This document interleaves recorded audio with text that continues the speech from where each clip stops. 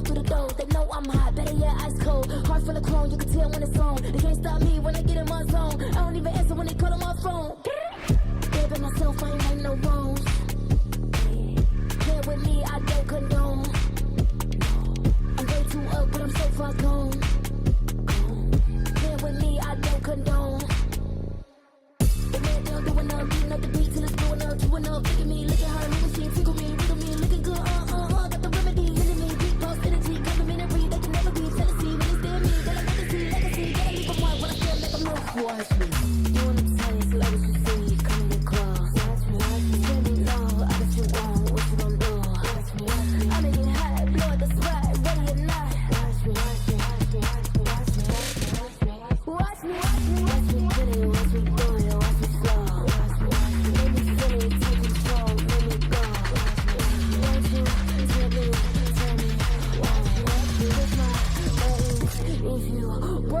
Watch me, better than me.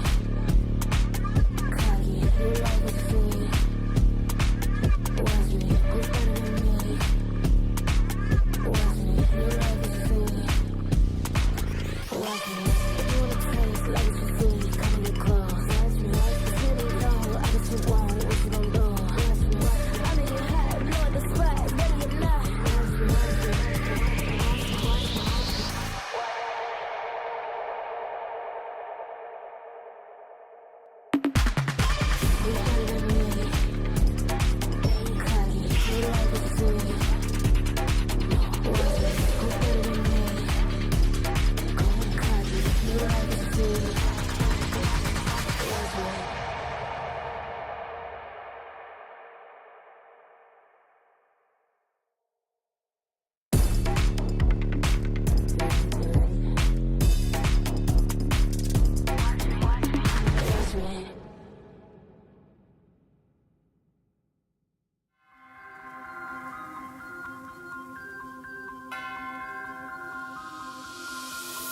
Yo, one thing's for sure, you're gonna recognize me when I walk in the door. And the type to get the haters to give an applause. I can get an uncle without giving them more. But wait, I'm giving them more. Every 7 days I'm giving them 24. You can't make the cut if you ain't gonna bore. These ones don't know about war. I grew up cold, hungry and poor. I wasn't grateful, I wanted more. I wanted women, I wanted tours. So I grinded and grinded some more. Woke up depressed, I had to fight more. So I burnt out, I couldn't do more. I had to put ascension on pause.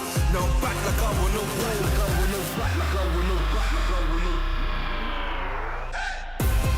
Winning again, I won't stop till I'm winning again. Winning again, I won't stop till I'm winning again. It's cold outside and I thought I couldn't do it again. Winning again, I won't stop till I'm winning again. I'm in my bag like loose change, self-proclaimed hero like Bruce Wayne. Out the sight even if you bought new frames. All this talk about weight but got no gains. How you gonna do a sight with no aim? Marathon longevity is my lane. I get dark like under the duvet and don't roll with a weak link like a broke chain. Self-ignorer when I was poorer. My struggle gave me a god flood of the Torah. I didn't stop me pleasuring somebody's daughter. My cup running over to the spills of the saucer. Call me true the author. My battle plans rapper terroristic torture. These hands can bend water. Boom boom explorer like Avatar Korra.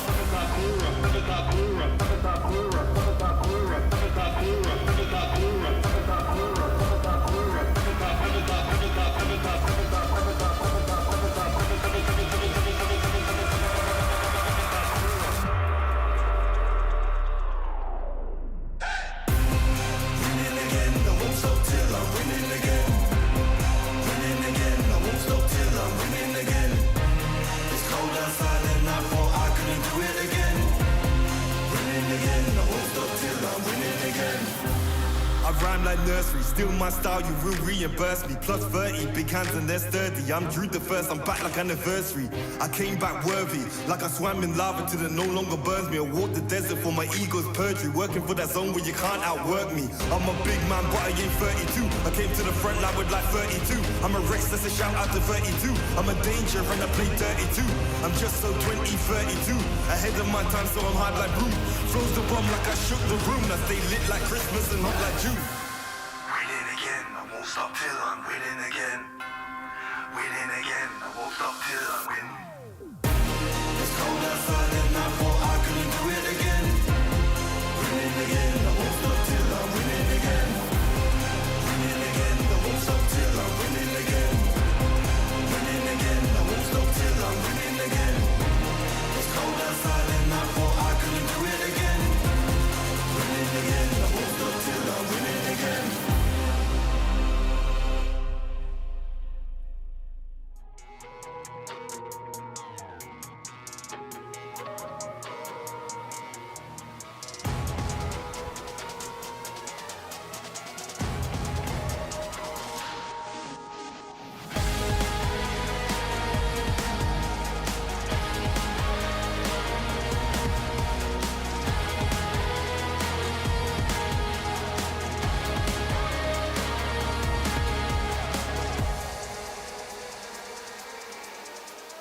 My way to the top, I never stop. It's coming ready or not. Do you have what you say you got? Go till you drop. Go until we hit the spot. Light gonna shine bright. Anything I like. Put it on the line. I've been taking chances all my life. I've been patiently waiting, and we're gonna take it like that. You can't stop what we began. It's the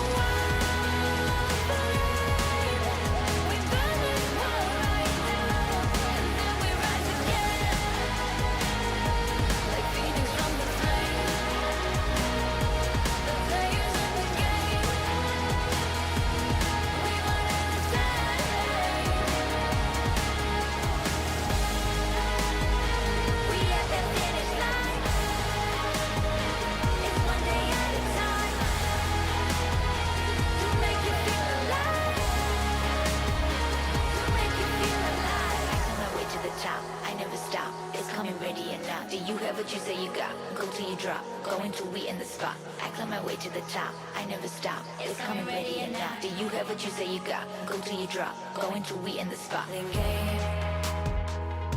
Everyone in the same.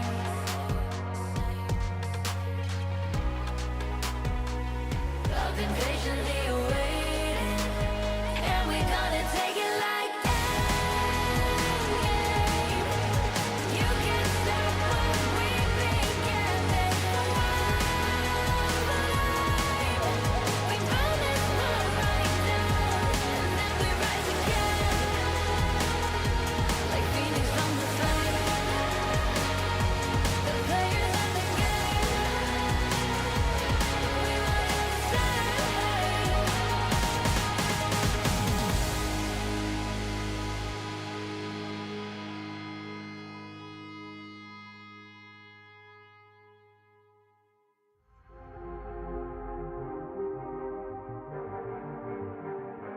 Yo. I don't think they're ready for it. On the loose, on the loose, on the loose, on the loose. With the beast, on the loose, say the truth, on the loose. Off the chain, it's all the gauge. Yeah, getting wild, shot me out the cage. It's getting wild out here. One by one, we watch them all falling. It's getting wild out here. But I'ma be the last one standing. You can't stop what's begun. You can't stop a revolution. Come in, come in. It's getting wild out here. Yeah, it's getting wild, it's getting wild. Eating them, feast. Fire the most, tire the least. See them admitting defeat, and they so useless. I'm so ruthless. New phone, who this? Give no reply to excuses. Got no bite, man, a toothless. Living a lie and the truth is, got this power, bringing it. Play my anthem, singing it. Every mountain, ringing it high. I soar, I rise, reborn. Strapped, I'm back like never before. Taking my final form.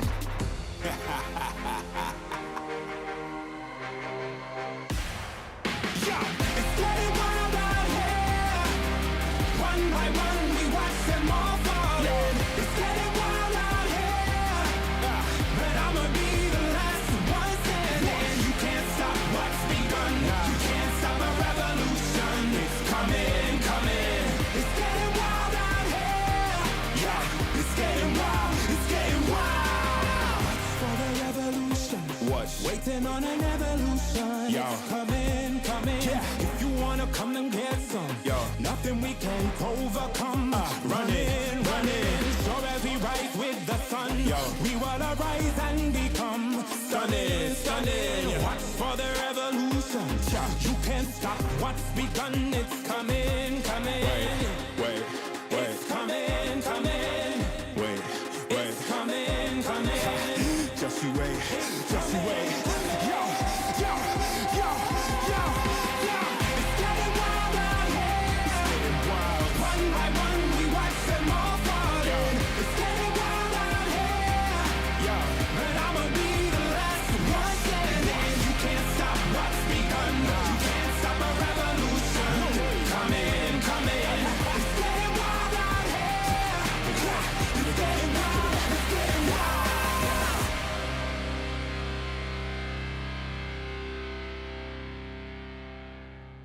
Ain't nobody in my lane. Me and you, we ain't even playing the same game. Take my own credit, no need to drop names. Drop the weight, clean slate, I'm insane.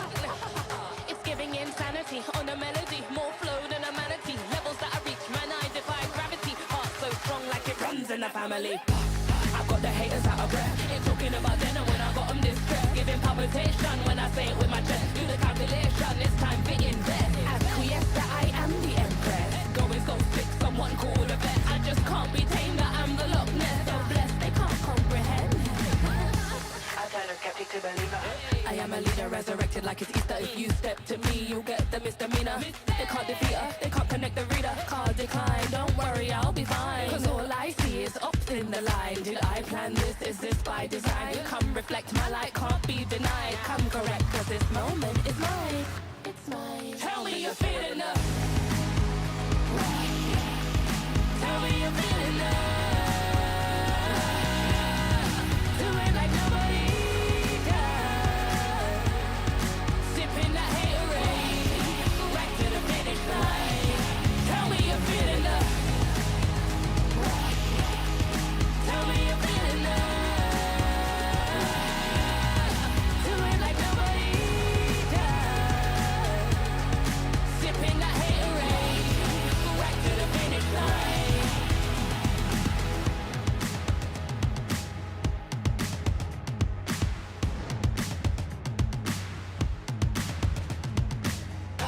I got the haters out of breath. Ain't talking about then and when I got them distressed. Giving palpitation when I say it with my chest. Do the calculation, it's time to invest. Acquiesce that I am the empress. Going so sick, someone call with a vet. I just can't be tamed, that I'm the Loch Ness. So blessed, they can't come. Tell me you're feeling up.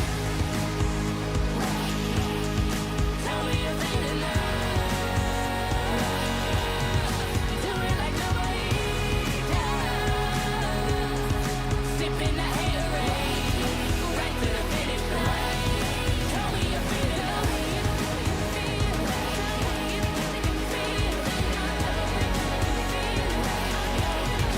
Do it like nobody does.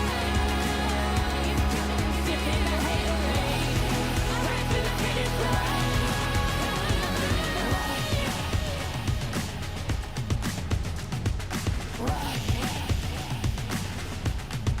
Tell me you're feeling up.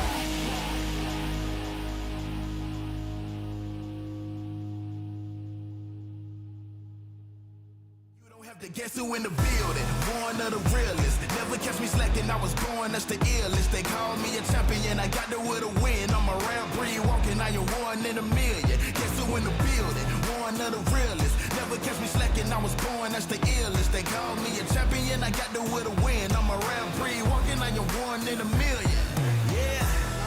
I am back in the place. Don't have to guess who in the building, cause I'm back in your face. Ready for anybody coming. I am here on my toes. Never will settle for defeat, cause I'm raising the stakes. Yeah. And I'm not coming to play. I got my game face on and I'm ready to shake. You see my name will be known everywhere in the world, cause I'm a king at a throne and I never will break. Hey, one of the chosen. Going that's the illest, watch me kill it like a poster. Never catch me slipping on my pippin', I'm the coldest. The best I ever do it, I'ma show you how I know it. Notice, I am on my way. I'm here to handle business, I ain't come here to play. I see they in their feelings, I don't care what they say. I I am one in a million. You don't have to guess who in the building. One of the realest. Never catch me slacking, I was born, that's the illest. They call me a champion, I got the will to win. I'm a rare breed walking, I am one in a million. Guess who in the building? One of the realest. Never catch me slacking, I was born, that's the illest. They call me a champion, I got the will to win. I'm a rare breed walking, I am one in a million. I'm a rare breed walking, I am one in a million. I'm a rare breed walking, I am one in a million. And I'm at it again. I'm a bad man walking around and tell all your friends. And whoever wanna test me, I am standing my ground. As they come closer, I am focused as I sprint with a grid. Yeah. Cause they know I'm a fool, and they know I'm that dude. I don't follow their rules, never bow to their principles, never choke when I move, never fold under pressure, never vouching to lose. Yeah. I am on my way, I'm here to handle business, I ain't come here to play. I see they in their feelings, I don't care what they say. Cause I'm one in a million. You don't have to guess who in the building. One of the realest. Never catch me slacking, I was born, that's the illest. They call me a champion, I got the will to win. I'm a rare breed walking, I am one in a million. Guess who in the building? One of the realest. Never catch me slacking, I was born, that's the illest. They call me a champion, I got the will to win. I'm a rare breed walking, I am one in a million.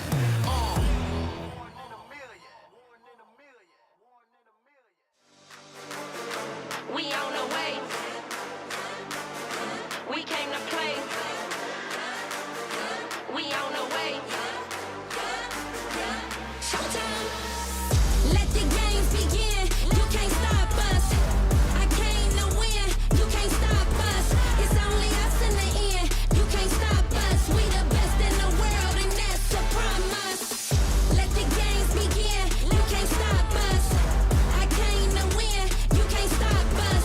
It's only us in the end. You can't stop us. We the best in the world, and that's a promise.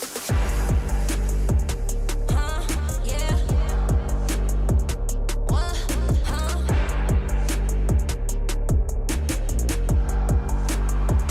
They can't beat us now.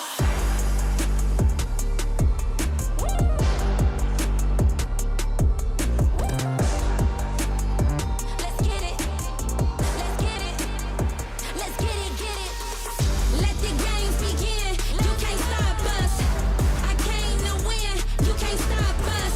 It's only us in the end. You can't stop us. We the best in the world, and that's a promise. Let the games begin. You can't stop us. I came to win. You can't stop us. It's only us in the end. You can't stop us. We the best in the world, and that's a promise. Watch this.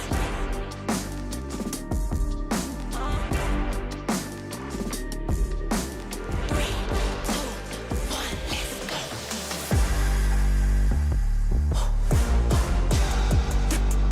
Who want it? I got it. Yo, got it. Woo!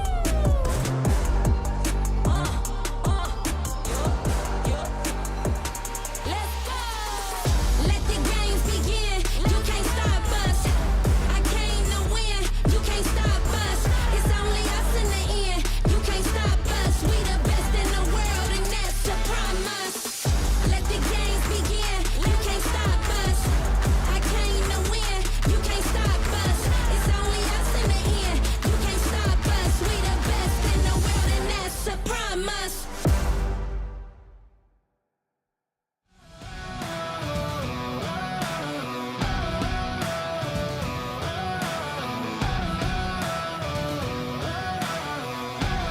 Soaking the fire under my feet.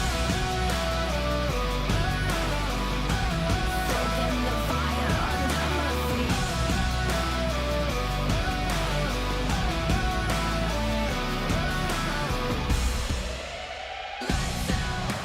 This is what we came for. Watch out. What we got you can't handle. Step out. 'Cause we don't ever stand still. No doubt. I'm ready for the gamble. I'm ready for the gamble. Ready for the gamble. I keep feeding the flame, chasing the fame. This war will never be enough for me. I feel it run through my veins.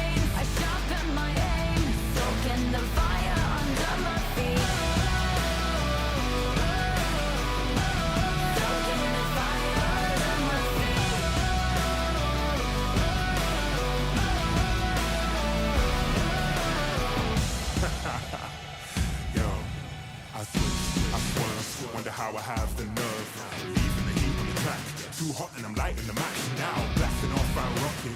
Grab the mic just to drop it. My Fahrenheit is shocking. Amazed, dazed by the sense of grade. Come now, don't be phased. Follow the trail I blaze. First place, no second to waste. Pyromaniac, fanning the flames. Burn the brightest they've ever seen. Give an armor that third degree on the kerosene. And I smoke them out. Fire away, counting down. 2, 1. Ready for the gamble now.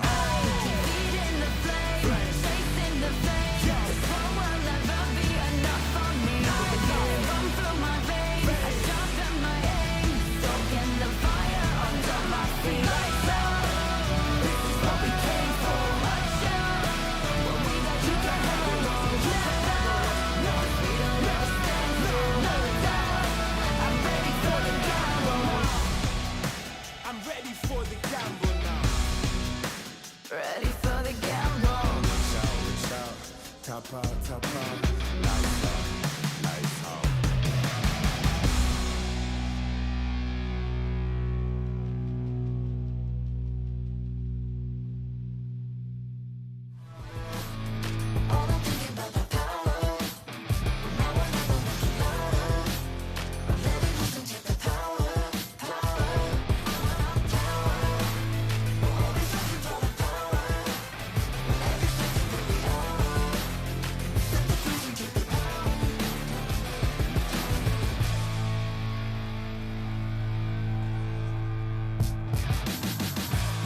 I'm moving automatic. See the top spot, but I move right past it. You're not number one, man, you thought you had it. I got what I want, now it's more than average. We are the masters.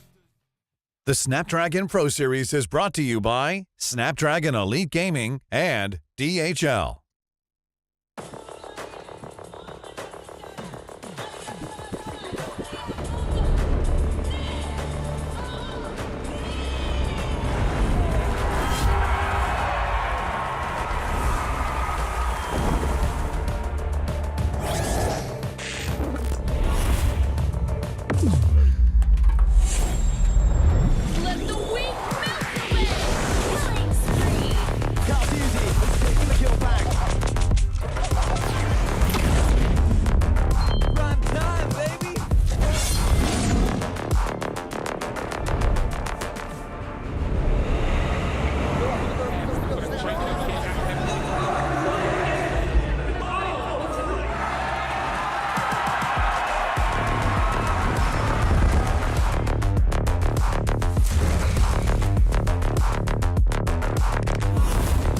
Looks like the players are ready. Here we go!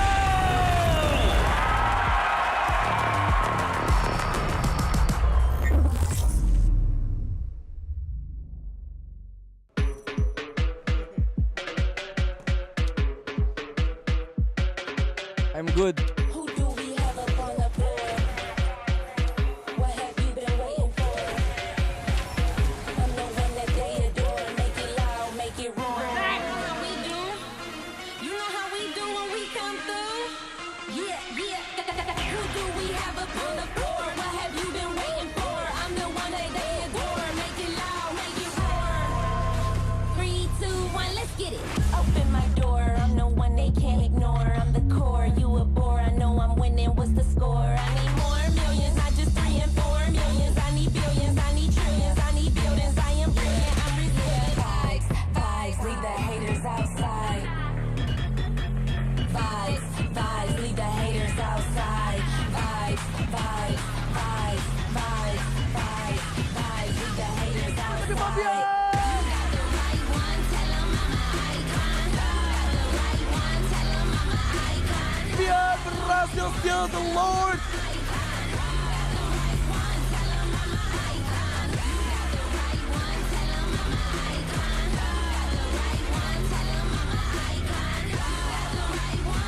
What mau terjadi Onika ini kali ini?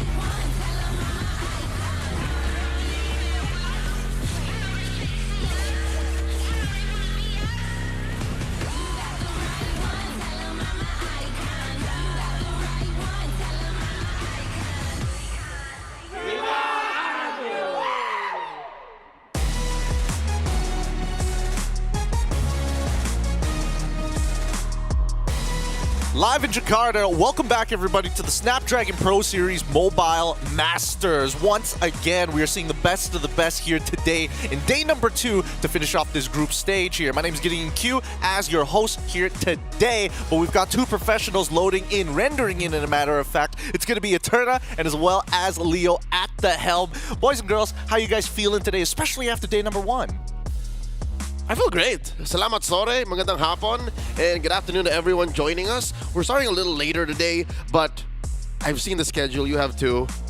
I think we're in for quite a treat. There's more cross-regional bouts happening today. Absolutely. It's going to be exciting to see how far we're going to get through the groups, and maybe we'll get a little bit more of a taste who will be moving forward by today. Yeah, well, I didn't download the language packs, but I'm going to assume that that was just hello in every other language possible. But after day 1, we did see a couple of interesting things actually sort of happen, right? Especially amongst the international spectrum here. Let's pull up the standings just for you guys in case you just tuned in. It's a little sad if you didn't tune into day number 1 because Stream A was banging yesterday, but sitting right on top of Group A, it's going to be the world champions Onic PH once again, taking at least 1 game loss. Not a series, just 1 game loss, putting them at 5 points. But right under them, Papara Supermassive with 4 points.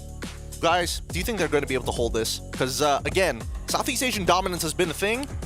Other regions are climbing up pretty fast. I agree. I think a lot of things happened yesterday that we were kind of shocked with. Not just Papara, but also from Influence Rage that finally we get to actually cast 4 in our opening match of the day. So I'm excited to see how they were able to perform yesterday and how that translated to today's match because, I mean, if we're talking about the difference in both the teams that they're going to be facing, I think this one is going to be a lot more challenging. Yeah. Us, Influence Rage and Papara Supermassive definitely has my attention now. If not out of curiosity, now out of fear. If this could happen to BTR, who's to say that my boys and Falcons might stumble? Because yesterday they did struggle. That's a good point. Let's pull up the standings for Group B here because, again, Group B has been pretty shaken up after a couple of interesting plays that have been brought on the through, but even so, Falcons Milan as well as A7 aren't doing too well. Currently haven't won a single series just yet, currently at 0, but RRQ sitting at the top of the standings at even a pretty huge upset, as some may say, or others might be not so surprised with Onic Indonesia or Onic eSports taking down Team Falcons PH. Surprisingly enough, again, yesterday that prediction was a gut feeling, but the fact that they are a point ahead, there is a good reason for that fear. And that's the fear I'm talking about for that Falcons, all right? It's this Falcons, not that one. Obviously, Falcons Mena, in case you guys missed it yesterday, they were here for the experience. They're here for the lessons, and they picked up a lot. Now, the question about Aurora Turkey, a lot of eyes are on them. I wonder if they'll get more than just 3 today, you know? I definitely think it's possible. Anything is possible here today at the Snapdragon Pro Series, especially for Mobile Masters, where anybody can truly show why they are the best. Now, let's have a look at the schedules for each of the streams. Keep in mind that the Snapdragon Pro Series is happening concurrently with 2 other streams. Stream A, obviously the best. TLID is going to be facing off against Influence Rage. After that, Onic eSports versus RRQ The Kingdom. And then TLID once more will have to face against YBG, YBin Game. China is interesting. I want to dive a little bit deeper into this, but let's pull up the Stream B schedule. And honestly, I think Stream B might have some of the more interesting games. When I say interesting, it's more so can Bigatron take on this Chinese team. BTR versus YBin Game, Falcons versus Falcons, and then Onic PH against Influence Rage. But what do you think about the Chinese teams, the Chinese team so far? I am always on the lookout for anything coming out of that region, right? Whether it be talent that have joined other teams or a homegrown team like YBG, because last year, when finally China broke out into MLBB Sports, we knew of 2. Well, 3 technically. DFYG, XYG, TLG, and then now YBG. Man, if I was Brigatron, I would be scared. Stream C, let's pull that up onto the screen right now because this is leading into whether Papara Supermassive can maintain their spot. Now, first off, they already have a huge litmus test right at the very beginning with against Onic PH, and then afterwards against BTR. I'm assuming that Aurora Turkey should be able to take on A7 considering the standings, but for you, Eterna, do you think that Papara Supermassive is going to be able to maintain their standings or at least top 3? I think they do have a good chance, right? Especially seeing the performance coming from Bigatron lately that hasn't been as consistent as, of course, Mirkotron would like.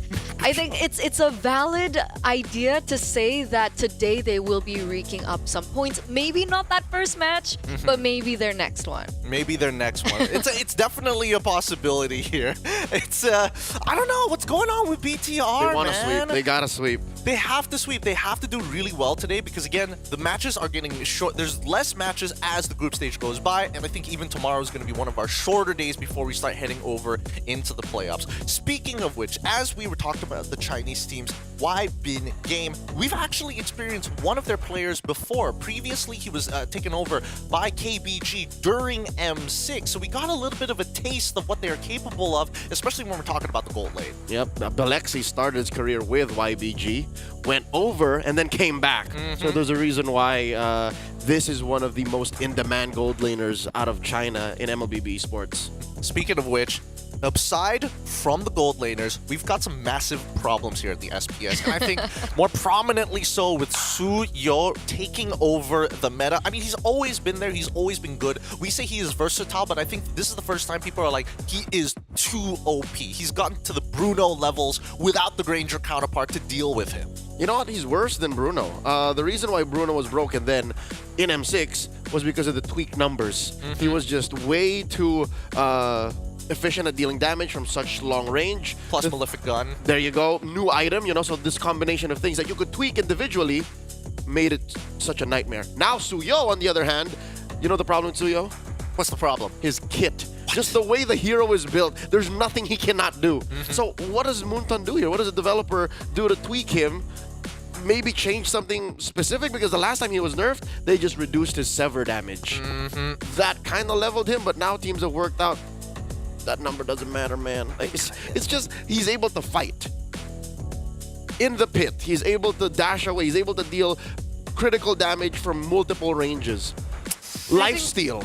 And one of the main problems I think with the Suyo now is how good he is early game, right? We've seen a lot of trends coming in from these teams, especially in the Snapdragon Pro Series, where a lot of the teams who are able to have control over the early game usually will be able to take it before we even get to the late game. So the fact that the Suyo is already strong at level 3, it bodes a problem for other junglers like the Joy, like the Hanzo, who needs a little bit more time to get to the ultimate peak of the hero. Yeah, I mean, let's not forget even the side laners like Golden EXP especially. Speaking of gold laners, we actually do have some stats on the one who's taken a lot of punishment. I don't know if there's going to be a correlation between how well Suyo is doing compared to how much Granger is not doing so well. He was a prominent pick in the previous internationals, but coming into the SPS, his win rate is kind of abysmal. This is a matter of sample size. I agree. A lot of teams and players that just throw the Granger into random lineups suffer the consequences. It doesn't happen with Suyo, because for Suyo, it's the kit that's just broken. You can just put him in any situation. You could steal Lords, Turtles, push. For Granger, you have to snowball. You have to ride that wave and make the most of the first 12, 13 minutes. Maybe even 8. But for some, we've seen Trinity's built for Granger at 8. And if that doesn't change, if you don't hit that and your team, the rest of your team gets beat up, then you reach this, abysmal number. What's that, 4 out of 14? Yeah. It's not good. It's really not good. Most, at least, like, even out their win rate roughly around 50 to like even 40% is not the worst. But if we're talking about heroes who aren't performing well, let us talk about Kalia then. The brand new hero that we were all like, broken, busted, so good. She's got everything that you ever wanted in a support, but it just doesn't seem to be working. Kalia, 45.5% win rate so far. It's doing better than Granger for sure. 11 picks, 9% bans. Its presence, it's felt in the draft, but sometimes in game, it's kind of not really there, non-existent, as teams just not integrated it well, or is it just more so we're just hoping for the best? I think Kalea is kind of tricky, right? Because when we're seeing the Kalea piloted by a lot of Filipino teams, it looks like we do see the impact, right? The healing is there. There's so many times in the early game where there's a lot of miscalculations that happens. Momentum is usually been able to find by this Kalea. But on other teams, it seems like they're just not ready yet. And it makes sense, right? Because up until this point for MPLID, it's been banned. Well, it has. So it has. It hasn't been put up to the test. And that's considering MPLID, number 2, number 3 maybe region that we're considering in the world for the MLBB professional landscape.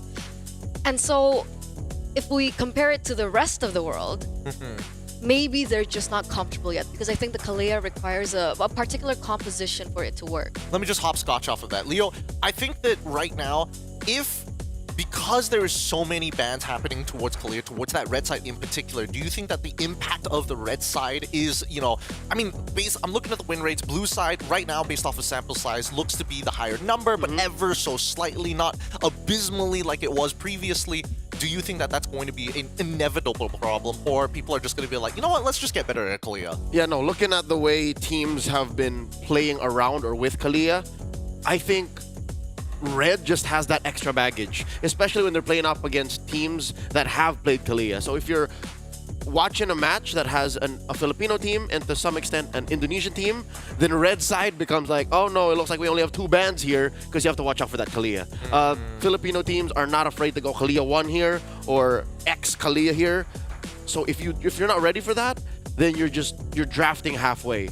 So with that said, I think there's very little to worry about if you're playing against anyone from outside of Southeast Asia. Because I don't think it's a safe solution to say, let's just get better at Kalea. Because Kalea, the way she works, if you saw the highlights, is you have to play in the paint. You have to make sure you're clumped up to some extent and understand the length and the girth of the team fight you're going into, or else you're useless because you're healing like already dying dudes anyways. I think that's a valid point that Leo's making, right? Because even in the match that we saw, I think it was Onyx PH and TLID, the Brusco and Kalea, right? Yes. We saw that they tried to trade it in with the Jushin first pick from the side of TLID, because I think coaches around the world are kind of looking at these mid laners, especially other cores, but particularly the mid laners that can pick up the Purify efficiently. So we're looking at the Sicilian and the Jushin.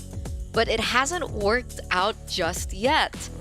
Because technically it should work, right? Kalea's ult is around 50 seconds, and then Purify's around like 90 seconds. So. Yeah. It makes sense, right? And there's definitely a threat, and I do think that previously thinking that it was going to make Gatot or maybe even Kaja. I mean, Kaja already not exactly in the place in the meta right now, but maybe this suppression could be something we could revisit back if the meta continues to develop the way that it's going. In terms of drafts so far, I think that teams on the red side are going to struggle a little. We've seen that even some of the teams are looking towards those win rates and like, Suyo is a bit of an issue. Against some of the better teams, let's just axe it out. Now you remind me, it's not just the Kalea you're worrying about if it's a Filipino or Indonesian team. You now just have maybe one legit ban because you also want to take out the Suyo. Much to discuss here, but guys, if you want to join in the discussion, quickly hop on to social media. Go find us on X the Everything app at ESL MLBB, Instagram ESL MLBB, and of course Facebook. We got you guys covered. And make sure that you tell us, what exactly do you think about the meta? Who's some of your favorite teams? Or is there anything we could do to improve the show as we're watching it live? With that being said, Snapdragon Pro Series is going to go on a short break, and when we come back, the Mobile Masters continues between TLID versus Influence Rage.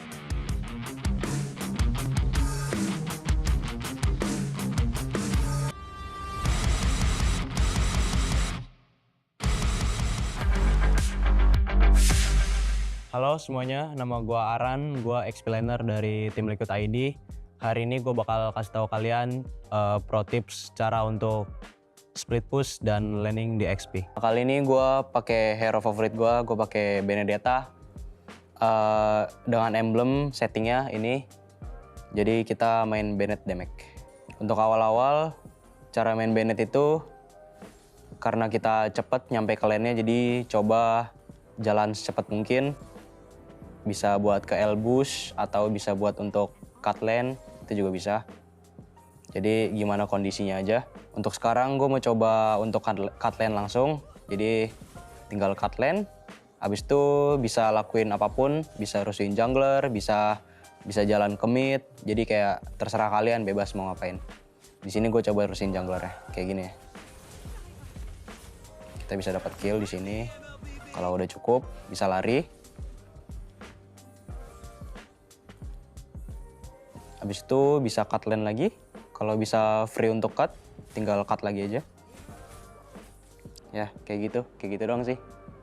As a explainer, kalau udah ada menit 2 gitu, ada turtle, sebisa mungkin kita untuk join ke turtle buat fight. kita bantu jungler kita untuk dapetin turtle. Itu sih, itu untuk mid game ya. Jadi kesimpulannya sebagai XP laner itu sebisa mungkin bantuin jungler kita untuk dapetin objektif. Jadi kayak dari early game-nya, dari landing phase-nya, abis itu di menit 2 ada turtle, kita join turtle, ada lord di menit 8, kita join lord. Jadi kayak as a XP laner itu harus bisa join bot fight sih. Thank you semuanya yang udah nonton. Jangan lupa dukung tim Liquid terus di turnamen ini karena kita bakal lakuin yang terbaik buat kalian semua, buat kita juga, buat Indonesia. Jadi tetap dukung kita terus.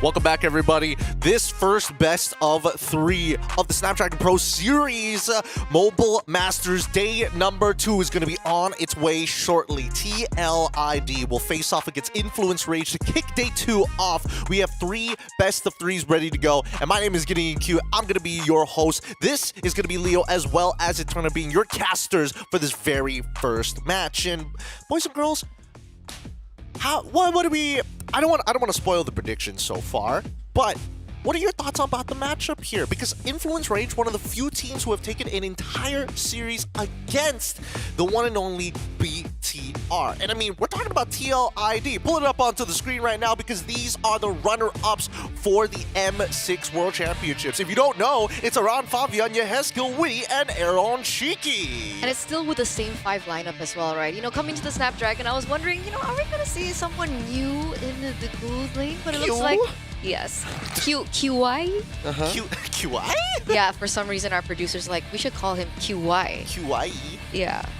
But yeah, having Aaron Shiki back into the lineup has been quite interesting. We have seen a little bit of an improvement when it comes down to his laning phase, but it's not a fair way to say that he's been outperforming what he was able to do in the past MPL, because that was up against Onyx Philippines, and I think they're still the tournament favorites. They're still number one.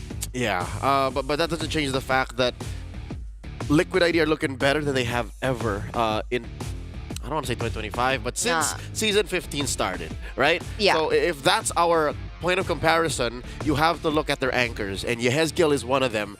Given that maybe Eve isn't as big of a pick now, you watch his games here in Mobile Masters, and you even look back to Season 6 of Snapdragon Pro Series, and you can tell that even if Fabian had his moments, Aaron Shiki had his moments, you look at the Ghost of Jakarta, you look at Yehezkiel, maybe not here, he's dead, but all right, look at the other clips, and you'll see that, look, even on Jushin, even on heroes that are, very hard to get a grasp on in the current metagame, he's there to serve it up. He really is. I think Yehezkiel is just one of those few anchors on the team that just makes the team really push themselves, right? If you have solid foundations, you're able to reach even higher heights, and I think even Aran kind of falls in that lane. I think throughout SBS, he's been having one hell of a matchup. Every single time we see him play Hilda into higher loss, he is doing a phenomenal job, winning out his lanes and getting that early game pressure, like you said, Eterna.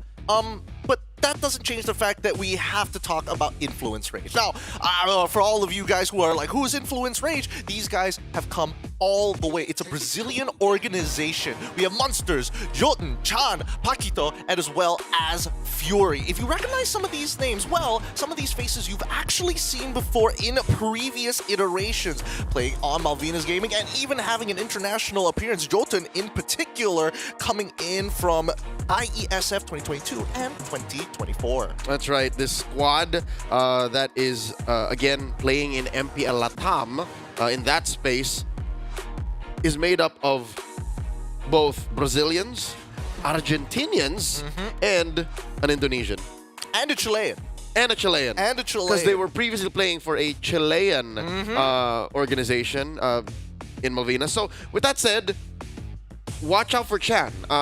If Yehezkiel is one anchor that you have to put a spotlight on for TLID, that's the same for Chan. He has been around since about last year, maybe some change before that.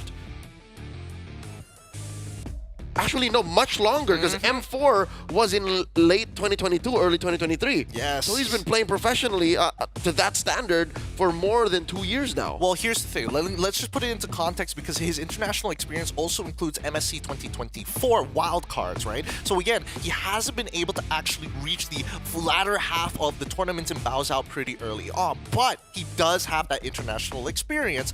And some may say that that might not be enough, especially since the evolution of the competitive scene in Mobile Legends, but even so, it does give a lot of hope. So let's bring up the head-to-head, because again, Chan, one of the few players actually whipping out the Selena this time around in their previous match. I'll pull that up in just a little bit. But so far, if we compare the stats, Yehezkiel and as well as Chan's GPM, definitely leaning more in towards Yehezkiel, but the KP is looking super similar, and the KDA is where we see the big differential. I find this so ironic, having the Selena on the side of Chan, because, Yehezkiel in MPL ID has forced this pick a couple times, a little bit more than we would like, especially for the, cavalry out there. And Keyword it hasn't forced. worked out. Keyword forced. Yeah. So the fact that he's been, forced on heroes like the Jushin, maybe that's why we're seeing the statistics that we're seeing right now. It's not one of his power heroes, not one of his signature heroes. He's more known for the Farsas, the Eve, back when he was still Syndrome for Aura. What do you think about the GPM and the KDA? Do you still see that there's like a difference in playstyle maybe between the two? Yeah, no, there is, because this is the KDA I want to see from Yehezkiel. The reason why he got the well-known moniker that is used all over the world by everybody, Goes to Jakarta, is because he only dies once. So I want to see that KP go up. I mean, that the KDA go up. Yeah, I do want to see his KDA go up, but it feels like he's playing not a completely different role, but there's definitely moments where he is more in front to absorb damage. Yeah. I don't like that. I don't like that. I mean, it happens. He's It he's happens. artillery, bro. I want him to be on that artillery, but sometimes the draft just doesn't let him. Speaking of which, actually, we do need to talk about Influence Rage just a little bit more, specifically about the Romer Paquito. This guy, he long-time teammates with Jotun, but at the same time, we've got him on the line with Rose. Let's throw it over to that interview. But I'm nervous. I was nervous, you know. But after that, I think just very exciting. Is that like so Motivated. nice? Yeah, Yes, yeah, they're nice. extra motivated. Yeah. Jadi benar-benar dari sebelum matchnya itu sebenarnya dia ngerasa nervous karena kan mereka baru aja ngalahin Bigetron 2-0 kemarin. Rose tuh nanyanya kayak gimana nih perasaan kalian udah ngalahin tim Bigetron dengan skor 2-0. Dan ketika memang di match ya ternyata dia benar-benar ngerasa termotivasi dan excited, semangat banget sehingga akhirnya mereka bisa ngalahin tim Bigetron. Yes, we like that. We like that. Oh, he just translated what you said in Indonesia. Yes. Okay, now Paquito, you're going up against Team Liquid Indonesia. If we think about it, in M6 they did amazing, right? So are you scared or are you extra motivated because you won Bigetron yesterday? Very motivated. I think we can win them. I don't know if 2-0 or 2-1, but I think I can. We can. You guys feel good today? Yeah. Wow, jadi Rose nanya gitu, saat ini mereka bakal bertemu dengan tim Liquid Indonesia yang dimana ketika di M6 kemarin performanya tuh juga luar biasa. Gimana nih perasaan di hari ini? Dan dia bilang dia benar-benar gak nervous dan benar-benar ngerasa excited untuk ngalahin mereka dan kayaknya mereka bisa ngalahin tim Liquid ID dengan skor entah 2-1 ataupun 2-0. Intinya mereka pede banget buat ngalahin tim Liquid Indonesia. Okay, Paquito, before I let you go, is there anything you want to say to Team Liquid Indonesia before we start? I don't have anything to say them because I see I'm thinking about the game, you know. Just play, have a good game. Have a good game. Alright, jadi memang gak ada apapun yang ingin disampaikan oleh Paquito karena memang dia juga lagi mempersiapkan gamenya. Pokoknya berikan aja yang terbaik. Alright, thank you very much to Paquito. And with that, let's throw it back to the panel. Thanks, Rose and Kolios. Here's the team head to head. Yeah.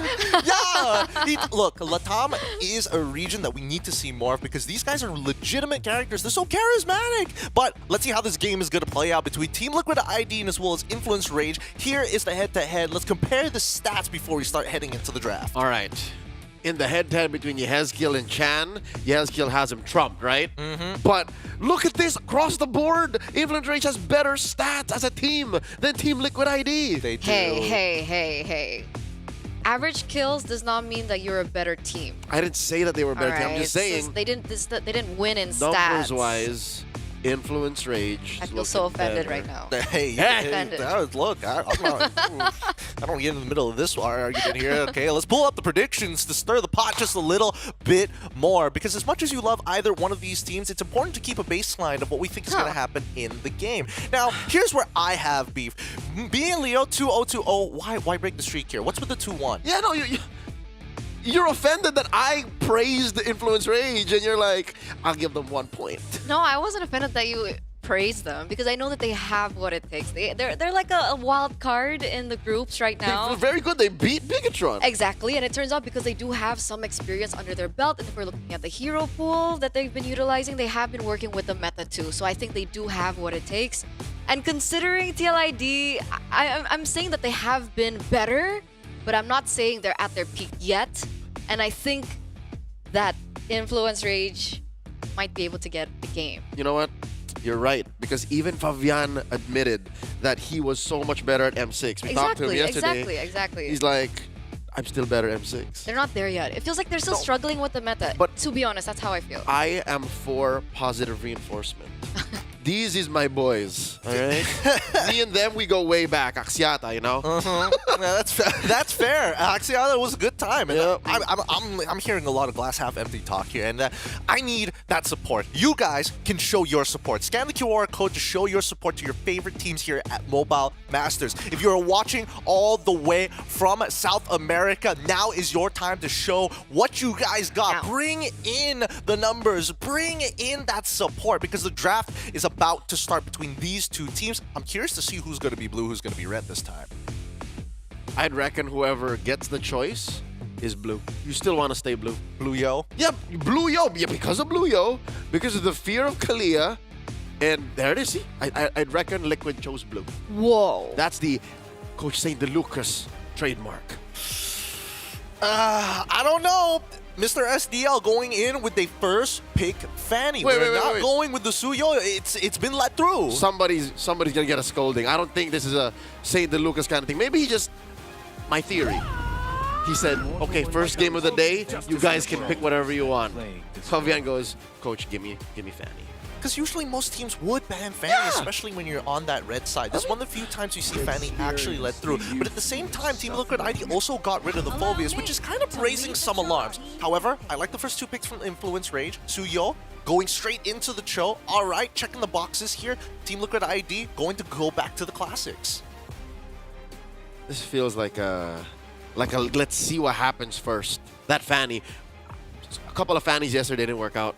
Yeah, but it's not Fabian though. Right? It was Annabelle who was able to pick up the Fanny. Who else picked up the Fanny yesterday? Kyrie. Oh. Yeah.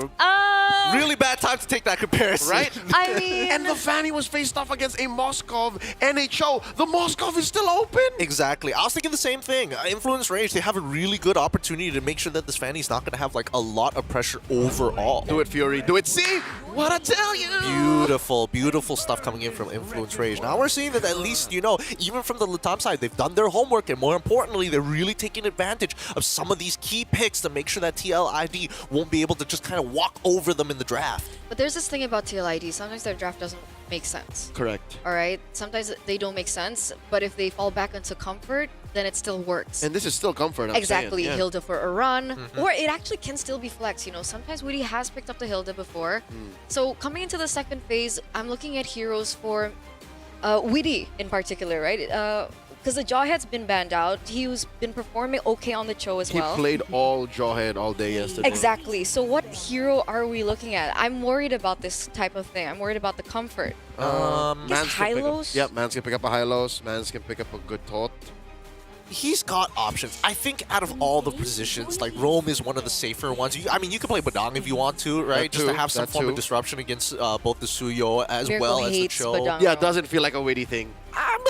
My man's Christian Witty don't like that, Badang. Well, okay, we'll see. Because Selena's going to get banned, so it even looks like Mr. SDL himself has decided, hey, I've done my homework too. You guys may be trying to punish my Fanny, but it doesn't necessarily mean that you're going to win on everything. And maybe for once, we might just see a draft that's centered around Yehezkiel. Yeah, weirdly enough. Eve is open. Yeah, I was going to say, since we agree that Witty doesn't like Badang, what if you throw the Hilda onto Witty, put a Badang on Aran, and then give Yehezkiel a Vexana? That's a good combo right there. That's money. You sweep the bushes with the Hilda, and you do the combo, and you blast them. Okay. I like that. I like the idea here. Let's see what else, because Farson as well as the High Loss getting banned out for Influence Rage. So really, they've done good homework as we start moving. Badang gets banned out for the side of TLID. They don't want to risk it, because Influence Rage doesn't have an XP laner yet. Nothing on Fury. Rather, nothing on Jotun. So what they're doing here is... they're afraid of the Badang, because the Badang kind of soft counters the Fanny too. Are we agreeing to call him Jotun or Yot? Because it is technically... It's Jotun. It's Jotun. It's Jotun. It's technically So Slavic. Jotun. It's Jotun.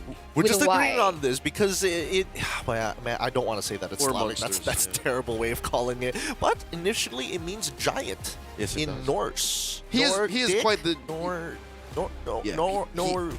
I don't know. He is quite the giant of a man. He is. Yeah. He is. He stands very tall. But even so, now with these bans coming through, really intelligent from both sides. Red side will take first pick in the second phase. It looks like the lock-in's in, and it's going to be the Valentina.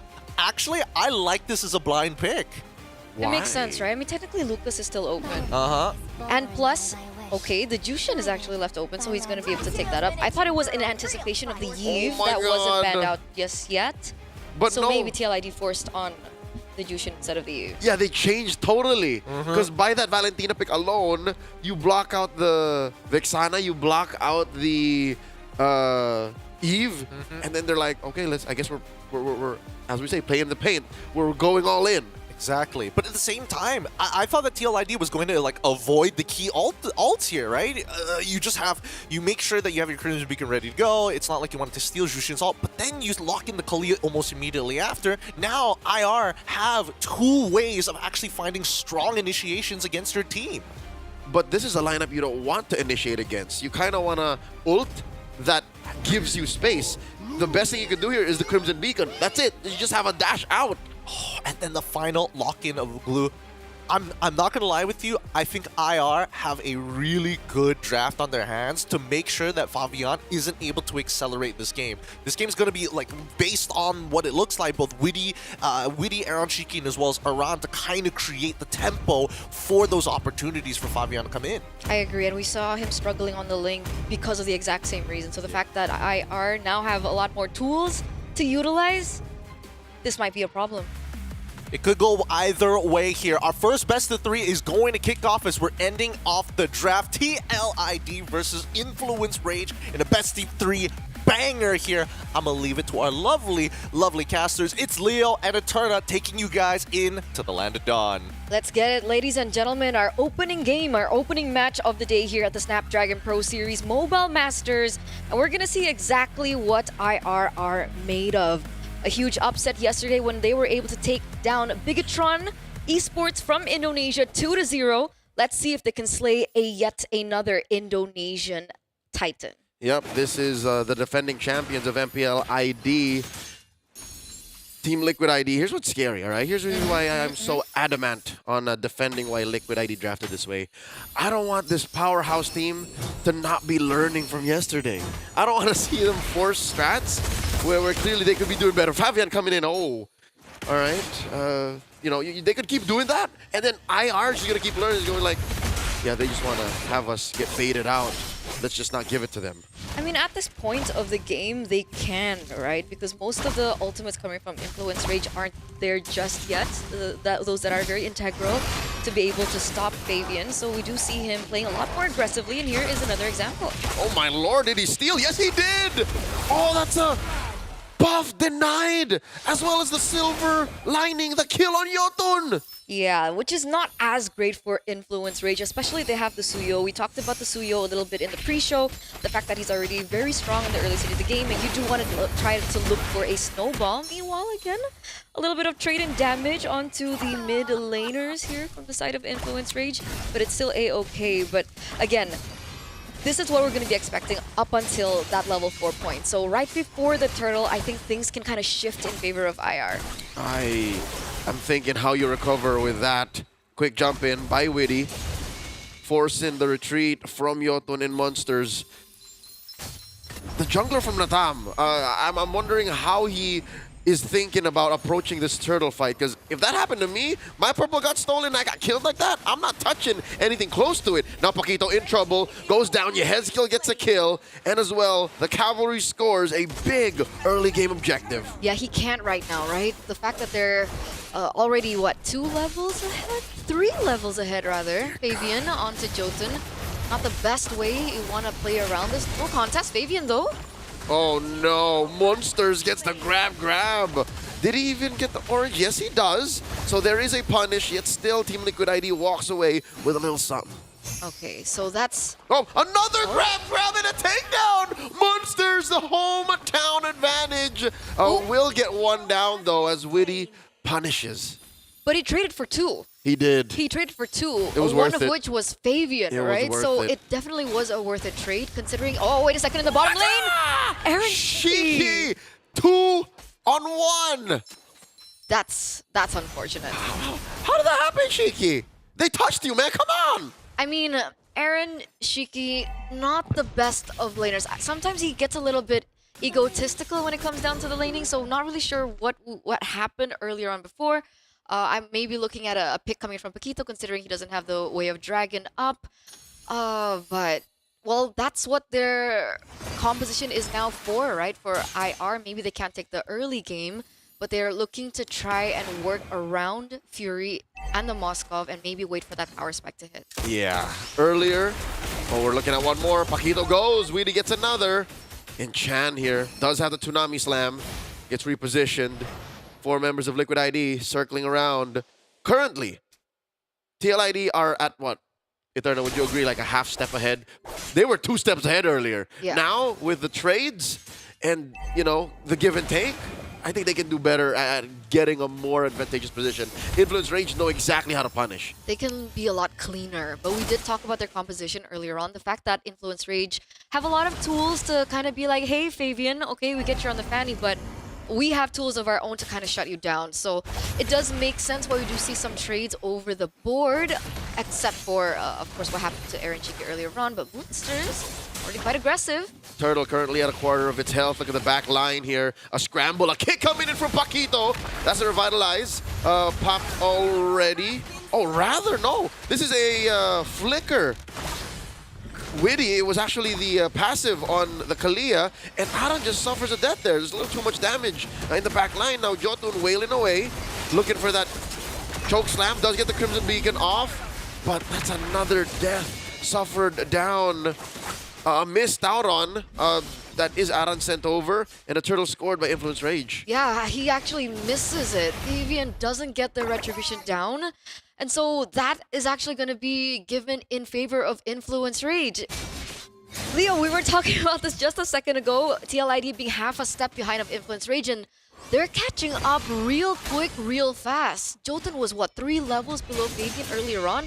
He's now level 8 to Fabian's 9. Yep, and I'm wondering why that is exactly. Is Fabian changing his priorities, like suddenly going for fights, suddenly going for steals? And here he's forcing a response from Chan and Monsters, and he's, I don't know, does he get what he needs? Oh, and Paquito comes in with a full combo right underneath turret range, so I'm not so sure they're going to get that done. Fury goes, Witty helps Aaron Shiki get revenge, and they're going to push down that turret.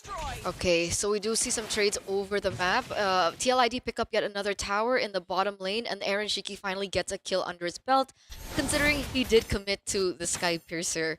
So that is, what, 1 stack right now?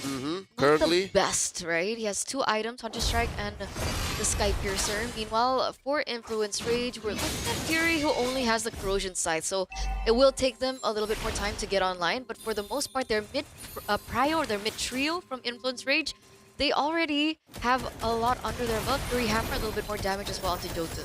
Yep. Still amazing how Jotun is able to maintain a level of competition here. Threatened, even took that second turtle now, the last one spawning in that same spot. How does a map do this? Team Liquid ID, they can do better to play cleaner. The kick here caught in by Aran, still surviving, dashing out. Paquito gets punished hard, and a Toonami Slam on the one. Chan serves up a double kill for Aaron Shiki in the split. Looking for that grab. Will the untouchable one get one on him? Nope, the answer is no, sir. Weedy keeping back Jotun, and right now, currently the cleanest engagement Liquid ID has, converting into that tier 1 in mid. That's why I was a bit confused. Did Influence Rage want to commit to the turtle take? Was that the plan? Because even the setup was a little bit messy as compared to TLID. SAD doesn't land, so the entire thing falls, and this is a conclusion. TLID will be able to pick up this neutral objective, and the gold lead that they had shrunk down has now increased to 3,000. Yes, kill. Forward, Crimson Beacon. Monsters in the front line. There's way too many members of Influence Rage here. In the paint, Yehezkiel gets punished. The way of the dragon keeps him down. Impressive how this young man on the show keeps up the aggression. Like he knows that his kick is worth something, and even if it's a target that isn't ideal, if it's not Aaron Shiki, if it's not Fabian, he'll still pull the trigger. That was a little over-aggressive by Yehezkiel, though. What's his moniker? The ghost. The ghost of Jakarta. The ghost of Everyone knows Jakarta. this. Everyone knows this. Everyone uses this name. The ghost of Jakarta, but that wasn't very ghostly. No. They turned him into a ghost. Yeah, he gets taken down there. Oh man. But you know, looking at the damage leaderboard, he's still #1 on the charts. So those kind of mistakes can be capitalized over. So TLID really need to be careful. Oh dear God, Aaron Shiki put down to a fifth, a tsunami slam, taking down Chan one more time. Sitting at a 1, 2, and 3. Again, it isn't ideal for a Valentina to be stealing these low, how do I say, utility, just small mobility ults. Like, this is not worth it. Absolutely not, especially when you give more stacks over to Aaron Shiki. I think the last time we checked in, he was at 110. Now he's at 410, so he already has +3. 4 stacks. That's math. That's math. Fabian goes a little bit more aggressive as well with his build, already with the Malefic Roar as he goes back in. Oh my God, once more Monsters serving up another kill, now at 5. Aaron Shiki, the untouchable one, living up to the name. Paquito gets punished once more. And so far, I think Team Liquid ID, they were just limit testing. Do you agree? Like, they were just seeing how much they could get away with in the early game. And now, at almost 5,000 gold, they put Influence Rage once more in their place. They're snowballing, 2-0 trade. Yehezkiel goes in very aggressively, and that's going to be another kill given over to Aaron Shiki. And did you just see that item that Yehezkiel just picked up? He also has a Sky Piercer now. Sky Piercer. Again, the amount of damage Team Liquid ID is doing via Aaron Shiki's long-range blasts. Yehezkiel just constant pressure from short to mid-range, and Aran just, I don't know, randomly wailing away at a dude out of position. Those beacons that Yehezkiel are throwing out could be lethal. That's why he builds the Sky Piercer. Yeah, when it was like just a docile kind of threat, just a utility base, Yep. it's now something that Influence Rage actually have to think about. It's Especially, dying to a thumbtack. Exactly. And essentially now Influence Rage, they have to be on damage control, right? TLID, they're spiraling out of control. Earlier on when we saw the stats, we saw that Aaron Shiki was 2,000 gold above Fury, so that's more or less an item above. And the problem is, being on a Moskov, you need a lot more gold and you need a lot more items to get to the power spike as compared to Aaron Shiki. Yep. Now, do they have enough time is the question. I don't know, with these holy shields popping left, right, and center, I don't think they do, because I'm gonna say sorry to all of the fans from Latam. And oh, Tsunami Slam on the one! Paquito got out and got taken out. The grab on the Monsters. They might serve up 1 kill. Immortality popped here underneath tier 1. Down goes Shiki. Down goes Weedy. No, Shiki gets the kill. And they're stacking up on him. 7 already. This is Inhibitor. Pop. Influence Rage doesn't have the best high ground defense. Their wave clear isn't ideal. And that's why tier 3 and mid and bottom just goad. But by the way, this Kalea on Weedy, Went. he's been spamming Jawhead, picked up Cho once or twice, Hylos once or twice, and then now he comes out with a debut pick Kalea that we haven't seen ever, by the way, in the history of his performance. Of ever. Of ever. And this is the performance that we're getting from him. He's been able to find so many opportunities. Wait a second. A stolen Tsunami Slam displacing Aran. Serving up a kill to Paquito. And it looks like Team Liquid ID don't want to let that go. Not so quick. They took it personal. And Monsters get Tsunami Slammed himself, then blasted in the face by Aaron Shiki. 1 for 1. 1-for-1 trade. But this is right now Influence Rage that have to be on damage control. Did you think it was a worth it trade? Losing Monsters to take down Aran? Just Aran? No, but that's the thing is, I don't think Influence Rage expected Team Liquid ID to respond in kind. They were like, okay, we'll do this. We'll take down Aran, and then that's their frontliner down. Like, you understand that Aran is their only real frontliner, because Weedy wants to pull them back into the team fight. And I think Influence Rage miscalculated how Liquid ID would take that. This is Aran. They wouldn't trade. They wouldn't fight for him. Apparently, Liquid ID. They did. Yeah, nothing comes for free. I guess it makes sense, right? I was looking at the 8,000 gold lead, but if we take a look at the items, it looks like Fury technically already has his Holy Trinity. So maybe that's one of the reasonings behind the decision. They were looking for an opportunity for Paquito. Oh, that's an SOD. Thrown out. Waiting if Fury wants to respond. Paquito very low. Flickering back. Defensively used. And look at that. Munster's already got the grab. It's just a matter of time. Liquid ID is going to squish him out, extinguish their effects, and that's a Tsunami Slam once more. 9 stacks on Shiki, and the Lord should be all but wearing that blue jersey. No way, right? No way. In no man's land, 4 members already on here, and Shiki already dealing this much damage. It looks like Aran wants to go for more, actually. Fury fighting back, going down, standing, and gets choked out. Paquito goes, Monsters 2, and Shiki deep behind enemy line scores a triple. It's a wipeout. They don't even have to go for the Lord. Already 3 inhibitor turrets taken down, and this is just the final push. Chan left all alone. And it's just a matter of time. The base awaiting minions, throwing up that liquid recall. Game 1 goes to the Cavalry. Wow. Strong opening performance coming through from TLID, ladies and gentlemen. But, don't fret for all the Brazilian fans out there, for the fans of, Influence Rage. It's still a best of 3. There is still time to kind of reset and go back to the drawing board. But how much time? But we already talked about the drafts, Gideon. Did you think it would have gone the way that it went in game number 1? I think a couple of things, right? The only thing I have to say about draft, the hardest decision to make was whether or not they go for the safe blind pick of Valentina, or they make a hard read and say, you know what?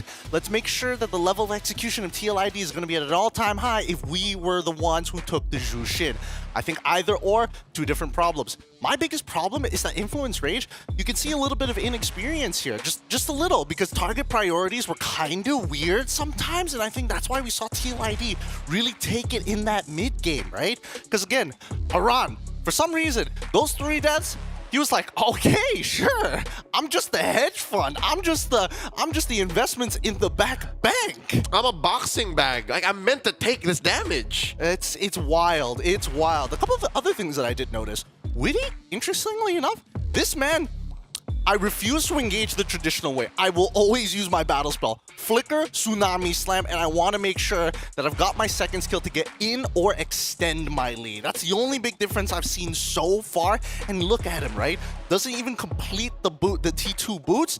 Straight away, I want to make sure that I have immortality because I'm going to keep on doing this. This is a very Kaja approach to play in Kalia. So I guess that's why we never saw Kalia, or MPLID people never saw Kalia Not just yet. on Witty, because he was channeling his inner Kaja before his debut here in Mobile Masters. And technically it was also banned. Yeah, but even so, I think that Influence Rage, a couple of things that weren't utilized, that's SOD. It didn't come out at the right times. It didn't connect when they really needed it. Even if you are unable to kind of find that profit on the kill, to disengage from Fabian chasing you down when you've already expended all your resources could have been the difference maker there. And this is a example of having the right tools, not knowing how to use it. Exactly. They saw the fan, he's like, Cho, Moskov, I'm happy I got the draft prediction right, but not so happy to see what they did with it.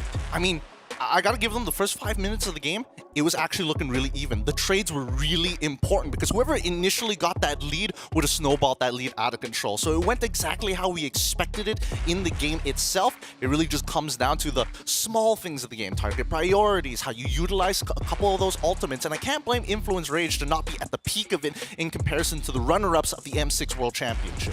If there's anything that TLID are known for in the early stage of the game, it's their aggression, whether it be their old, duo. They had the Hilda Khalid or the Hilda Jawhead or Jawhead Badang, that type of stuff. And we saw Jotun really just fall because of it. Yeah. Jotun did not know what to do 900 for half of the time. Like, he was always out of position. And he was punished hard by Aaron Shiki because of that. Absolutely. Dude, Aaron Shiki, almost the perfect score. 999 gold per minute. And yes, I think that Jotun got a little taste of what the early game was like, and that's why he was a little bit more hesitant. But I do feel like he highly prioritized his jungle pathing more than anything else. And I think this is where it gets really difficult from top tier junglers, is how to optimize your jungle pathing alongside with being able to participate in a lot of these fights. Because with the ways that we see these fights actually play out, Yehezkiel is forcing Influence Rage to be at their mechanical peak. If not, I'm just gonna lift you up and get a free kill. It's just, we're gonna rinse and repeat this every single time. Good observation. I think I agree, because watching Yotun Path, it's like watching a martial artist practice their kata. It doesn't translate into actual fights. And that's what happened to Yotun. That's why we kept noticing, why is he in that spot? How far did he get deep into the enemy lines like that? It's because in his mind, I'm just farming. I'm just, see right here. I'm just farming. I'm just farming. Oh, God. Yeah, it hurts. It hurts. I think, again, optimizations need to be made from the side of Influence Rage. I think their draft was as good as you could probably get it, with the only 50-50 being in that mid lane. But other than that, I think they had the recipe to actually turn this around. But once again, well done to TLID. I will not take that away from them. They know how to really drive and really punish your opponents when it feels like, okay, they've got no more gas in the tank. Oh, there's a second tank! It's a little rough. But let's talk about game number 2, adaptations. If you were in Influence Rage's position, what do you do? I mean, technically they already have the better draft, right? If we're talking about drafting phase, what should be the change? Do not blind pick Valentina. Do not blind pick Valentina. That's been grinding my gears for the better part of the first quarter of 2025, man. A lot of teams that have lost that I have, participated in as a broadcaster, I'm like, you shouldn't have done that. Why? What's wrong with Valentina? Exactly. I don't like Valentina blind pick. Like, you end up not having good ults to steal, and you're forced to play in the paint. At least with Jushin, you have that CC on demand. Okay. You have a very good defensive way of backing off with Crimson Beacon. If you're a blind pick Valentina, all you're doing is, whoa, oh, can I steal something? Can I steal? You're just TikTok dancing in front of them. Oh, just for the next minute. Yes. Okay, let's pick the brain of Coach Leo here for a moment. If we are going for Valentina, how do we make that work? Do we need to at least have 2 viable ults in the first 3 picks? Minimum have a plan with your ult stealing decision making, and then number 2 is make sure you win mid priority. I don't know. Make sure you punish hard. The thing about the Valentina is it's also good as what do you call it? A deny deterrent. pick. Yeah, a deterrent. A deterrent. In the drafts, right? So they're not technically, well, okay, you can call it a blind pick, but also in order to win the drafts, in order to prevent, let's say, Yahskill be on a comfortable hero, that Valentina pick shut down Yahskill's usual heroes. You tell. All right, what would you rather have? A sword or a shield? See? She's a shield. She's a shield. Ooh. She is a shield. I don't know if the gender profiling is coming into play here, but we're going to go on a short break before we push this even further. With that being said, Game 2 is going to be on its way shortly between these 2 teams. TLID up by 1 at match point against Influence Rage here at Snapdragon Pro Series Mobile Masters. We're going to go on a short break, and when we come back, more Mobile Legends excellence.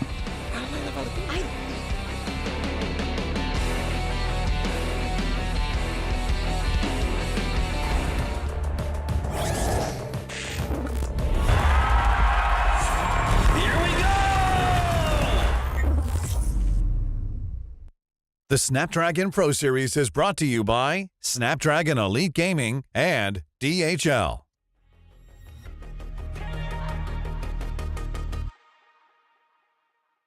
You get one night before the sun's up. Bang, bang. Tear it up. One shot before your time's up. Bang, bang. Tear it up. You get one chance before you're out of luck. Bang, bang. Tear it up. Tear it up. Bang, bang. Tear it up.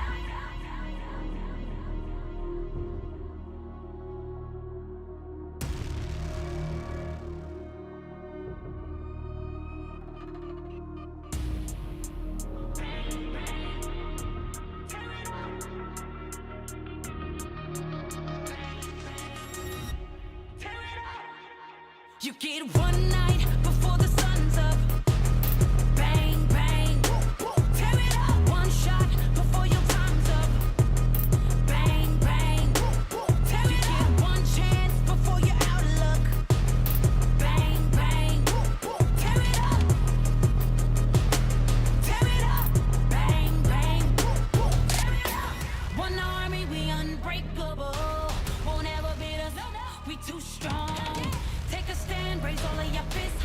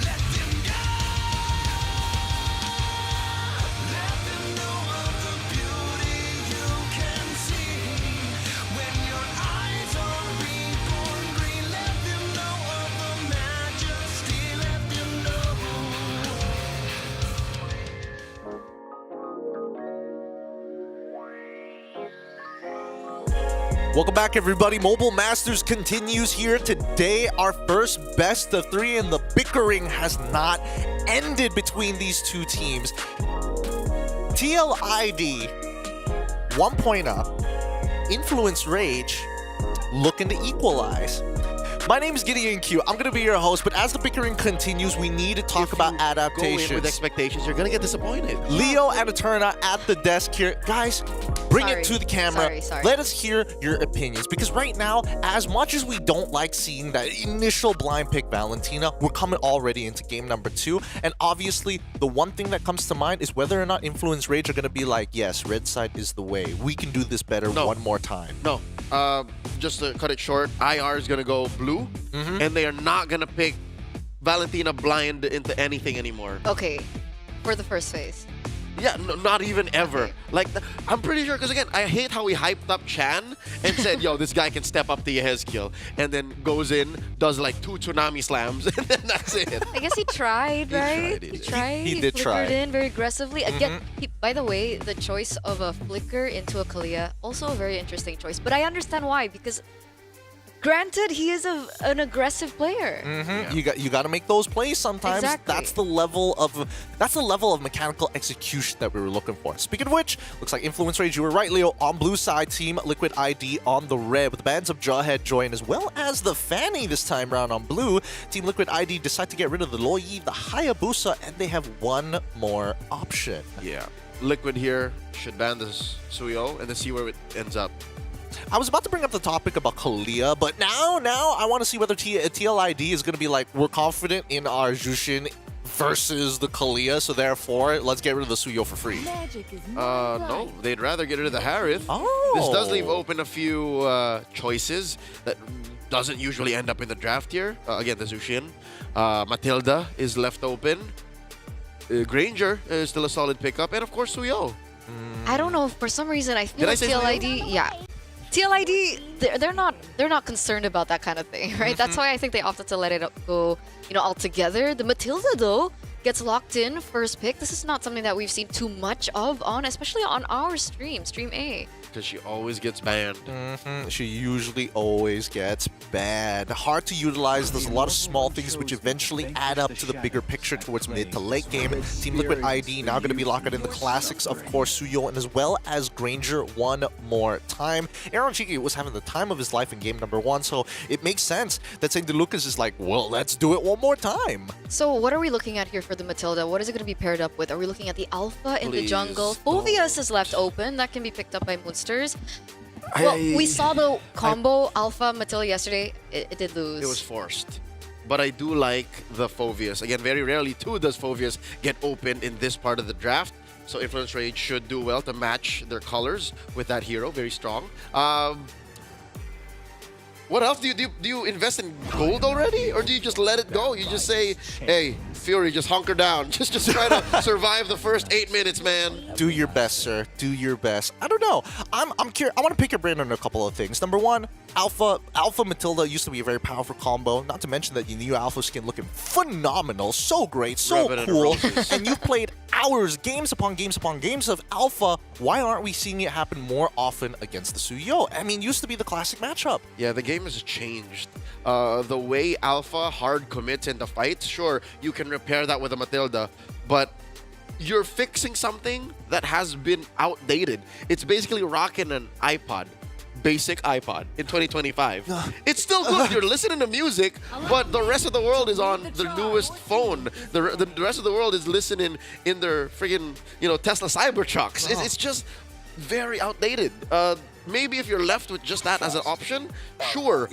But I think Team Liquid read into it and say, hey, they might be going for some cheese. That might be the only option they have left. So now they're saying, hey, you better have a Hanzo. You better have a... Dear God, what, a Bane? A Ling. A Ling? Yeah, which doesn't really, synergize well with the Matilda, essentially. I think the only heroes that Jotun has picked up other than what we were talking about earlier on is, the Hayabusa. So, you're right, the Bane does work. Oh, yeah. Bane Connoisseur. Bane Connoisseur, of course. Connoisseur. Yes, I think... It feels kind of bad because if you do play Bane in these types of positions, you're usually just going to get poked out by Mr. Aaron Shiki. Yeah, no, you're right. And not to mention that they still haven't picked over the mid laner, so I think that Influence Rage, I'm surprised that Kalia now is only getting banned up because Team Liquid ID are going to their natural pillars, of course. They're getting very comfortable. So now I'm hoping that Influence Rage has that in their back pocket. Again, an out-of-meta gold jungler and a solid... Oh my god, no. They don't have an XP laner anymore. It's in there. It's Phoveus. I was going to say, if they somehow end up with a Hylos and then the Bane, this would be good. Because you can put the Hylos in the XP, but no, the Phoveus I don't feel is enough of a front line to support a Bane. I think the worst part about this is that TLID can still use that Hilda as a flex pick. Like, worst comes to worst is like, oh, I realize that your composition isn't very good at like maintaining that front line. I can just have, again, a winning lane in the CC, which again, Aran is phenomenal at as well. He's played this matchup years in the making. Speaking of which, the Jushin gets banned out finally from the side of Influence Rage with the first pick of the second phase going over TLID. This is where they show their mid lane, right? There we go, the Farsa. Oh, classic Farsa. All the way back to Syndrome Yehezkiel, one of his signature picks, power picks, I would say at this point. So we're looking at comfort here. I'm not surprised if we're going to be seeing something like the Hylos maybe come through next for TLID. A lot more dive. They can also penetrate into the backline. I think Sicilian would also have a big problem. So the big question is now for Influence Rage with having both them, Matilda and the Phoveus. What's going to be the next two picks? We're looking at jungle and gold laner. They spelled it out too soon. Team Liquid ID, SLD, and... Oh, SDL, I'm sorry. SDL and Facehugger, they control the draft from this side completely. Now Influence Rage puts Claude into Fury's hands, and what do we see in mid? What do we see on Chan? Or rather, what do we see in the jungle? What do we see on Jotun? It's gotta be something decent, something that's able to kind of be very evasive. Oh no, they're going straight into tanks. Okay, so now they're going to solely play right from the start around the Sicilian as their main crux of their comp. Did you hear Barats? Yeah, was that a Barats or a Baxia? Folks, guys watching, you would also have had your alarms go off. We'll see in just a bit. But right now, Liquid ID is locking in their pick. We'll see later in a bit. But either way, Baxia or Barats, I don't like it. It's tough. It's going to be a tough play. I just got to be honest. Man, it's really rough to play, especially when you don't have that early push, because I feel like now Influence Rage is definitely forced to play mid to late game. And even then, knowing that Team Liquid ID are going to take full advantage, having priority on a majority of their lanes, it's going to be a tough call. To play devil's advocate, Cloud is standing at 100% win rate. Can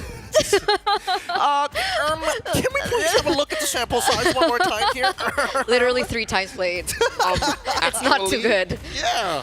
So for Influence Rage, like, it would be very generous to give him the 50-50 here. It would be very generous. So Liquid ID, look at that draft. How often do you see these players with these signature picks? Look, this is the TLID branding right across the poster boys right here, right? Like, you're looking at Aaron Cheeky, you're thinking Granger already. Yeah. I mean, they've got it all down. I'm going to leave it to you guys to cast this game. For game number 2, it's Influence Rage up against TLID with Leo and Eterna. Game number 2, ladies and gentlemen, in the Snapdragon Pro Series Mobile Masters, our opening match of the day. And we're going to see exactly whether or not the Brazilian team Influence Rage, who was all the rage yesterday, can make a similar thing happen today. It's match point for TLID, breaking up the first game earlier on. So, back again, Leo, this is not the best of a composition that we're seeing, but the one thing that I can mention for Influence Rage is the fact that they do have the Sicilian that can help them carry on into the late game. But the big question is, will we even get to that point? Yeah, again, it's going to take a while. Weedy, though, gets popped. Dear God, 4 members of Influence Rage converge onto that Little Wanderer. This is something we did not expect. Again, we might have spoken too soon, but the logic stands. This lineup should not be finding success this early on. Now, into that Y brush. They pick a fight. Monsters very low. Monsters might not walk away from this engagement. Neither does Paquito. And now they got one more. Eyes on Yotun. Get punished hard. 3 for 1. The delayed exchange. Liquid ID up 1,000. Absolutely not worth it, right? A 3-for-1 trade in this early portion of the game. It looked okay in the beginning. Maybe some hope. They haven't seen, the Baxia being played in very often as a jungler, and maybe they were, kind of, what do you call it? What's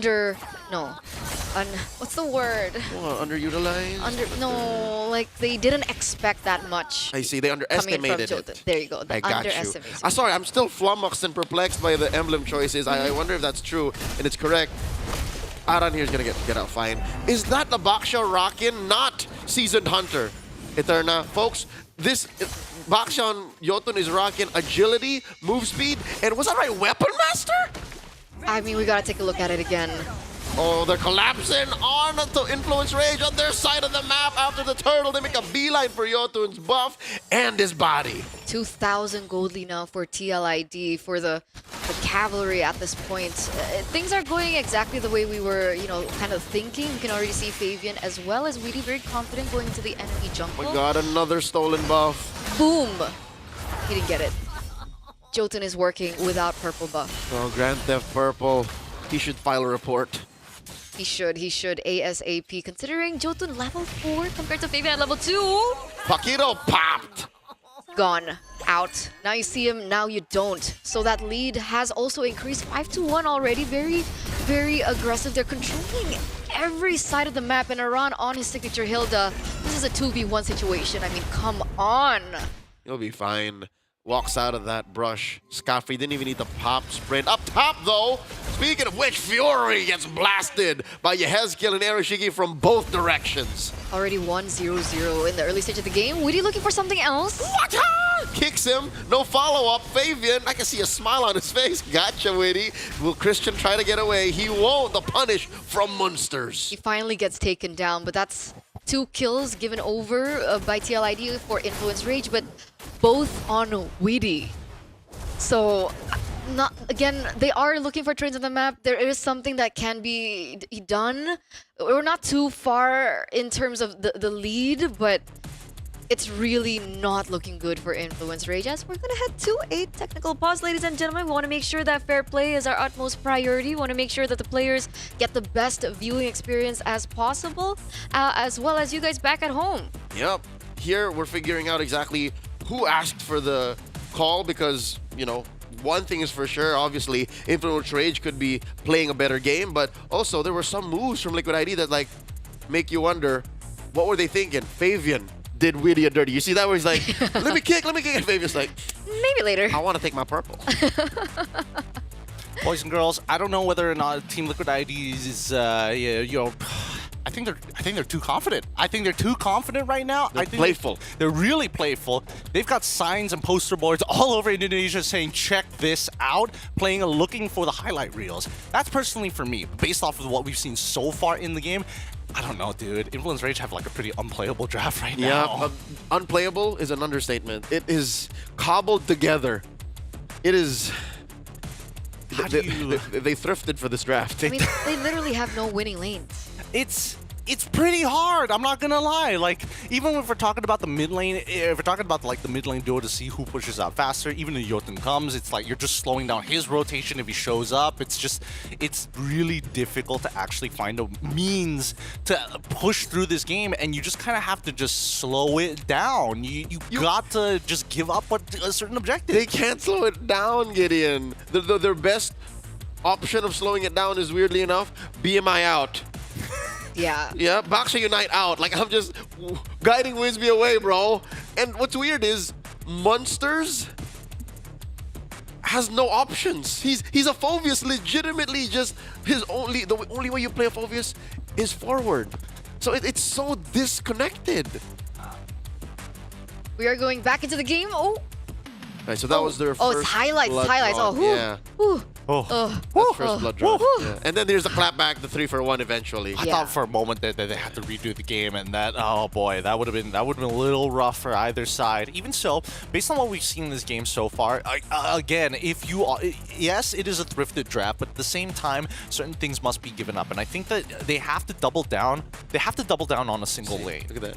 And I think that if there's any lane, it's got to be Claude, right? It has to be. He's the only way, other than the Sicilian, who will naturally get to that endgame scenario. But if you boost up Claude even by half an item, that technically should be enough. Yeah, he's the most efficient way of clawing this game back into controls because he protects himself well. He has a decent farming rate. I guess if ever you were to invest any resources into building anyone up, should be Fury. I get that, but even for the first 3 minutes, I would consider Fury playing it safely, and yet he still gets taken down. And he's against Aaron Shiki, who is starting to snowball with those kills that have been given over to him. So it's not as easy. We saw what, Yeskill, wings by wings into the bush, feather airstrike, and gets taken down. We're gonna be expecting a lot more of that. And at this point, how? Influence rates, they're not there yet, and the Claude requires a little bit more time to get to that power point. Okay, so here's the thing, right? The two players that need to make sure that they can reaffirm and also defend, necessarily it has to be the Sicilian, but I also think at the very bare minimum, we've got to be looking specifically at Paquito as well as Jotun. If Paquito, again, one of the safer heroes on the Matilda to kind of open up the map, or at the very least, watch for the intersecting points of that rotation, then you can start calling Shield Unity now. You can start hopping over walls and get to us quick to maybe stop a feathered airstrike. Taking 2 shots, sure. Taking all 3? Come on. And even that is a long shot because that's assuming Liquid ID takes it lying down. That's assuming Team Liquid ID goes, we will do this, we will do this, we will do this. What is your move, sir? It's assuming that MLBB is a JRPG turn-based action game, It's not. Hey. It's happening in real life. There are so many factors and dynamics that you have to assume will go wrong, and this draft, again, where's the damage coming from? If let's say that happens, right? Paquito finds him, Jotun jumps him, Monsters engages, like, Chan ain't ready. Even damage profile is problematic. It's not about winning the fight. Exactly. It's about walking away from the fight. Exactly. With this minimal casualty. Look, hey, if you got gangrene on that leg, it's either you cutting off that leg or you're going to be like, here's a toe. All right? I'd rather just give the toe rather than losing the entire leg. Okay, so you're saying it's safe to go into your first professional MMA bout just doing good cardio. Yeah. At least I'm going to lose a long time, bro. I'm going to be walking away to double black eyes, broken wrists. But I didn't get knocked out. I didn't get knocked out. It's a decision. Yeah. Lose all 3 points down. Sorry. But yeah, it's essentially for disengage is the point. Invest in the disengage. Be as passive as possible so that Chan and Fury can cross over. That sounds so weird, crossing over. Be as passive as possible. Be as passive as possible. Whatever. That's not what I meant. I worded it weirdly. Whatever you like. Well, at the end of the day, if Jotun isn't sacrificing farm or given an opportunity for Fabian, who more than happy to walk into his jungle and take everything there, Jotun needs to understand he's not going to be able to carry this game if he doesn't make those types of sacrifices. Once again, the jungle pathing once more, they figured it out early because of that first engagement. You're right. Yeah. The best of the best we've seen have done and played Baksha this way. I'm talking about Carl Teasy. He throws his body at opponents, and when he won MPL Philippines Season 13, he had a really bad KDA line with a Baksha, but still they won. So he can do that here. Jotun can take a page out of that book. Hey, look, if Carl TC can find a redemption arc, so can BTR. We've got an update from the B stream, a 2-0 victory against YBG. Hey! Congratulations, Mirko. It's not that sad today. The robots are angry. Look, they need the points. They were like 1-4. They were a bot, right? Bottom of the list. And that's not somewhere, especially for Bigatron, they, hands on hips. We're not going back to the writer's room. Not this time. Not this time. M7 is a long ways away. We win now. Next year. This summer. Look, either way, I think that if there was a possibility for the group itself, Group A, to actually be shaken up, we need BTR to actually start climbing up the ladder here, because we've seen a good day one coming in for some of these teams with a 50-50 win rate overall, but YBG, I think today is going to be even more like high stakes, high pressure because we still have one of their games at the end. Yeah. Who are they up against? TLID. TLID. Wow. And look at both TLID done. now. Zipper, they're both done. They are both done. Oh man! All right. Looks like the race to who finishes their series first has already ended for B as well as C. Onyx TH just taking a 2-0 victory over Papara. Super massive here. World champs. What can I say? Yep.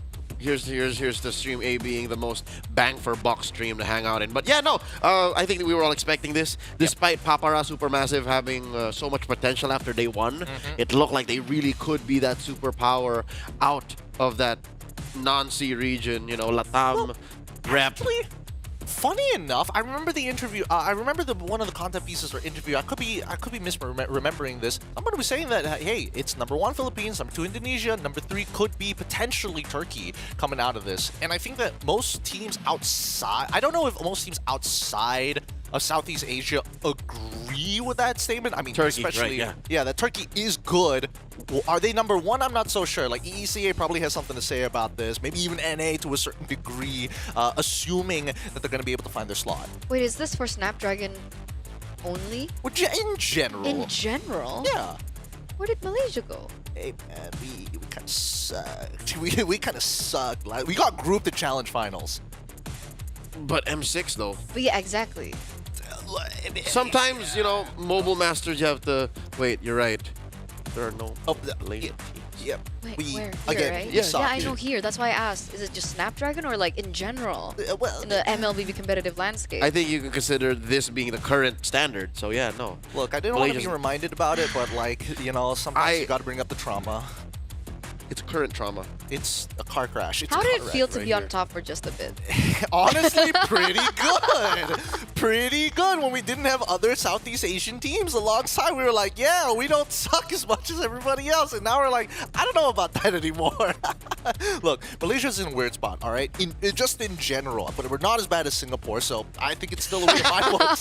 What is up with Malaysians and Singaporeans? It's a rivalry. It's a rivalry? It's a love-hate relationship. Look, we're only separated by a single causeway, and we love each other and we hate each other at the same time. Because I can imagine Abstract saying a similar thing about Gideon. If ever, you know, Flash did do better than Malaysia, yeah. Technically, but nah. They'll Top never. 4, right? Yeah, neither of them are SG? here. Yeah, neither of them are here. We all got grouped. It was a sad time. It was a very, very sad time. So that's why we've got to keep it on more of the glass half full section of things. Because again, as we see the SBS continue to start rolling out here, I think that's how some of the Southeast, I would have liked to see a couple more non-Southeast Asian teams, especially like, you know, around the EECA region. Obviously, we have got some players coming in from them as imports for Team Falcons Mina. But other than that, it would have been nice to see them really spice up the mix. Yeah, and I'm wondering where we're going to see that. The what? That mix. Who will be able to move forward to, you know, well, the probably playoffs? like MSC, M7. Like that's probably. I mean, we've also got another another representative coming in from Japan as well. Wild card's gonna be wild. Yeah, it's gonna be a good time. But for here, I don't know if there's enough time or if it's even possible. Prior to Mobile Masters starting, a lot of eyes were on Aurora, Turkey. Oh yeah. Again, that is a super team out of that region that has been on top for like what, 3 years, 4 years. Here's the thing: every single, I don't know whether it's like part of their brand, like individual branding for the for these players, not the team, because they have changed name so many times. It feels like a condensed version of Team Falcons, right? That roster's been together for so long. Name change, name change, name change every single time. Same thing goes for this Turkish team, and most people, especially for newer viewers, they come in and it's like, oh, I love this team. They've been around for so long. Like forever. Absolutely. They have the experience under their belt. A lot of big names that we're very familiar with. Yeah, they're making the right choices for long-term evolution. Because again, as much as we love Team Falcons PH, again, that squad has been together for what, 2.5 years now. This new Aurora Turkey, they got a new XP laner. They got a new gold laner. And to me, that's just good news. But why is it not translating? Well, okay, EXP laner, yes. Gold laner, not so much. Because technically, they're related. Sikabumi is related to Apex. Yeah, they are literally They're brothers. literally brothers. Yeah. And so it's like, I mean, there's chemistry there. There's chemistry there for sure. That's the There best way to has to put be. it. I mean, obviously. Unless there's counter synergy in that in-game they just don't like each other as much. That would be so funny. That would be so funny. But also maybe. very real. Well, maybe a little too real in some people's eyes. Either way, Turkey has been a very interesting region to see. I'm surprised that they don't have an MPL in their for their sector They alone. have the MTC, the MLBB Turkish Championship, or as they call it, Turkey Championasi. Turkey Championasi. I do feel like a league is needed to combine that region, to make them one. Well, actually, but then that would reduce their slots. Regardless, we're going to be resuming soon back into this matchup. Just to recap you guys, TLID currently at match point against Influence Rage, who did take a 2-0 victory, an outstanding 2-0 victory against BTR. Still going to drive that point home because I know Miracle's watching in the back. Boys and girls, here they are, and it looks like they might just be getting ready to hop into the game real soon. I'll let you guys handle it from here on out. Our casters, Leo and Eterna. Thank you so much, Gideon. You can see the players, powdering their fingers. They're gonna go all in. Wait, what happened? Another kill on Yotun. Oh, I don't even know where man. from. Who got the kill? Either or he gets taken down yet another time. And we did talk about it a little bit during the break. That's not what we wanted. Oh my god, how did Paquito get in that position? Was that a circling eagle? Yeah, he did. Alright, well, we're still figuring out exactly, folks, where the game ended before we resumed and how it was. But Feathers are thrown out here by Yehezkiel, pushing out the rest of Influence Rage, but they still want to fight for this buff. This is not the hill to die on, as Aran pulls out. That buff had no business being there when they know that Liquid ID was going to go for both them and the purple. Oh my god, nothing on Influence Rage just yet. No. So we are going to be waiting on two things. The two pillars, I would say, for Influence Rage right now. The winning conditions for Influence Rage, which is Chan as well as Fury. How safe can they play it? How many stacks can Chan get? And how fast can Fury get to the item power spikes? Right now, CLID understanding this, they're controlling everything on the map. Jotun! Oh no, one more. Ooh. Gets hit with a full combo by Witty. Served up a kill. Off camera, Chan falls. Fury get one over Witty though, and Fury falls. Just bodies, violence, casualties all over the map. And Liquid ID looking to turn this into something. There is a push up top and a push down bottom. This is a slaughter, Leo. There's no better way to put it right now. TLID are controlling every single thing on the map. They're controlling structures. They have a 7,000 gold lead in 5 minutes. 11-3 in 5 minutes. Almost a perfect turtle. And it's not perfect just because of timing, right? Because at this point, I don't see a way where they're going to be able to go for a contest. Fabian is already level 11 compared to Jotun at... Is that 6? Yep, Jotun is at level 6, so twice the level gap is Fabian, and now the full kick combo onto Jotun. He does get saved though by the guiding winds, so a little bit of a silver lining. Yehezkiel with the wings by wings, failed airstrike, looking to finish the job. Jotun gets caught out by Adam into the back line, not so fast. The blazing duet here by Fury, not enough damage yet on this Claude. Team Liquid ID continues to fight. Monsters looking to stop the bleeding. Instead, he just gets out of there. Another guiding winds by Paquito. At least the fighting stops. The horses are angry here, right? They've taken the rage out of Influence Rage and given it over to themselves. Look at the control that they're still holding onto. We're seeing Influence Rage kind of fight back here and there, but again, they're not ready for this. Fury only has a Corrosion Scythe. It's as compared to Aaron Shiki, who's already at 201. I wonder what his items are at the moment, but again, another neutral objective given over. That's perfect turtle for TLID. Shiki here working on that top lane. He does get 4. Is that 4, ladies and gentlemen? Circling Eagle catches the untouchable one. Despite Yehezkiel and Witty's efforts to save their gold laner, Influence Rage gets a kill. That's it, right? That's a turnaround. Okay, that's great, right? They need to find more opportunities like this. It's a good shutdown. It's gonna kind of prevent those stacks from the Sky Piercer that's already built up for Aaron Shiki to kind of hinder a little. But then what's next? That's not going to happen very often. They definitely just found that small window to punish Aaron Shiki. Again, it is the perfect target. You just keep taking down Shiki. He stops scaling. And for the first time in a while, Jotun tastes a orange buff. This is a good time for Influence Rage. I wonder how they'll find the momentum. Where do they go from here? You're right. That's a good question. Okay, Woody's in the vicinity. Aran is there. He got his orange buff, but now he's looking for the purple buff. And he will get it. All right, it looks like Liquid ID has slowed down the pace. I guess this is just in an effort to slow push top lane. Now they're looking at mid. Feather Strike thrown out. Blast and Chan, a few bits here. Fabian gets the push. They refuse to collapse. All right, Liquid ID are slowing down. More procedural, more purposeful push. Okay, and we do see finally DHS being built up for Fury, so just one item away to get to that Holy Trinity. TLID though, despite being a little bit more methodical, is that a word? Methodical. Methodical, that's a word. Methodical about their approach here. They're still holding the control, still the 8,000 gold lead. Where the airstrike gets opened up just to zone the members of Influence Rage away so they can take this turtle with absolutely no problem. So they're going for the checklist bit by bit. Holy Shields first, and then we go for the Lord. Spawning down lower quarter of the map. Already mid and top lane, Holy Shields popped. Widdy in trouble. Does have Jotun and Paquito on his tail. Liquid takes the last tier 2. Leo? Yes? What is 15 minus 8? That's 7. 7 levels behind? Yep, it was twice prior, 6 to 12. But I wonder when Fabian hit level 15, because yesterday there was a record set by the Beast King Kong, level 15 at 8. I wonder if Fabian hit the same rate here today. Oh, we can ask Zipper. Yeah, we can ask him to double we check. lost track, but it was very fast, because again, Fabian was stealing buffs left and right. I have not seen a 7 XP gap in my life. Now we have. 4 Surprise. years of casting. Ever. 7 XP gap.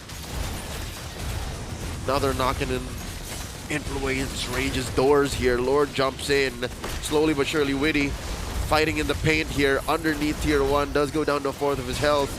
Turret finally falls, Lord still standing. Bit of a chubby wave left down bottom. Top lane as well. Influence Rage is literally just doing everything they can to stop this boat from sinking. Yeah, inhibitor turret here goes down in the mid lane, and it doesn't look like there are anything left for TLID to work with. Technically, they do still have high ground, right? They have Chan, they have Fury technically. Not the best of range, but a little bit more safe with the BMI. But there's still hope for Chan. He is on glowing one all, but look at that feather airstrike damage! Eterna, you're talking about range, you're talking about kit, but what about items? They're down 12k. Basically, the skill hits from Chan might even feel a little ticklish to Team Liquid ID, because look, they're taking it to the face. Yeah, he only has the glowing one and the elegant gem. It's gonna take some time, at yeah. 10.5 minutes, yeah, I'm giving them minimum 16. If all goes well in 16 minutes, then maybe they can fight. Now the better airstrike, they commit to it, almost going out of the base, Influence Rage, but they know their depth. They know how firepowered they are by Team Liquid, and they retreat. So what's the call now for TLID? Do they wait for the next Lord to spawn in 60 seconds, or do they look for yet another opening to push? Because now Influence Rage, Fury in particular, already has the golden staff. I know that there's a lot of, physical immunity built in already for TLID, but with just a couple more items, that could affect. This could be the game-changing moment that Influence Rage needs. Yeah, that's why I'd reckon the correct answer is freeze the lanes, wait for that Lord, and just take everything away from the jungle you can from Influence Rage. And that's exactly what Liquid are doing. You see a green dot, take it. You see a buff, take it. And then you wait for the Lord. Okay, we can see that happening, right? The lanes are slowly being pushed out. We're looking at Influence Rage getting some information, a little scouting into the jungle, their own jungle. But I agree, Influence Rage at this point, do they wait for the push? Oh yeah, they cannot contest. I'd still say they cannot contest. 5 levels below. No one is in any shape to force a fight from Liquid. So now Liquid blitzing the Lord here, timing it well. Lord spawns in just 2. 1,000 goal lead. Yep. Oh, they skipped the window then. I guess Lord comes out way off. Lord comes out 20 seconds from now. Okay.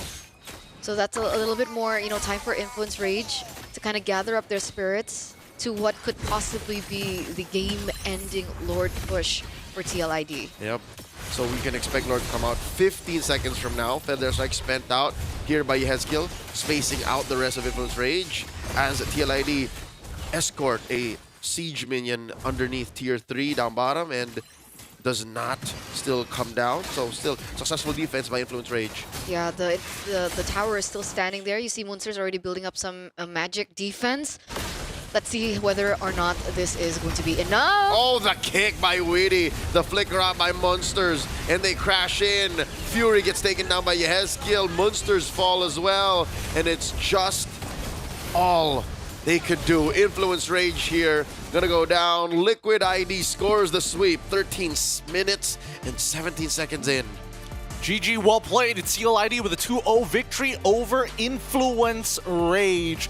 Oh boy, this was a painful one. Game number 2 with a huge goal lead from TLID, closing out the game especially clean, but more importantly so, at least for TLID, once it's go time, it's like, all right, enough of the disrespect. Let's look for the pick. Let's close it out strong. It was brutal. There's nothing more to say. I mean, we expected a lot as well coming from Influence Rage. The fact that they were able to take down BTR so valiantly, so clean as well. But against TLID, it didn't look like they found their footing. They had the better draft in game number 1. Coming to game number 2. Bad draft. I don't want to put the mechanical skills of Influence Rage's players in question, but yeah, I'd say 70-80% of this game was down to the draft.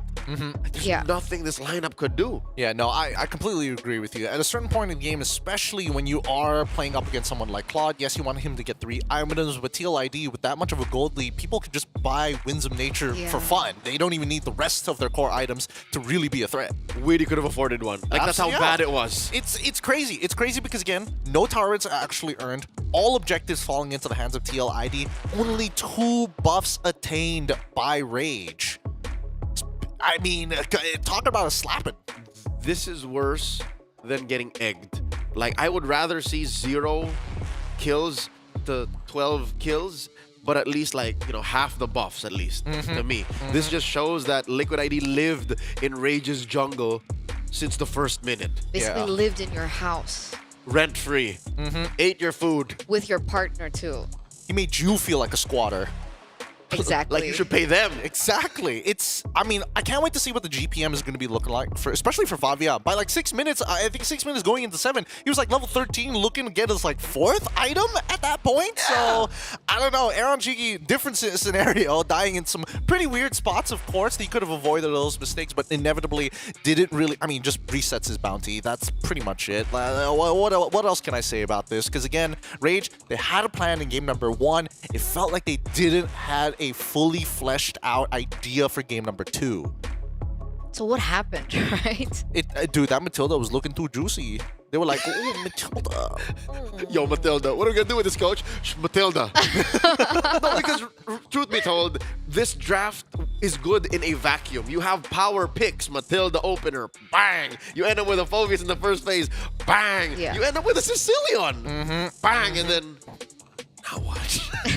I'm telling you, these are the people who are like, oh yes, I know so much about computers. Yes, I know all the brands. Just get a Snapdragon. Just get a Snapdragon. It's so easy. It's just why put all the thought and pressure? It's just there are some obvious choices, and I think that unfortunately for Influence Rage, they kind of fell into that hold of like Matilda is like banned out in every single game all across the world. We might as well pick it up for ourselves. This is our blue chip.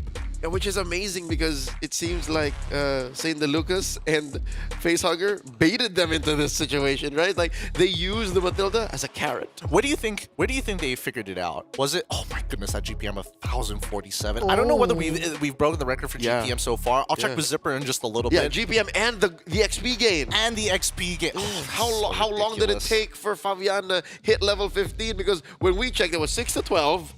And then 7 to 15. Oh, 8 to 15. 8 to 15. Brutal game overall. To answer your question. What? Zipper answered. Yes, it is the highest GPM we have in the league so far. I say league in the competition so far. Are we still calculating EXP? But yeah, to answer your question, I think it was when the first phase ended, and then they were considering what options they had left in the second phase. That's when they found out, oh, we got played. Cut to Facehugger and SDL gives them Matilda. Do they realize that they're not about to have a jungler soon? Yeah. And that's why I think it was brilliant by SDL and Facehugger, right? Because technically you can't let the Matilda go for TLID to pick up either. Nope. So it was very trappy. You know, this game gives me the feeling of like when we're looking at some of the local leagues in Southeast Asia where both teams are well, not in this case, but let's say both teams are equal in their skill level. Okay. And the goal laner makes a mistake. They lose like a crap, and the game is over just because of that, which is brutal to say. Same thing here, except in the draft. Had they just locked in a jungler just a little bit earlier, maybe this could have been very different. Again, this is the Liquid Gambit. Like, they knew what was up because there was a Hayabusa ban in the first phase. Clearly, Liquid ID's coaching staff knew what was up. So, again, this is worse than yesterday's final match between RRQ and Falcons Mana because in the draft alone, you saw how the game was over. And that game, that really was in a vacuum. Literally just sucked the air out of Team Falcons Mina. I don't know whether they're doing well in some of the other streams. We'll check in just a little bit. But overall, this game was a quick finish here. Looking for the upcoming games, though. I don't know if it's going to be just this quick because our second best of 3 is the one that I think most people are going to be excited for here in Stream 8. Oh, yeah, you definitely are, Eterna. But generally, based on what we've been seeing throughout the tournament, this being one of the outliers, I think definitely a couple of games being the outliers. What are your general thoughts on Kalia now? Because even so, we're seeing that TLID, if we are taking only game 1, they waited until second phase to let it go through. Other teams might pick it up a little earlier just to play the Jushin, but is that the trigger here? For me, I think it's too early to tell.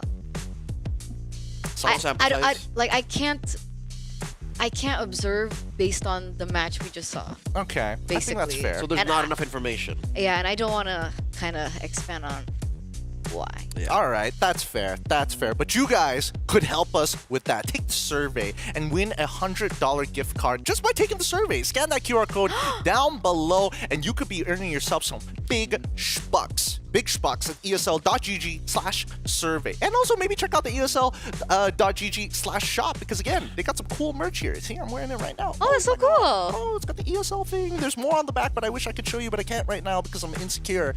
Look, with game number 2 on the cusp, hey, let's not dive back into trauma, all right? we already did the first one. The Singaporeans already took the hit. They don't need to take any more.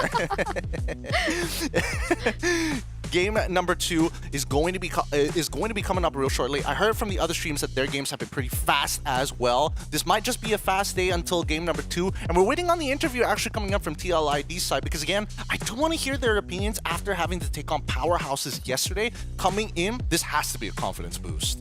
And I'm also wondering what they think about the Kalia now because still, I haven't really made up my mind about this hero. Yeah, no, yesterday we talked to Willie and he said, Coach said, pick Jawhead, it's OP. Where did this come from? You know, like at such a clutch time as well, given that Jawhead was banned here both times.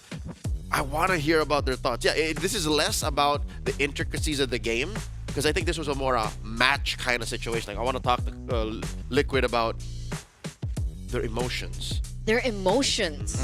It's the mental game. Yeah. 90% of the competitive scene is once you've reached that mechanical level because of the way the game is designed, it's all mental. So many teams already have sports psychologists, for an example. That's true. Onyx had one. Had? I think had. I don't think I have a new one. Has still. They have still? What? No, because they had, and then remember when they dipped in performance after their 4P? That's when they didn't have one anymore. So they need one. Most teams at the top need one. Yeah, they do. Those who don't, man, gotta look for resumes. Start sending them out. LinkedIn, I'm pretty sure they're looking for some at some point, right? That's such a fun job. Can you imagine? Yeah. Being a player psychologist. I'd be a terrible one. Basically sit down and say, so what did you do wrong? I'm not qualified. Cut to me. Do better. Next. Oh, with that being said, though, Looks like our interview is going to be happening in just a little bit. Let's have a look at the standings first. Group A currently on top still. It's still going to be OP, and then followed by TLID now taking the lead here in second place. BTR, hey, finishing with the 2 as we saw earlier and shooting them up into third place, but tied with Papara Supermassive, which they just played against. After that, it's going to be IR, and then finally YBG. So the groups are starting to shape up, and we're getting a pretty decent idea who's moving on. Yeah, glad to see that BTR is coming up to most of our expectations, but I'm still not as confident given that Papara Supermassive is still at 4th, and they played less or lost less compared to BTR. Like, what are Bigatron's next matches? Because I think that would be a lot more telling to where they're going to be. Actually, have they taken down Onyx BH? Yeah, that's another thing. I can actually pull this up for you right about now. Nice. Bigatron's matches that they haven't played against is they haven't played against OP. They haven't played against wait, no, they've already played against YBG. YBG is the other team. So 2 teams that they haven't played against just yet to have an opportunity, and they need to win 2-0. The OP one is that's a tough one. Wait, wasn't the YBG one the one that Bigatron went 2-0? They swept them now. They swept them now, yeah. So it's just OP. Yeah. Am I wrong on this one? Wait, if no, they swept the Papara Supermassive. Oh yeah. So they're waiting against YBG. Okay. And then OP. Yes. Well, with that being said, it looks like we have our boy on the line. I'm excited for this one. The Ghost of Jakarta himself finally made manifest. TLID's very own mid laner on the line. Hello, Yahaskill. How are you doing? Hello. Hello, Yahaskiel. It's good to see you. It's good to see you. Tell us, how are you guys feeling, especially after, getting a clean sweep against Influence Rage today. But yesterday, you guys, again, 50% win rate overall. What are you guys looking for the future? How are you feeling now? We are feeling good right now because we can bounce back from yesterday game. And for the future, I think we just do the best lah. Just do the best. Okay. Do the best. Now, Yes, Gil, I have a question for you. Yes. We know your Eve is very strong. You play a very good low Yi. I'm a big fan of you ever since M6. Why are you playing more frontline mages, bro? Why are you playing Zushin a lot these days? Because I like Zuxin more than like Eevee, like Loi. what makes you like Jushin more? Because that hero so aggressive. I like aggressive hero. A change of pace for Syndrome. It is a change of pace, and not to mention that Loi's been banned a bunch of times. Yahaskill, we heard from Fabian that he says TLID now compared to when they were at their quote-unquote peak in M6, now just a little bit less. Do you agree with that? Do you guys think that you could grow even more? Are you at your peak yet? And is there higher heights to achieve? Yeah, I agree with Fabian. So what happened then would be the question, I think. Maybe a lot of the people are thinking. What happened to TLID? Why did we see a dip in performance? I think because new patch. So we need more try hard. Okay. We need more try-hard. Dude, Okay. he should post up at Sports Psychologist. I like that answer. I like that answer a lot. Thank you, Yahaskill. Quick shout-outs to everybody across the world who is watching you right now, Yahaskill. Do you have anything to say to the TLID fans here in Southeast Asia and around the world? For the Calvary, keep supporting us. Aku cinta kamu. Aku cinta kamu lebih. Thank you so much, Yahaskill. Everybody, that's Yahaskill. Give it up for the mid laner of TLID. I know you got a long set of games here today. Good luck, and thank you so much for coming on the interview. Bye, Yahas. Thank you. Bye. Hati-hati. You distracted him. Eterna, you distracted him. He was like, he wasn't ready for the love bomb that you He dropped was on him. so confused. He needs to focus on He's the like, next what match. is going on? These like, casters are weird. Come on. Do I give it up to the fans, or do these guys just want to take me away and just put me in a box? With that being said, our very first best of 3 has already concluded. We're going to be moving on to our second one Royal Derby. after this short break, because the Royal Derby is about to happen one more time. Onyx eSports eSports against RRQ. The kingdom has come for our second best of 3 of today. This is the Snapdragon Pro Series Mobile Master. We'll catch you back with the Royal Derby right after these messages.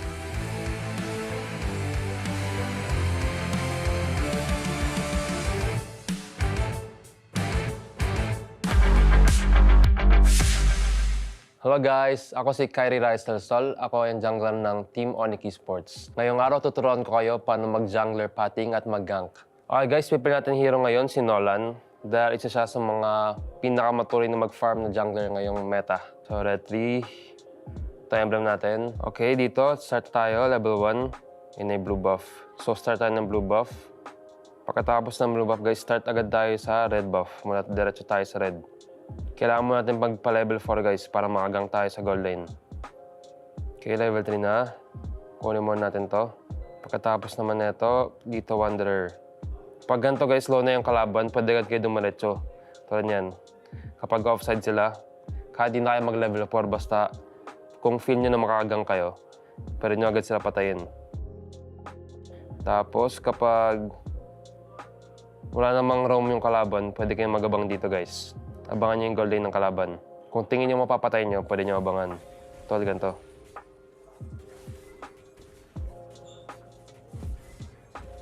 Ito yun lang guys, pagkatapos mag-gank, pwede agad kayo bumalik sa jungle nyo at pumunta sa turtle para mag-set up na objective. And bago mag-turtle din, pwede kayo mag-gank ganito guys. Basta kung tingin nyo makapatay kayo, i-go nyo lang. So, ayun lang guys. Thank you so much sa mga nanood. At ayun ang tips ko sa inyo sa mga gusto maglaro ng jungler. Halo guys, nama saya Sans dari Onyx eSports. Sekarang saya mau kasih tips untuk bermain Valen yang benar.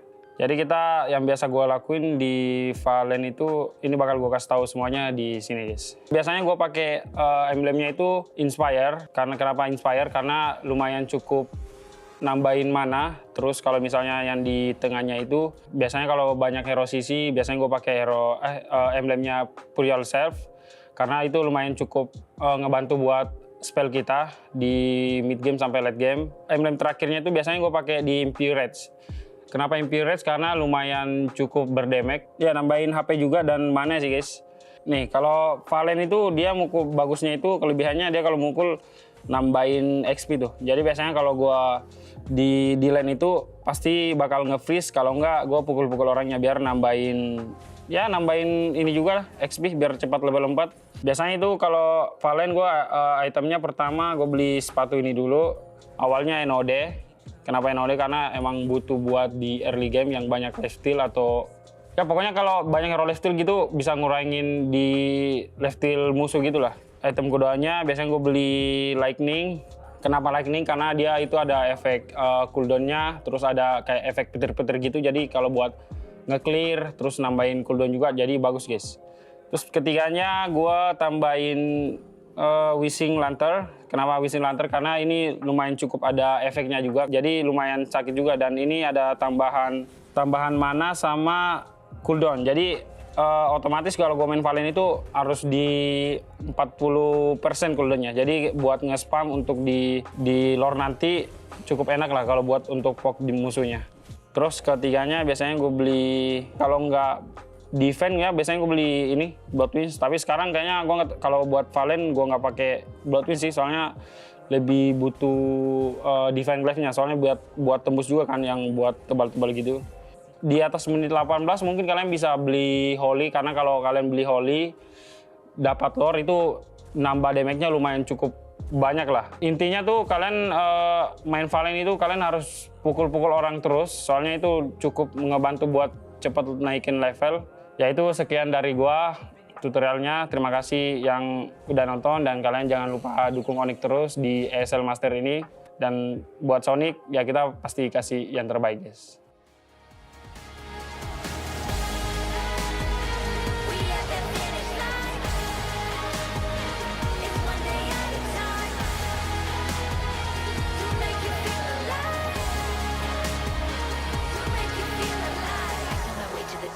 I never stop, it's coming ready and not enough. Do you have what you say you got? Go till you drop. Going till we in the spot. I climb my way to the top. I never stop. It's coming ready and now. Do you have what you say you got? Go till you drop. Going till we in the spot. The game.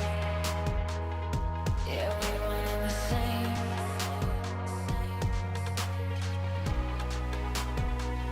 I've been patiently waiting, and we're gonna take it like that. You can't stop what we begin. There's no wild alive. We promise we'll rise down, and then we rise again. Like Phoenix from the flame. The players of the game. We want to stay.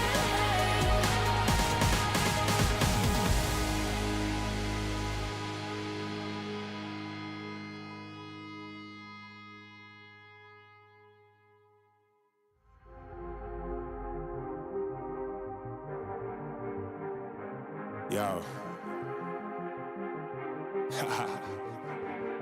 I don't think they're ready for it.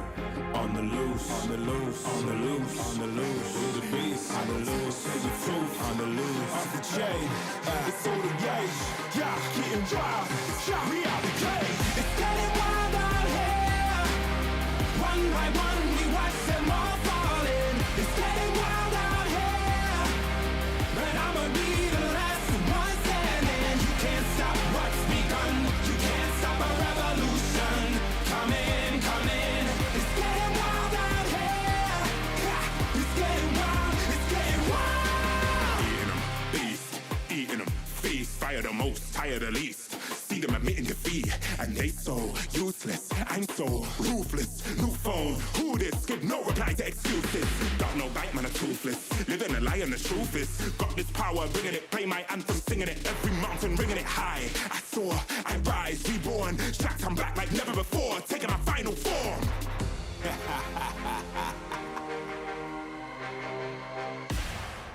Yo, it's getting wild out here. One by one, we watch them all falling. It's getting wild out here. But I'ma be the last one standing. You can't stop what's begun. You can't stop a revolution. It's coming, coming. It's getting wild out here. Yeah, it's getting wild. It's getting wild. For the revolution. What? Waiting on an evolution. Yo. It's coming, coming. Yeah. If you wanna come and get some. Yo. Nothing we can't overcome. Running, running. Show every right with the sun. Yo. We will arise and become stunning, stunning. Watch for the revolution. You can't stop what's begun. It's coming, coming. Wait. It's coming, coming. Wait. It's coming, coming. Just you wait, just you wait. Yo, yo, yo, yo, yo. It's getting wild out here. It's getting wild. One by one, we watch them all falling. It's getting wild out here. Yo, but I'ma be the last one standing. You can't stop what's begun. You can't stop a revolution. Come in, come in. It's getting wild out here. Yeah, it's getting wild. It's getting wild.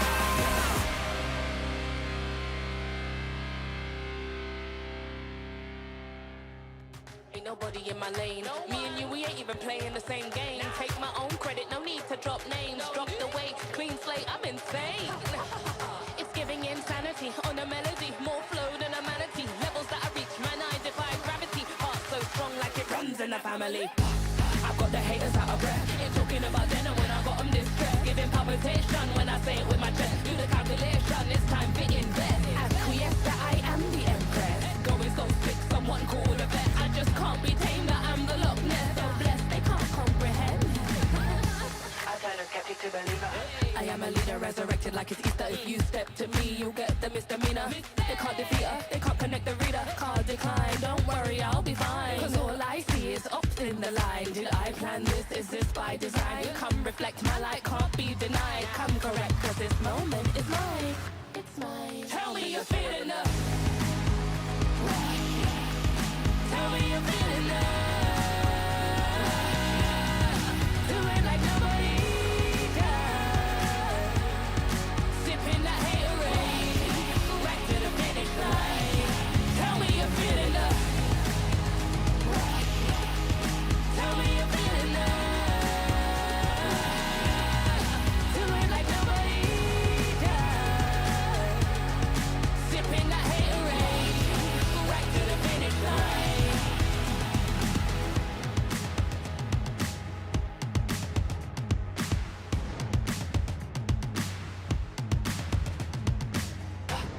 got the haters out of breath. Ain't talking about then and when I got them distressed. Giving palpitation when I say it with my chest. Do the calculation, it's time to invest. Acquiesce that I am the empress. Going so sick, someone call with a vet. I just can't be tamed, that I'm the Loch Ness. So blessed, they can't come. Tell me you're feeling love.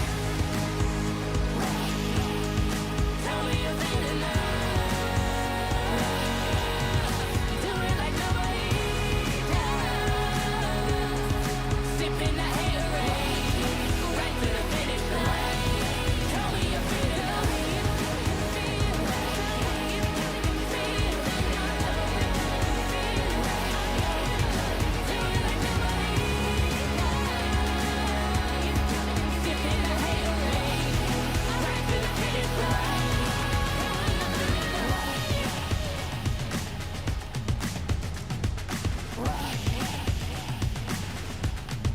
Tell me you're feeling love.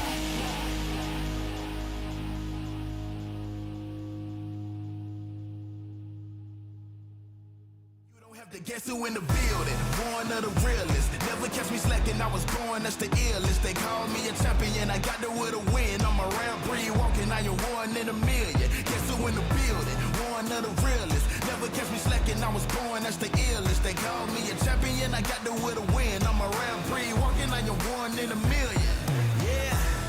I am back in the place, don't have to guess who in the building, cause I'm back in your face. Ready for anybody coming, I am here on my toes. Never was settled for defeat, cause I'm raising the stakes, yeah. And I'm not coming to play, I got my game face on and I'm ready to shake. You see my name will be known everywhere in the world, cause I'm a king, get it strong and I never will break. Hey, one of the chosen, going that's the illest, watch me kill it like a poster. Never catch me slipping on my pippin', I'm the coldest. The best to ever do it, I'ma show you how I know it. Notice, I am on my way, I'm here to handle business, I ain't come here to play. I see they in their feelings, I don't care what they say.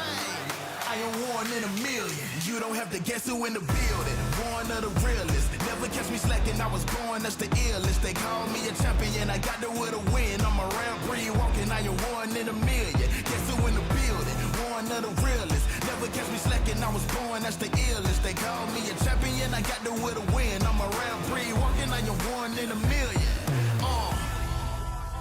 I'm a rare breed walking, I am one in a million.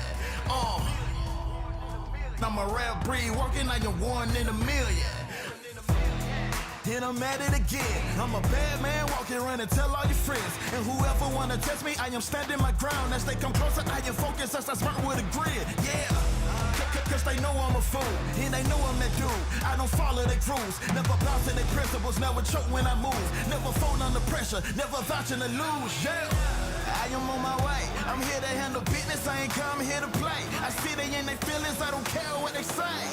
Cause I'm one in a million. You don't have to guess who in the building, one of the realest. Never catch me slacking, I was born, that's the illest. They call me a champion, I got there with a win. I'm a rare breed walking, I am one in a million. Guess who in the building, one of the realest. Never catch me slacking, I was born, that's the illest. They call me a champion, I got there with a win. I'm a rare breed walking, I am one in a million.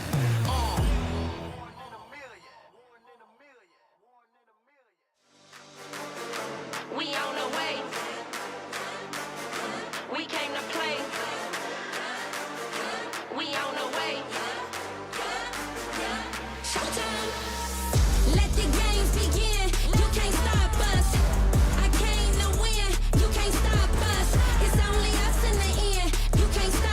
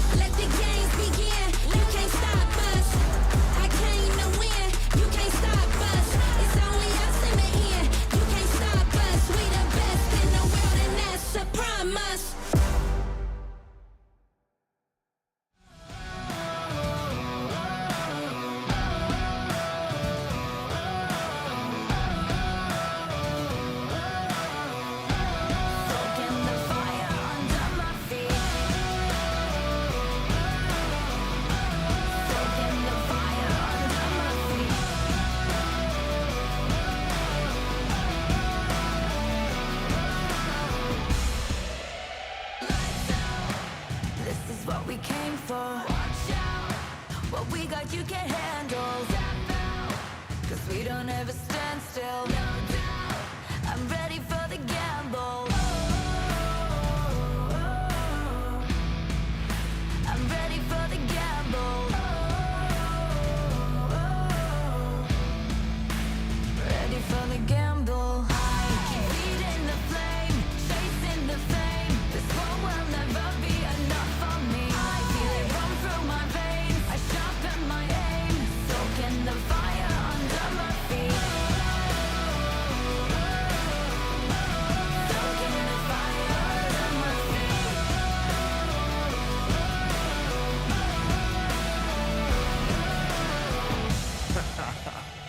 Yo, I switch, I swerve, wonder how I have the nerve. Leaving the heat on the track, too hot and I'm lighting the match. Now blasting off our rocket, grab the mic just to drop it. My Fahrenheit is shocking, amazed, dazed by the sense of grade. Come now, don't be phased, follow the trail I blaze. First place, no second to waste. Pyromaniac, fanning the flames, burn the brightest they've ever seen. Giving armor that third degree, I'm the kerosene and I smoke them out. Fire away, counting down. 2, 1, ready for the gamble. Keep feeding the flame, chasing the fame. This world will never be enough for me. I feel it run through my veins. I sharpen my aim, soaking the fire under my feet. Lights out, this is what we came for. Watch out, when we that you can handle. Step out, no, we don't ever stand still. No doubt, I'm ready for the gamble. I'm ready for the gamble now. Ready for the gamble. Reach out, tap out, lights out.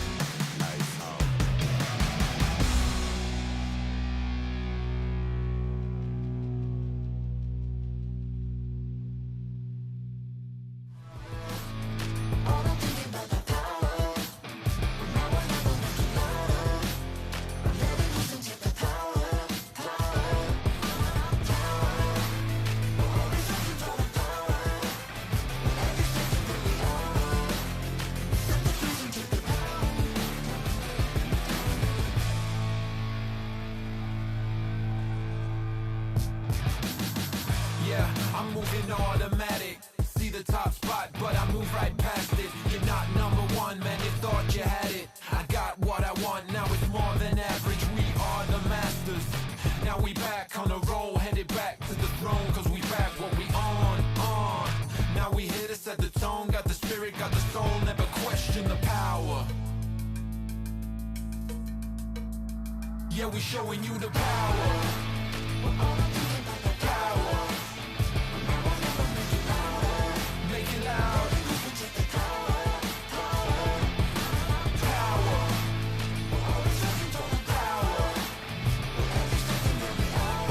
Don't waste a minute.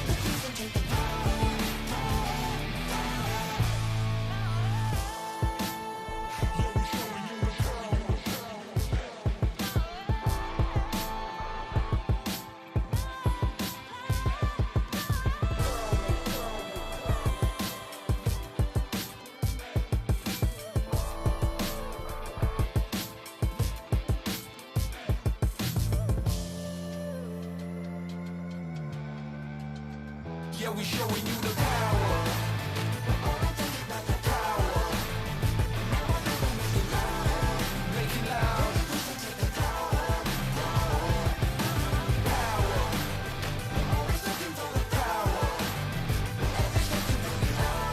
Don't waste a minute. Yeah, I'm moving automatic.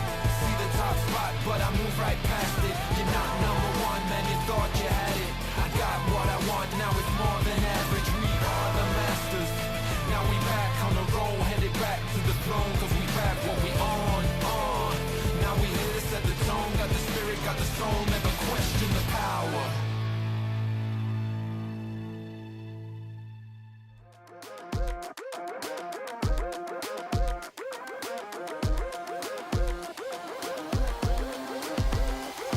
I believe it, I can see it. If it's in my sights, I achieve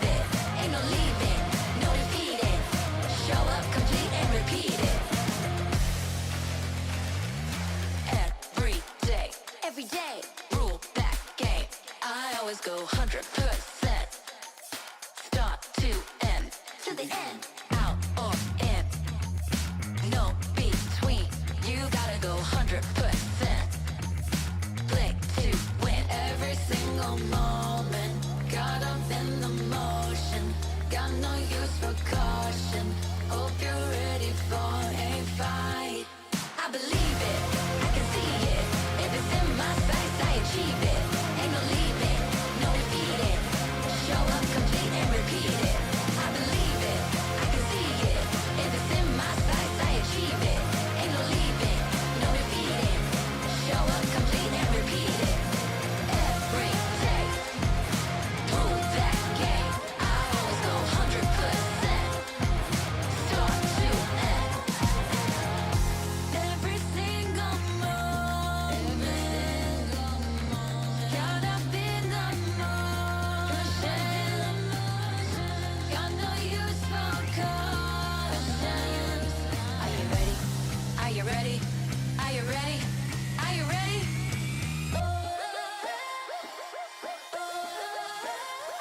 I believe it. I can see it. If it's in my sights, I achieve it. Ain't no leaving, no defeating. Show up complete and repeat it. I believe it. I can see it. If it's in my sights, I achieve it. Ain't no leaving, no defeating. Show up complete and repeat it. Every day. Prove that game. I always go 100%. Start to end. Every day. Prove that game. I always go 100%. Start to end. Show up complete and repeat it.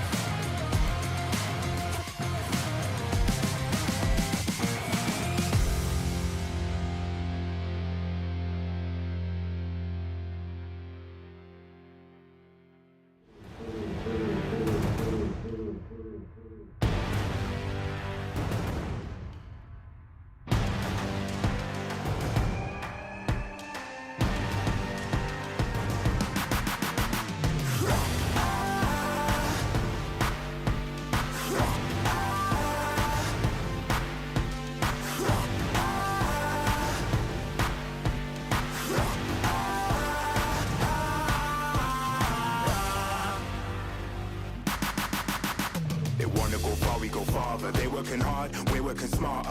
Where they're gonna go, we go harder. Hit every swing, roam like a king. Every dream in your head getting bigger and bigger. Isn't it time we start pulling the trigger? Shoot for the clouds, let there be no doubt. We're flowing without any drought. Baddest the baddest, just call me rolling. Playing with folks for the serotonin. Placing your best, yeah, we're going all in. It's somebody calling my destiny. Betting on me, you don't wanna be my enemy. Wait and see, lay on the waist. Taking a victory, not just a taste. Laying on flat and we're storming the gates. You don't wanna be my enemy. Wait and see, lay on the waist. Taking a victory, not just a taste. Laying on flat and we're storming the gates. Laying on flat and we're storming the gates.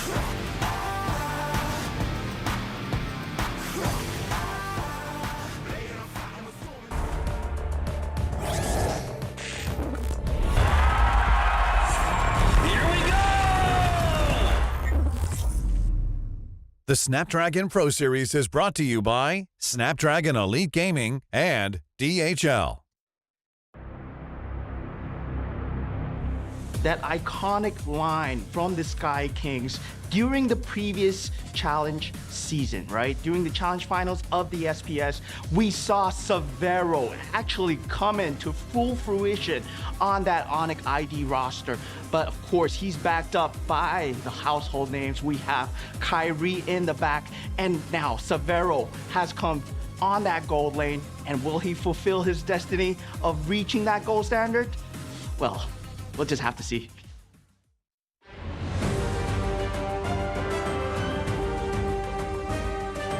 Welcome back, everybody. The Royal Derby has begun here at day number 2 of the Snapdragon Pro Series Mobile Masters. This epic showdown is none other than Onyx eSports versus our RQ. This is going to be an epic one. We've seen this matchup plenty of times in MPL ID, and today we're bringing it to the world stage. My name is Gideon Q, going to be your host here on the set with our two professionals to analyze and break down the games as well as cast it. It's Leo and as well as Mirko. Welcome back and now nicely rendered in. Boys, how you feeling about the Royal Derby here? A lot of people are like, this is the one. This is the match. Tell me about the Royal Derby. This happens how often in MPLID? Depends. You know, well, in a normal regular season, it happens twice, right? They meet up against each other twice, but in recent years, from M3, it was just, these were the besties. We called them the besties because they would always beat each other in the grand finals. Happened in Season 8, Season 9, Season 10. 3 seasons in a row, we got to see the same representatives, the Royal Duo, we can call them, for all the internationals. I'm pretty sure there's someone else called the Royal Duo, but look, out of Indonesia. It's getting there. But we got to introduce the Sky Kings with a new revamped roster this time around to fill in some very big shoes. To those of you outside thinking that they haven't filled in those shoes, well, let me introduce to you Ryota, Kairi, Sans, Keyboy, and Severo representing Onyx eSports. As Mr. Potong Man, I believe that's how we call him. Mr. Potong Man over. Mo Saong. Mo Saong. Dude. Keyboy, Sans, Severo, Kairi, and Ryota. I was caught off guard by that one, Leo. But seriously, when Ryota joined this team, it really felt different. It did. Personally, for me, I feel like Ryota has been looking... I'm on the opposite end, right? I'm not looking at Onyx as a whole. Ryota as a player has definitely been in a lot of awkward scenarios where it's like, I don't really fit with the team's doing some other things, I'm playing a role that's basically a secondary roamer. But now, it feels like with the Onyx playstyle, this is the missing piece that they've been looking for in playstyle. It's very rare that Ryota finds a team that suddenly knows how to take care of him and that he can take care of in the span of weeks. We last saw him with Smart Omega from MPL Philippines, and it took like a year for them to go like, hey, this is a good roster, this is a good lineup that Ryota fits in. And then suddenly, pre-season 15 is like, so where's Ryota? What's he doing? And then, lo and behold, he flies out to Indonesia, joins the Sonics, the Sky Kings, and he wears the crown really well. And for the longest time, I think for Onyx ID, we've always kind of spoken about Boots in the XP lane being the real XP that they would need. Someone that was selfless, someone that would just, you know, sacrifice himself for the greater good of the team. That's why we saw Lutpi kind of struggle because he was kind of a carry type, and then Rez stepped in, but he didn't really fit the team. Ryota is a different style completely from Boots, but it feels like it just revamped and refined what Onyx wants to do now with Adi. What exactly Ryota is a frontline general. He's the new general. That's what we used to call him, and he commands his army of fans, the Ryot Army. Ooh, I like that. I like that a lot. You do? But before we go deeper into that, we have to introduce their opponents here. Now, this is a legacy team, a team that has a strong brand name and a fan base like no other. With Dairon, Sutsujin, Rins, Idok, and Toy to hold up that mantle, this is RQ. Year in and year out, I have faced the reality that RQ Hoshi is the biggest name in MLBB eSports. Like, you can't deny it. Wherever they play, they are on home soil. And I think I am the most in love with this roster. Say what you will about the old roster that had R7, that had Zin, that had Clay, that had Vin. Like, this is the best RQ I've ever seen. And I can't say any more now than I ever have that I am so Kingdom. Why so? Because here's the thing. The iterations of the Kingdom throughout history have been very explosive, very in your face. And then when we saw this particular version of the Kingdom being built, a lot of people are like, where's the old Kingdom? Why this one? What made them who they are? Well, for me, every time I look at this new Kingdom, every time I look at RQ's previous rosters, it's always been the players that define the playstyle, the players that define their era individually. Of RQ. Now, it's the coach. When Kescute joined this team, when Kescute was in Bigatron previously as well, his system played into them, winning the regular season, getting #1, and unfortunately not doing too well in the playoffs, but it takes some time. It takes some time for him to be able to build what he has built here for RQ, and now we're seeing the fruits of his labor for 2 seasons now. He's been so consistent, and we heard from Sutsujin just yesterday that Kescute is the key. Here's the thing, with Kescute in and with that system in place, he's teaching us that, hey, the Kingdom isn't just one person wearing the crown, our whole team fits within the boundaries. Everybody can wear the crown, and this is why this is MPL ID's Royal Duo. Between both the Sky Kings and as well as the Kingdom, 4 MPL titles between the both of them equally as of right now, and that could break potentially by the end of MPL ID. It's 4 and 6, so that means there are just 5. There are just 5 MPL seasons that neither of these teams won. Yeah, wait, with that being said, we do have a bit of an interview with Severo on the line. I'm guessing it's Rose and Coolios once again. Let's have a look at what they're up to. Sama aja sih match-nya, kayak match-match biasanya aja. Anggap kayak scrim aja sih. Severo's taking it like a normal match, just like the ones they have in Scream. And Severo, are you excited? Royal Derby. Nggak terlalu sih, soalnya masih group stage juga. Oh, masih so-so aja ya berarti. Tapi gini, Severo, kan dirimu udah pernah ketemu sama Toy ya, yang sama-sama bisa dibilang rookie lah untuk di scene kompetitif ini. Kira-kira Toy itu dari skor 1 sampai 10, berapa sih skill dia? 100. Wow. Kalau Severonya sendiri berapa kalau Toynya 100? 99. Okay, so on a scale of 1 to 10, how would he rate Toy being a rookie just like him in their respective teams? And he said Toy is at 100 and Severo is at a 99. Wow. Yang terakhir berarti, ada pesan nggak nih kira-kira mau disampaikan buat Toy? Good luck, have fun aja. Good luck, have fun. Good luck, have fun aja ya. Rookies are very shy. Oke, kalau gitu good luck, have fun juga buat Severo dan juga tim Onyx. Dan kita kembalikan lagi ke para panelis. Thank you so much, Rose and Coolios. Those are the words from Severo. Again, last time we saw him, and we keep bringing this up, he was condensed the CW procedure in the last challenge finals. And now coming into this, it feels like he suits the role, but more so now with Ryota as well. What do you think are the odds here? Because Severo and Toy, rivals since MDL Season 9. I mean, I don't think that there's bad blood between them. They're going to be very team-focused, but do you think the counterplay is going to be more in the draft, or are they starting to bring back like old habits? I think draft-wise, because they started out in MDL, because they were rivals since MDL Season 9, they have amazing hero pools. Yep. They still play with the global ban system to this day, so yeah, I think hero pool-wise is not a problem for Severo and Toy. They definitely do have their favorites, and I think for Severo, it's mainly those aggressive types. You go for the Irithels, you go for the Moskovs especially as well. Those heroes that can individually take over the game. Meanwhile, for Toy, it's a bit more fundamentals. We play in the back, play with the system that KazQ has formulated for the Kingdom, so that's why we see him more on the Grangers. Fair enough, fair enough. What about you, Leo, here? I mean, here's the head-to-head just in case you needed the stats as well. Yeah, so far the one way that Toy could take over Severo if it comes down to a, mid-range, close-range confrontation is if he ends up with a Harith. The Harith is currently, weirdly enough, the better performing gold laner in the Mobile Masters metagame, given that it has less sample size, because Granger just gets unbanned willy-nilly, just picked out in the open. That's why it suffered such a bad win rate. On the other hand, Harith, he kind of covers up for Toy's preference for the longer range heroes, wherein you want to follow KazQ's plans. With a Harith, you know exactly what you're up to. You know that there's a mid-game power spike. If I can find it, the rest of the team can converge onto that, and then we still follow KazQ's orders while I play to my strengths. I think that's how Toy here can get one over Severo. Okay, let's set expectations here, right? We talked about the gold lane so far. I want to go between role for role, but first let's start with the generally idea here for the teams in terms of play styles and the way that they want to do actually, face each other in the team fights itself. But before we get into that, we've got a quick interview from the opposing side with Rose and Coolios. Who's on the line? Kira-kira berapa nih?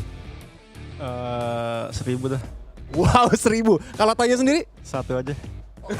Okay, so if the roles were reversed and he were to rate Severo, he'd put Severo at 1000 and he'd rate himself just a 1. Humble. I told you, it's the new kids. Ya. Kalau gitu yang terakhir, ada nggak sih yang mau disampaikan terutama buat Severo nih? Karena kan bakal ketemu nantinya di Gold Lane. Kasih permainan yang seru aja. Just give a good fight. Ya, jadi thank you so much buat Toy. Good luck and have fun juga buat pertandingannya. Kita bakal balikan lagi ke para panelis. Take it away. Thanks, Rose and Coolios. And that was words from Toy. Again, both these gold laners. Did I hear that right? Toy said he would put himself at number 1. Yes, he did. And then Severo said, Toy said Severo would be 1000.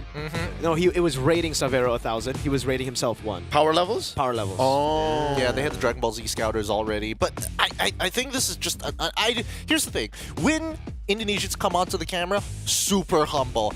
Playstyle is where we see the real words get because, man, the amount of disrespect we have seen from these teams sometimes, it can get pretty unbelievable. So, who's going to be winning the top of the standings in Group B? And it's only one of these teams who are going to be able to sit at that free bye to actually skip a best of 5 when we come by into the playoffs. With that being said, let's pull up the predictions and talk about some of these teams, especially when it comes down to playstyle here. Because personally, for me, I had a gut feeling when Onyx faced off against Falcons, but at the same time, RRQ has, I have to admit, has been looking good, so that's why I'm 2-1. I told y'all, I'm so Kingdom right now. You're sorry, Viva. Viva, Jaya. I'm sorry, Kyrie, I'm sorry, Ryota, I'm sorry, Rajayev, but come on, it's the Kingdom. Yeah, I gotta agree with you. Maybe I won't go as far as saying 2-0 because I feel like this new Onyx roster has what it takes to actually take a game or maybe even take the series off of RRQ. But I agree with Leo here. I'm also very Kingdom here. I've been very Kingdom since the departure of Mr. Goatman from BTR. And that is the big difference I see here. I think for Adi, a lot of times we see the drafts being kind of questionable. For RRQ, it's just so good. It's business. It's business.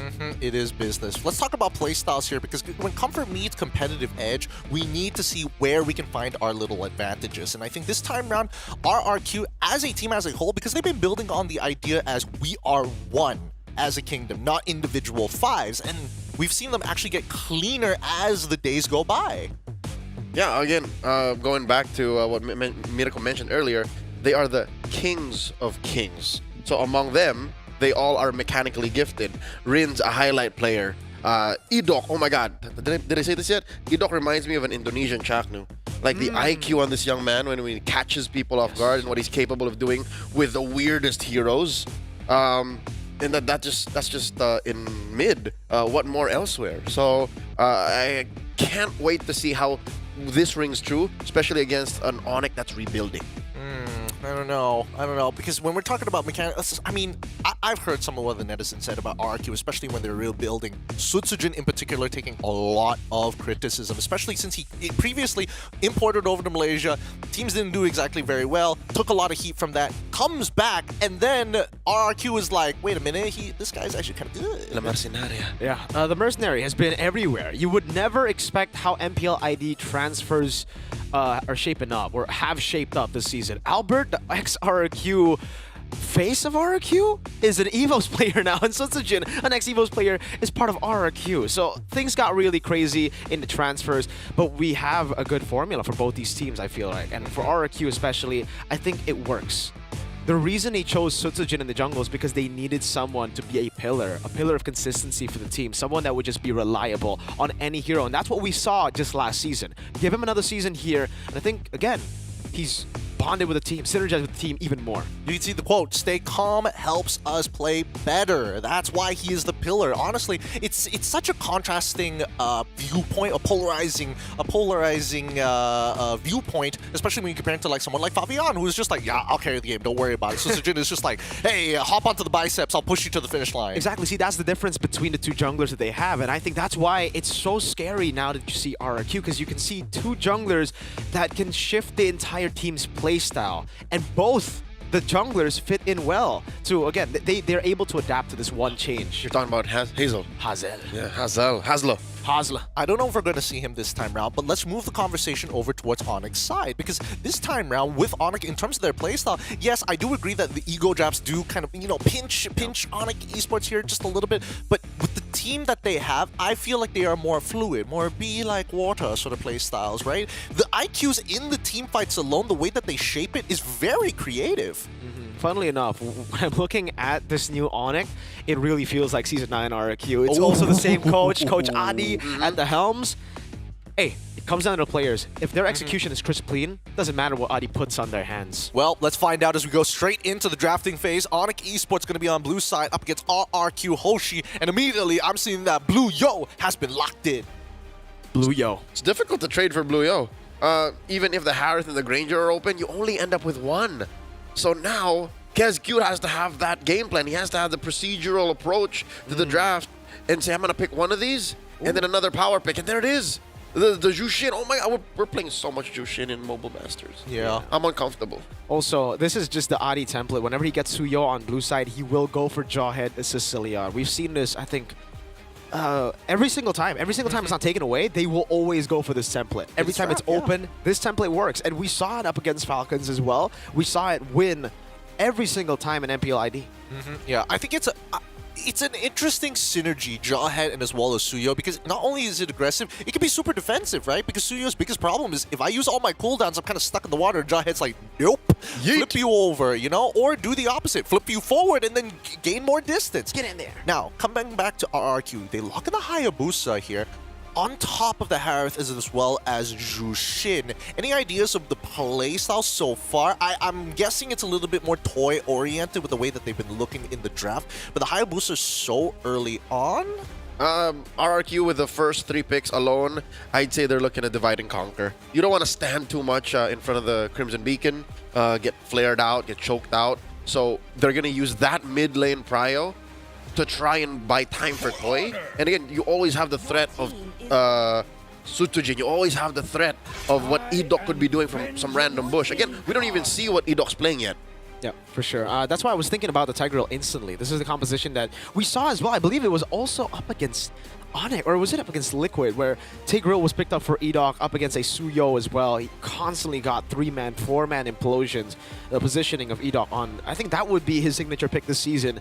Gatot Kacha, also a good shout there, something that they have been able to utilize quite a bit whenever they have a Juicin, just for that extra, the capitalization on the initiations. But for RQ, yeah, this is a teamfight composition. There's no hiding that here. For Onyx, it's much more control neutral objectives, get the pickoffs, and then wait for Sans and Savero on a Moskov usually to get the item power spike. So the Moskov's taken away, and now we're back to brain games. The Royal Duo in the Royal Derby is paying off. Like, this is the chess game we expected from 2 high IQ coaches. Absolutely, but it does feel like RRQ is more than happy. KSQ is saying, hey, if you want the Granger, that's totally fine. It feels like he has a plan for it already, because Hayabusa's biggest problem is when you pump up too close, and considering that Jawhead doesn't really have a disengage mechanic where he brings himself along, therefore, if you dive too hard, you leave your backline open, and they're going to go with the Padang as well for that extra level of peel. This is looking kind of interesting.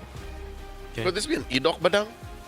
This could be an Edok Badang right now. I think it really depends on what Onyx decide to go for their 2 last picks. The Phobius comes through. Oh, and a carry for Onyx. Again, something we have seen before for Savero. He's very notoriously as well in the loser's interview whenever he plays the carry. I think they blocked out the high loss by picking the carry. They truly have. Again, the Jawhead plus the Suyo is already a problem for the high lows. Had the carry, say goodnight to a high lows possibility. But yeah, this is his second favorite pick over the Moskov. There we go. That's the Franco as well. Interesting composition coming in from RRQ, because now they've got, again, you mentioned divide and conquer. They have a lot of small synergies, and those small skirmishes can be very effective if they start that snowball. Onyx, on the other hand, it's clear that they have certain synergies, but at the same time, their team fights can be very deadly, assuming they even find it in the first place. With that being said, I'm going to leave it to our casters here as we're going into game number 1 of the Royal Derby between Onyx eSports and RRQ Hoshi. This is Leo and Merkel. Please take it away. Into the land of Dawn we shall. In just a few moments, we'll be witnessing 2 world-class caliber teams out of MPL Indonesia battle it out for your entertainment and, of course, for the chance to top their group here in Mobile Masters. Mirgo, 10 MPL ID titles between these 2 squads. They've evolved and changed so much, but it seems like the metagame can only do so much to change the way they play. And I want to talk about that, Franco, because year in, year out, player after player, RRQ just produced so many good Franco players. Hey, you called it, man. The Iron Hook lands instantly in the game. Keyboy had to eat that. It's either he got hooked or Purple Bob got hooked. Would have delayed carries clear quite a bit. But yeah, it's so strange how RRQ are always able to scout some Franco. Gods against Suns! Pull back in, force the flicker. This is the RRQ Franco special. That's a technical knockout in my books. Already a massive, massive resource used up. Let's look at the emblems here. Oh, wait, unless Kaya wants to commit. No, just a little bit of poke to Edok, you know, punishing him for bullying the duo mid. All right. So that is a track and field run-in Franco and Edok, double movement speed buffs there. The Blessing of Wilderness and the agility. He wants to get around the map real quick. So Jin here, looking to punish Kairi by stealing away that gold. So far, Sujin has like a small EXP lead over Kairi. Yeah, just a bit here. The gold crab did go towards Kairi. I wonder if it's just... Oh, I guess the lethal wanderer, right? Yeah, he got the lethal, was able to get a little bit of a lead, but not by too much here. And just because they burnt out both the flickers on Keyboy and Sans, they just have so much more tempo to play around the map. Yep, they've been able to put themselves up front more to claim more of the EXP. Top lane is where the turtle will spawn first, between Dairin and Ryota. I think it'll take a while for Ryota to actually get the punishing Araki Hoshi for getting in the paint too much. That's a Phobius. He needs some level of sustain. Yeah, I'm thinking about the Franco pick again, and I think it is actually quite a good way to neutralize the Jawhead. Obviously, it takes a lot of skill. This ain't something that you can pick up just in your normal rank games. You gotta be as good as Edok, as accurate as Edok. But Turtle 1 can be started by Onic. Oh, where's the contest happening? It's already at a 5th. Rin's actually gonna go up. Tyron able to go for the Fist Dragon. That's a double stun. Tyron locking him down. Sunsujin winning the retreat battle. Despite having the Jawhead, he's just gonna be bloody hunted as Tyron gets a double. Dear God, RRQ Hoshi manhandling the members of Onic ID. Did you see that one sequence where it was a bloody hunt plus the Crimson Flare? Like, who was that? Was that Keyboy? Was that Ryota? They don't know where to go, up or down. There's too much. And the fact that Rins was the guy who started all of it. Play Surge. Kai, a bit too aggressive, gets Edok down, but his Bond Force will be used up. Kai falls again. Second death, only trading Edok. Toy is the boy you don't want to mess with early on. 3 minutes in, the Zaman Force defined what that team fight would look like. And yes, we talked about ad nauseum how a Suyo can fight deep in a pit like that against 3 or 4 opponents. Not when you have a Harriet that was ready to fight. Oh, Hook! What I mentioned earlier when it comes to reading out the map, Sutsujin not able to get onto Sans, doesn't go for the shadow kill. Doesn't want to utilize that resource. But yeah, if you have a guy as accurate as Edok on a Franco, it acts kind of like a Selena, right? You just throw in these traps or arrows, in this case, a bloody Iron Hook over to the... Wait, they're just going to go for the skirmish again. Kairi. Anime fight. Oh, that's a shadow kill. A solo assassination by the Mercenary. Toy in the bottom lane also winning on this matchup. Rins is coming in. Goes in instantly for the Crimson Beacon. Savero pinned down with Unstoppable Force and the ejector locks him back in the turret. A good flicker out. Another blink for Rins. See, that's the margin of error Rins is playing with. He can afford to be that aggressive. He can afford to get hit with the ejector because he still had his flicker. He knows the limits of his heroes. Now, what does Onic do with this? How do they turn around this almost 3,000 gold lead? The turtle is spawning in the same side of the map in the upper corner. What does this spell for Savero? I think, let me draw a silver lining here for Onic. The fact that it's so quiet down bottom means maybe they can come back through Savero. Could be. That has been, plan B for the most part for Onic. If it's not Savero, it's both the S's, Savero and Sans. Turtle control, though, fully in control of the kingdom right now. That's going to be, again, the pin down over towards Ryota. Wasn't able to move the Iron Hook and the Sanguine Claws there. Going to be able to land as well, but Keyboy is a bit too low. Another Lantern Flare over to Ryota, forcing him to go and Infernal Pursuit in just to get bloody hunted. Edok, ever so disciplined. Orthodox. Edok. He's looking for one more. Oh, cancel. Doesn't go for the hook, just saves it. There's Keyboy, walks up. That's a shadow kill. Over to Sans, 1 HP. Good ejector from Keyboy to disperse that shadow kill damage. Impressive juggle on the slashes coming in from Sutsujin. A flicker was spent though. So that is more time for RQ to keep on, keeping on, pushing it against Savero. Still trying to escape there, but he's pinned down. Tyron is on a killing spree. And Leo, you were talking about, again, Edok doing so well, Rins as well, but for me, a lot of times, it's that XP, setting up for the team, and this time actually getting most of the kills. You cannot deny Dairin's aggression. Hell, it sent Ryota away. Like, Ryota doesn't even want to lane against him anymore. Given we are in the post-laning phase, approaching the 6-minute mark, last turtle of the game, what are the odds of that spawning the same spot up top? Chubby Wave left down bottom by Toy. And this is good. I was about to say, hey, Araki Hoshi, they're so far ahead, right? They're so aggressive with their lead. 5,000 in. Oh, they come in. Uh-oh, Kyrie not going to be locked up just yet there. Oh, it's Keyboy getting this match. So Sunsujin dives into the back again. The shadow kill over to Ryota, forcing a flicker. And they're underneath tier 2, juggling the third aggro. Ryota gets popped by Rins, and they convert just as quickly. Cha-ching! RRQ Hoshi up 6,500. Severo gets a trade in the bottom lane, but man, it is looking rough for Onyx. 10-1, absolute domination. That's an understatement, man. 6,500, 1-10. Here's the question. If Sans isn't well protected by Keyboy anymore, what do they do to protect Severo when Onyx cannot protect that mid laner core, right? RRQ Hoshi at this point, I'll tell you now, they haven't even really used their flickers as much. The last time we saw flicker used by RRQ was Rins down bottom. So what if they started flickering forward? Exactly. It's also the layers of CC to deal with Severo on the Purify. Initially, up against this composition, you could think, all right, Purify, that's the way to go for the carry. But then you look at it again, you Purify one, there's going to be a Lantern Flare, the Badang's probably going to bait it out before the Iron Hook, or vice versa, and then you're stuck just sitting there. And there's a Deus Ex Machina. Flicker, suppression, flicker, bloody hunt. Like, there's nothing you can do against that. So now Onyx have to go into problem-solving mode. We saw it yesterday. Wins the crown, first item for the Franco. We thought, okay, they were so far ahead up against a lesser team, a newer region. They're doing it against Onyx ID. This seems to be Edok's MO. This is the way he does things. So it makes sense. Again, we can make sense of it. He flickers in. Again, winner crown and then re-engage, or I'll bloody hunt first and then winner crown and then re-engage. He's just making a hero that has like 6 skills. 7. 9,000 gold lead. They're beginning the clock at this point, Leo. 8 minutes in, we're seeing a 9,000 gold lead from RRQ, and they've effectively neutralized Onyx ID from even farming. Everything's frozen up. There you go. Oh, there's an attempt, but the fist crack comes in. Keyboy flickering. Oh, gets great ejector over to Sunsa Jin. Way too aggressive from the Merc, and he gets punished for it. I don't know what the rest of RRQ Hoshi were thinking. There was enough attention placed by Onyx in mid for them to try and defend down bottom.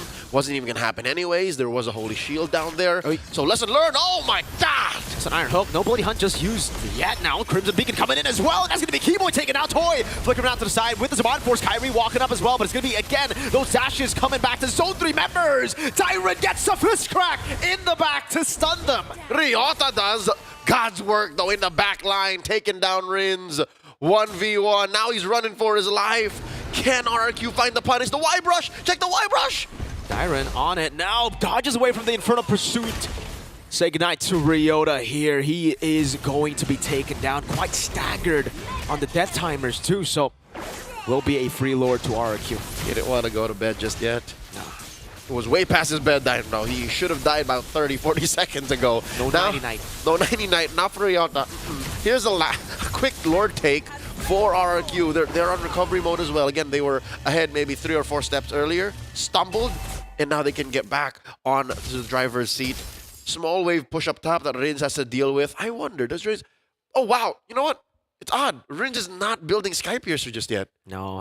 Again, this is the systematic Heskute RRQ. He don't want no crazy. No. Previously, in the past, you would see Rins go for Skypiercer. He's that type of dude to flicker forward, to make these plays, and to carry the game. Now, he knows when it is just a utility job for him. He doesn't need to go for Skypiercer. Might as well go Blood Wings, add a little bit more sustainability just to be there longer. He's a role player, so he's on his way to a Clock of Destiny, for those of y'all wondering. And currently, the cores for Onyx are still starving, folks. This is not a laughing matter. It's 9,000 ahead for RRQ, and now they're clocking in the base. Mid lane is where the Lord crashes. Oh, Son's gonna be taken down by Sun Sujin. The mercenary finding a kill out of thin air. Still with the Lord in the mid lane, marching down. They're looking for it. Ryota trying to front line now. Sun Sujin, another quad shadow over to Ryota. Doesn't want to take it yet. Lord gonna be cleared out. Another wave. Crashing up top, Toy dealing with the base turret. A slow and steady push by RRQ Hoshi. They want the siege, they want to win! Fist crack by Tyrant on 3, locking them down, and Toy is just wreaking havoc. That's a double for Toy, a triple for Toy. Sans going to fall as well. Everyone getting something in the end. The King of Kings first on the board in the Royal Derby in quick fashion. beautiful game coming out from RRQ. Oh my goodness, from the first minute of the game, they did not lift their foot off the gas. Mirko, this is the first time that Coach Adi's opener in the Sicilian, Suyo and Jawhead lost. I was about to say that, Leo. The first time they met in MPLID, it was with Rez and CW. It was a complete outdraft. I can't say the same here. They executed the game plan to perfection. That was beautiful. It really was. Again, it's all the small things that added up. Initially, it's just, hey, you have the Jawhead. Okay, Edok, walk on in. If you don't slow the buff, it doesn't matter. We get information. Level 3 gank on towards the mid lane because they know, hey, it's Jawhead. They want to help the fast clear on Sutsuji, on to Kairi himself. And they found the initial punish. They got so many battle spells in less than a minute. Yep, it was a game of inches. And then you blink, next thing you know, light years apart, RRQ and Onyx. I love how, again, I would assume that we can't hear it. We were not privy to the pre-game and post-game, but all according to plan by KezCute, and you end up with this kind of a scoreboard. I think my favorite part about how RRQ has been playing it is the fact that, yes, this is a very skirmish-esque style of composition, but it also shows one of the blaring weaknesses coming in from Onyx. If too many things are happening at the same time, and more importantly so, you lift up your hand, force them to look at it before the incoming haymaker from the opposite side. Sucker punch. They don't see it sometimes. Yeah, as we were saying in the draft, right, when we saw the templates, Suyo and Jawhead, you're going to be really good at controlling the neutral objectives through isolated fights. You need to go for those isolated fights. You got to try to look for pickoffs. And RRQ just said no. They just went in. They're like, no, we're not going to try. We're not going to let Dyron get isolated. He's going to go in, get an AoE CC. Then the layering of CC that comes in is what is truly beautiful. Rins, Lancer. He engaged that first turtle fight, by the way. It was Rins. Yep. He was very, very confident. And I think he also knew that if anything, Dyron could have bailed him out of the situation if necessary. So I really like the ideas coming up from RRQ's side. But it really makes you think, right? Onyx, how are you going to start adapting into this, especially taking a loss like that? You walk away with not much to really sink your teeth into. It's like, what are we doing wrong? We sucked in like the first minute and then snowballed out of control. That doesn't really give you much to work with in game 2. Yeah, no, that's cause and effect. The whole first half of the game, the first half of the draft is what defined what RRQ could get away with. Because look, gentlemen, go on a journey with me. Take out the Harry, take out the carry. This would still be the same result. Yeah. This is just the payoff. It's just that Toy got the snowball out of control much faster. Savera was almost a non-factor. The goal lane was just a bonus, really, right? I mean, Toy, again, like you said, Toy, Savero, you remove both, and the outcome would have been probably the same here. Maybe even more dominant, considering there's not enough cleared for the Lord without Savero. Yeah. I suppose so. I mean, I don't know. Maybe priority could have been something a little different here in some of the picks, but inevitably it comes down to that first 3 template that we did see coming in from Onyx. I think Adi is going to have to relook at the books. Yeah, no, the fact that we've seen it how many times, Mirko, prior? 3 or 4 times already? Might have been a reason why RRQ was so ready to give it away. It's just, we've seen this. We've watched the VOD 33 times. Dyron, you do the thing. Dyron on the Badang, and I think this is the reason. I'm not sure entirely, but again, for the Phoveus pick of Onyx, it really feels like for Phoveus, you gotta win your lane. You gotta be ahead. If you're not ahead, you can't really impact that game too much, especially if you're behind. You're behind, you start jumping and you die, right? And Ryota couldn't really have a significant impact in the game because all the way from the start, they lost the first turtle. With this template draft that they've gone for with the 3 first picks, they would always win out early. That's how the Phoveus would get going. That's how Savero would be able to get his item power spikes at the right time. I think this is why the Badang was such like an incredible pick here, because again, it's kind of like a non-factor. It's like, oh yes, you could win the lane if I interact with you, and Badang is like, nah, you get too close, stay back. Stay back, sir. He can say that to 3 different people at the same time.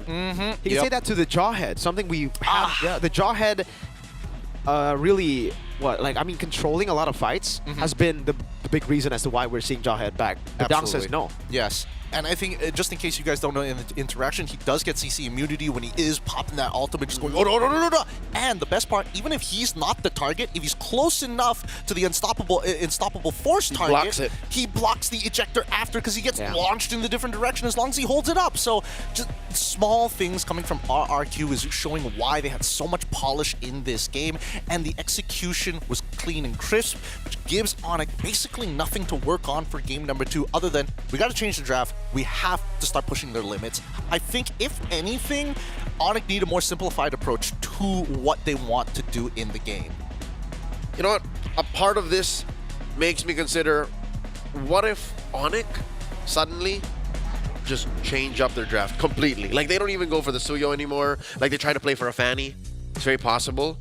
What if they try for a different gold lane trade, or they really invest in it? Because maybe they might see this as a, Savera ended up with a carry, and we didn't even find the Hylos block. So we can go for that. Give him the Granger. Give him the Harith. I suppose it's tough. Like, let's say we switch the carry out for like either the Granger, or maybe if luckily enough, you know, in the first phase, get a Moskov early on, just to try and contest for that bot side priority, but still somewhat be able to rotate early into the fights. Would that have made a difference? Because we saw, right? Oh, you carry, you lost priority.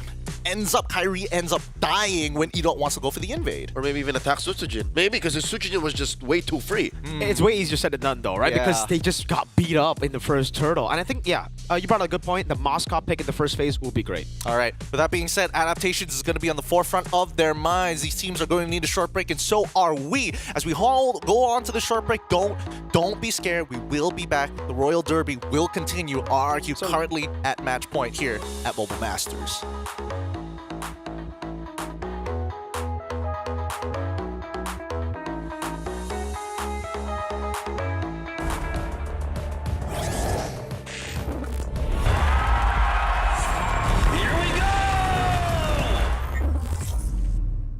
The Snapdragon Pro Series is brought to you by Snapdragon Elite Gaming and DHL.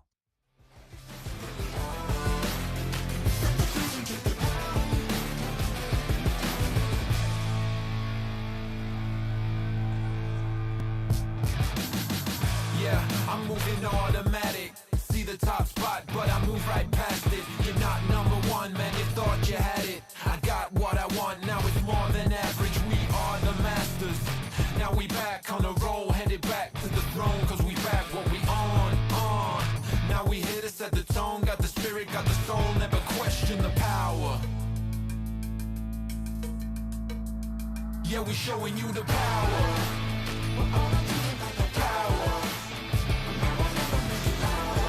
Make it loud.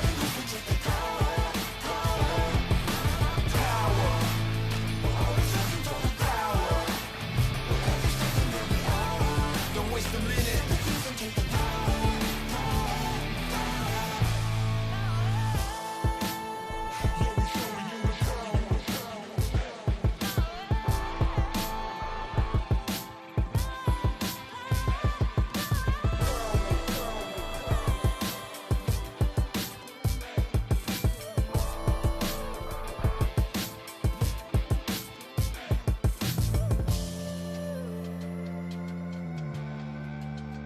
Yeah, we showing you the power.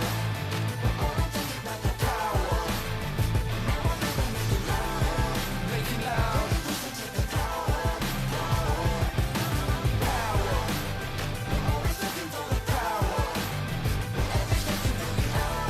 Don't waste a minute. Yeah, I'm moving automatic. See the top spot, but I move right past it. You're not number one, man. You thought you had it. I got what I want. Now it's more than average. We are the masters.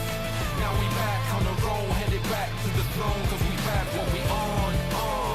Now we here to set the tone. Got the spirit, got the soul. Never question the power.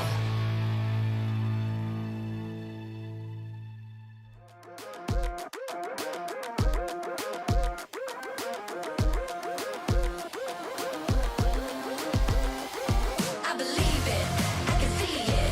If it's in my sights, I achieve it. Ain't no leaving, no defeating. Show up, complete and repeat it. Every day, rule that game. I always go 100%. Start to end, to the end, out or in. No between, you gotta go 100%. Play to win every single moment. Caught up in the motion. Got no use.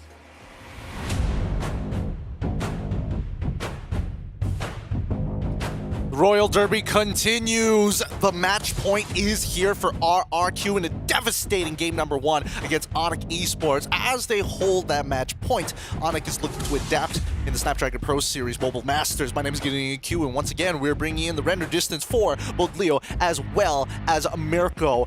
They're going to be your casters here, and again, the discussion is really, really tough. There's a lot of good things going on for RRQ, and it's pretty difficult spot for Onyx because they're left with basically nothing other than maybe you could change the draft for game number 1. Yeah, I think we were talking about the Moscow pick coming in. I think that's good, really. Getting the marksman in the first phase for Severo, having someone able to impact the side lane is going to be good up against this kind of composition who wants to team fight, who wants to group up together. But the Moscow will not save him from the Franco specialist. The third, fourth coming of this designated role. Yeah, I lost track. But yeah, following in the footsteps of Vin, of Naomi, is Idok, who has played, according to the record, Franco twice and won as well. He's killer. He's a killer. He's an absolute monster, right? Hide your kids, you might snatch them up. It's dangerous with his iron hooks. We've seen the devastation he can cause, but more importantly so, the information he's allowed to get from this hero alone, with RRQ working as a complete unit, using an entire city's worth of resources to put somebody behind. I think that at this point, it's scary to think that Onyx might even consider going to the red side. You know what, Gideon? Mirko said something that I really love. Obviously, it was absolutely genius the way you said. His Franco plays like a Selena. Like by throwing a single hook, you zone that part of the fight, and it changes the way a team like Onyx approach the formation, approach the whole engagement. And we saw that in game 1. So I might even say, is it crazy that Onyx maybe bans out the Franco? Because, oh look, wait, hold up. RQ chooses red? It's Onyx that chose blue, I believe. It's loser's pick. It's loser's pick. Oh. Fun fact for you guys. Onyx have a 0% win rate on red side of the MPL ID to this day. They've only gotten game wins on blue. So either way, they can end up with a Franco. It's a big yikers. It's a big yikers. I mean, they can't end up with a Franco unless Onyx have decided, you know what, I'm sick of this, but that opens up the draft even more. And I think maybe even to RRQ Hoshi's favor in this case. The real question for me is whether or not like the Kalia ban is going to come out, or whether or not it's just going to be waiting. Oh, Jushin for the side of Onyx. Do they want to make sure that at least Ryota can participate in these fights and not think too hard about like, once you're in, you're in. You can at least fight it out and buy enough time for the rest of the team to catch up. Yeah, I think that's pretty fair. I think that's I mean, if they want to go for Phobias again, right? Granted, if they go for the Kalea, Suyo was the final ban. So leaving out the Kalea, banning out the Suyo, Kalea gets picked up. We did see Kalea, Keyboy play the Kalea, I think yesterday, right? It was also a win for them. So something that Keyboy should be pretty comfortable on. But again, it's the same picks for RRQ. But I think now, even better, they don't have to deal with the Suyo. So did the composition work because of the Juicin though? I feel like the composition forces Onyx to not make mistakes. And I think once the snowball is achieved, then you've kind of concrete what you have already wanted to do. Now, Onyx go into the next 2 picks. Oh, they go for the Moskov, but they also go for the Hanzo. Is the Hanzo the answer where it's like, I don't need the draw head to speed me up. I'm a power farm myself. Yeah, I feel like it's Kyrie who gets compromised this time around instead of Severo because of the early prioritization of the Moskov. Now RRQ, they're playing with the same tempo. Maybe to double down, yes, partially the Zushin did make that snowball worse, made it go faster, but I think they could replace that with just pure damage. I think they overloaded on CC, if anything. They did, and they're still trying to plan for that, right? The Badam pick comes in, again, a great flex pick. They can still utilize that in the second phase.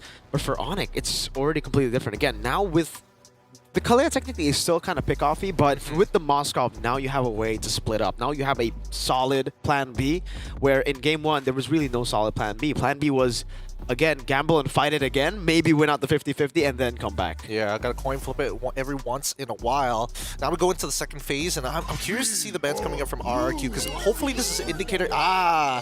We do see the glue. So RRQ, they could still look for that like skirmishy style that they did in game number 1, or it could just be, all right, sure, we can't go into your jungle because, again, this Hanzo into the Hayabusa, it's going to be a non-factor once he hits level 4. So maybe we look at Ryota.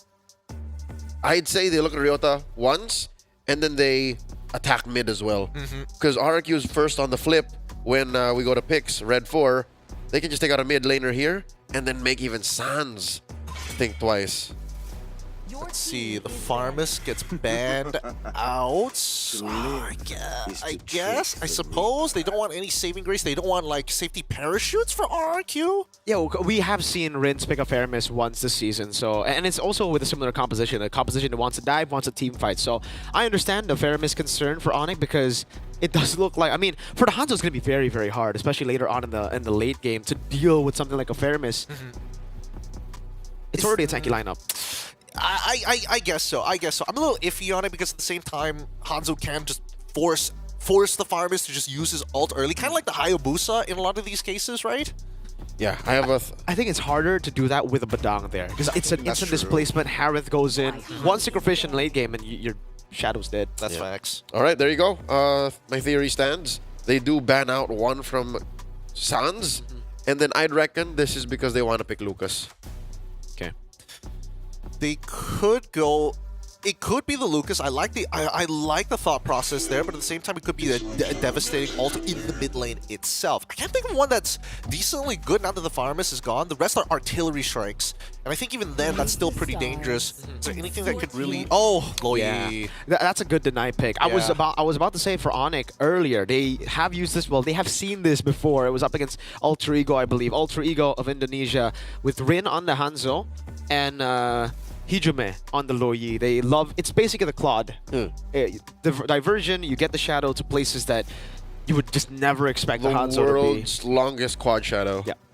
I love it. Again, this is them playing in a very similar way, but also kind of different angles from game 1.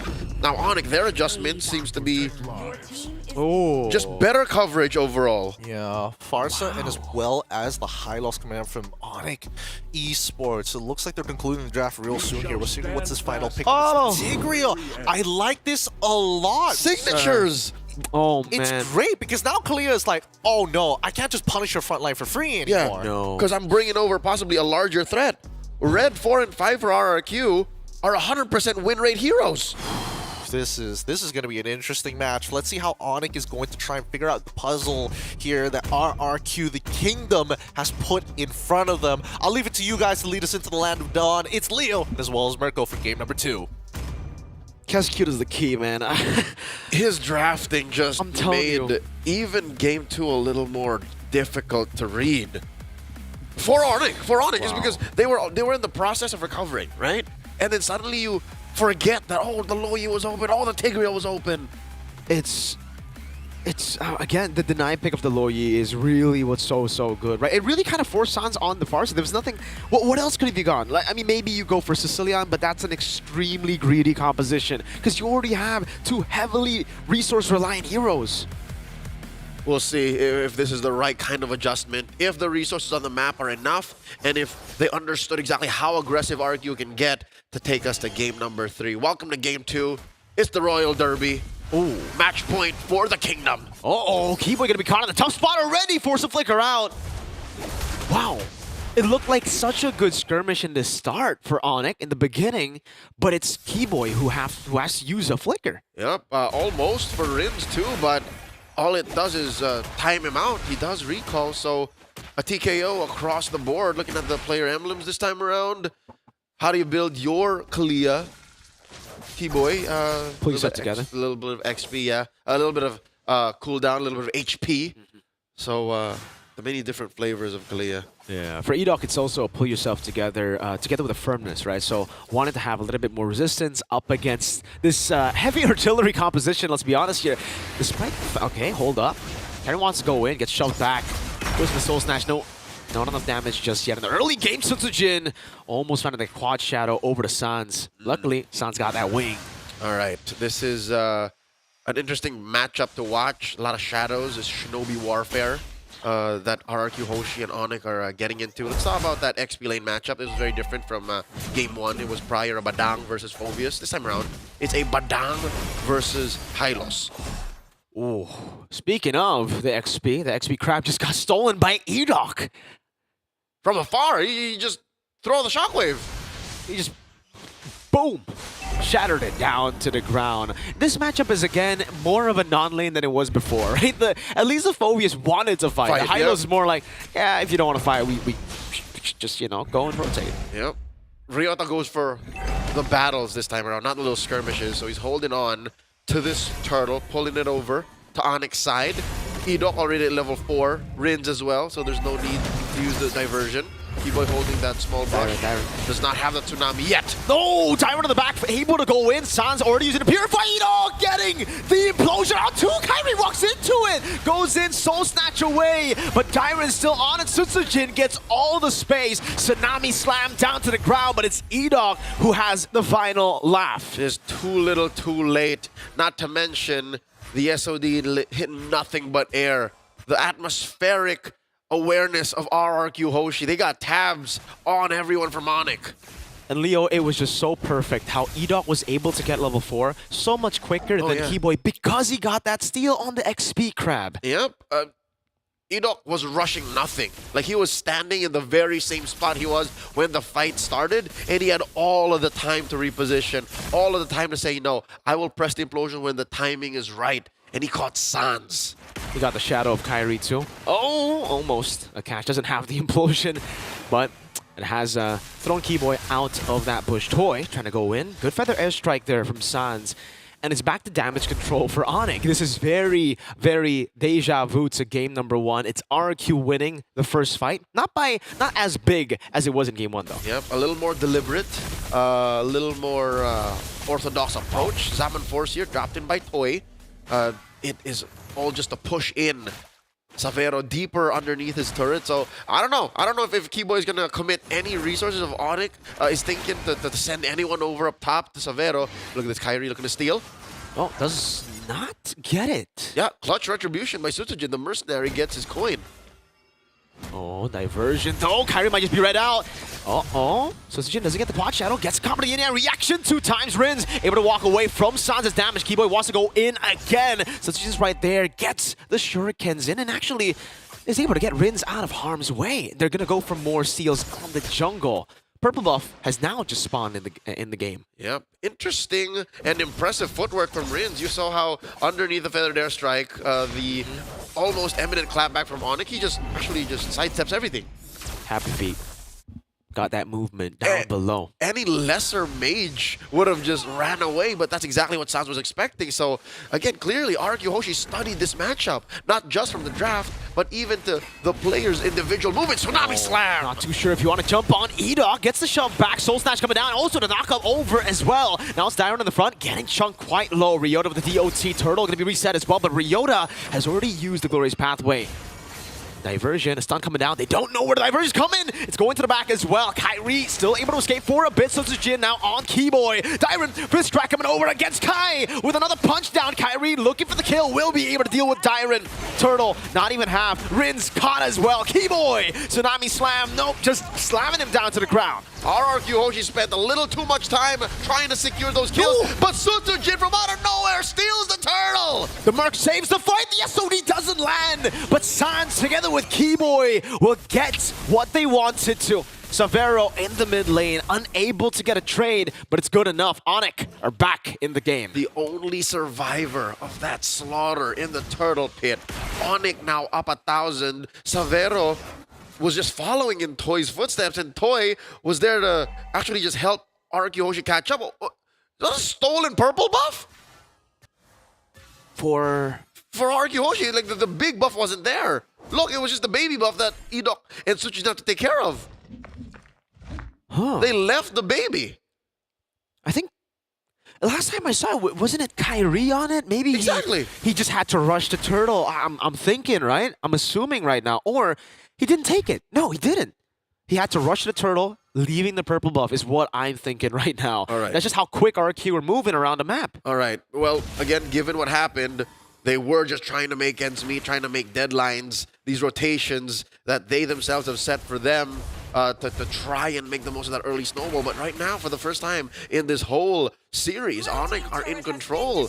Although there are some movements on the map, developments that allow for RQ Hoshi to get back into the driver's seat. That's a first push up top by Toy.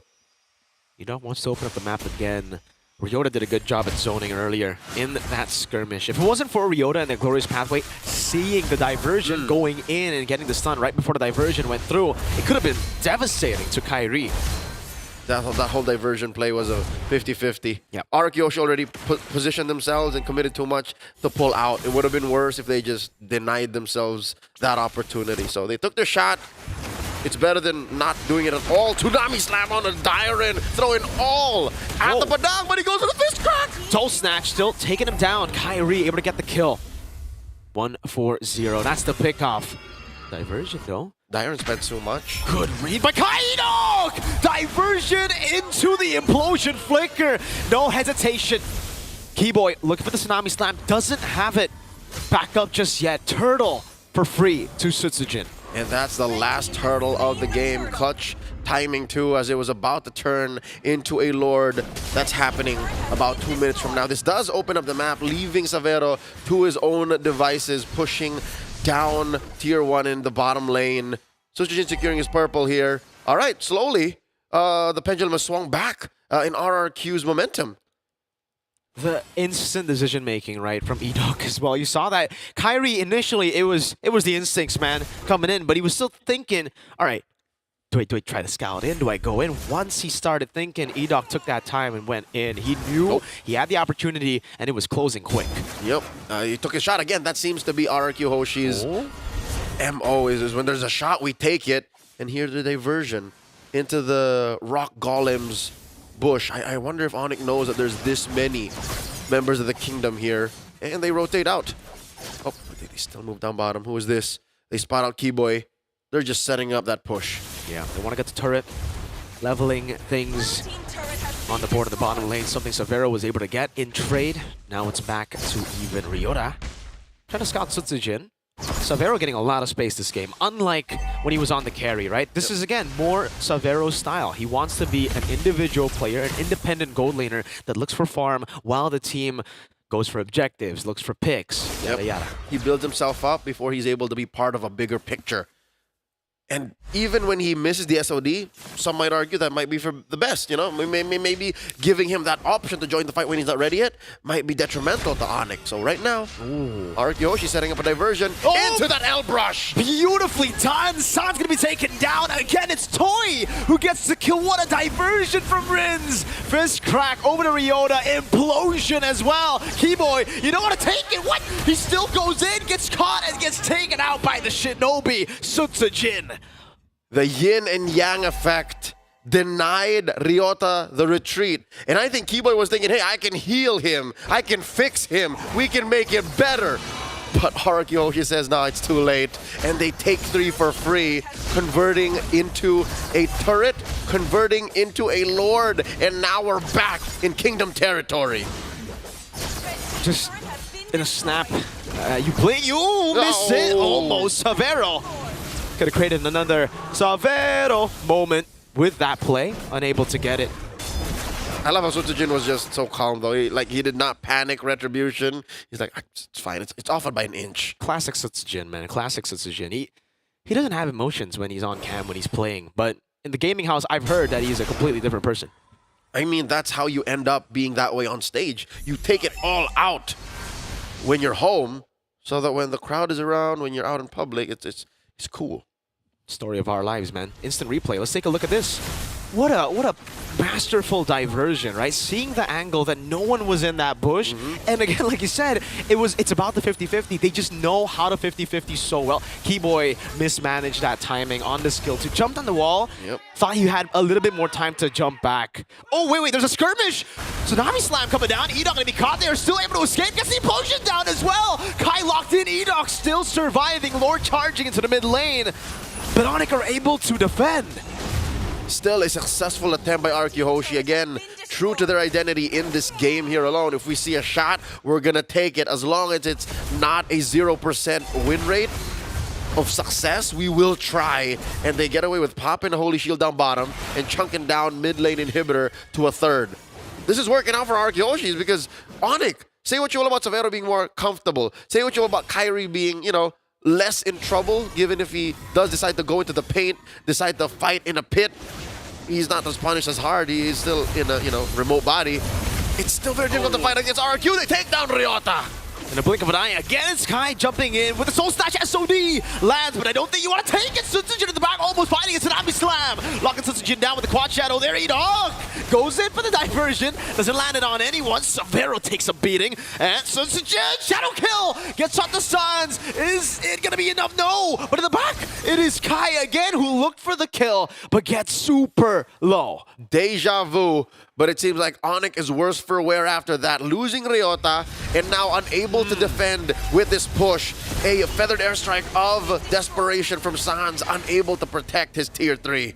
Zoning Quad Shadow from Sutsujin, putting Severo outside of the range of that turret to defend it. And again, the diversion. These diversions have been so quick, so decisive from Rins. They are unlike any other diversions from other Luyi mains I've seen. You know, Super Friends, it's very deliberate when he does it. The likes of a few he tries, you know, they end up as post-engagements. But Rins does it on the flick of a dime. Is he just the commander? Is he RQ, the kingdom's commander? Rins? Always finding angles, going for diversions, even on a juice in, engaging, setting the sights for the team to go in. That's the kind of player he is. Checking out the items right now. So far, oh my god, look at that lead. Both on Sutsujin and on Toy. These cores are out of their minds. Is that a concentrated Jenny on the way? Yep. On the way to the concentrated energy. Once we get to see that, oh, it's done. Built up. All right, so we're probably going to wait for the... Oh, look at the bush. E-Dog with a conceal key waiting to be caught. Two-man implosion! And the burst is there from Toy and Rins. A double for Toy, and RRQ have just gotten so much of that diversion. Less aggressive teams would set up a diversion like that, but they would want time SOD thrown out, not gonna happen. And they would make sure the coast is clear. Not RRQ, not when the commander, Rins, says we go now. Phenomenal stuff from the Kingdom, man. A completely different team to, again, just from last season. In the preseason, we saw this team in the APAC Snapdragon Pro Series when they just debuted Toy in his first ever event playing for this team.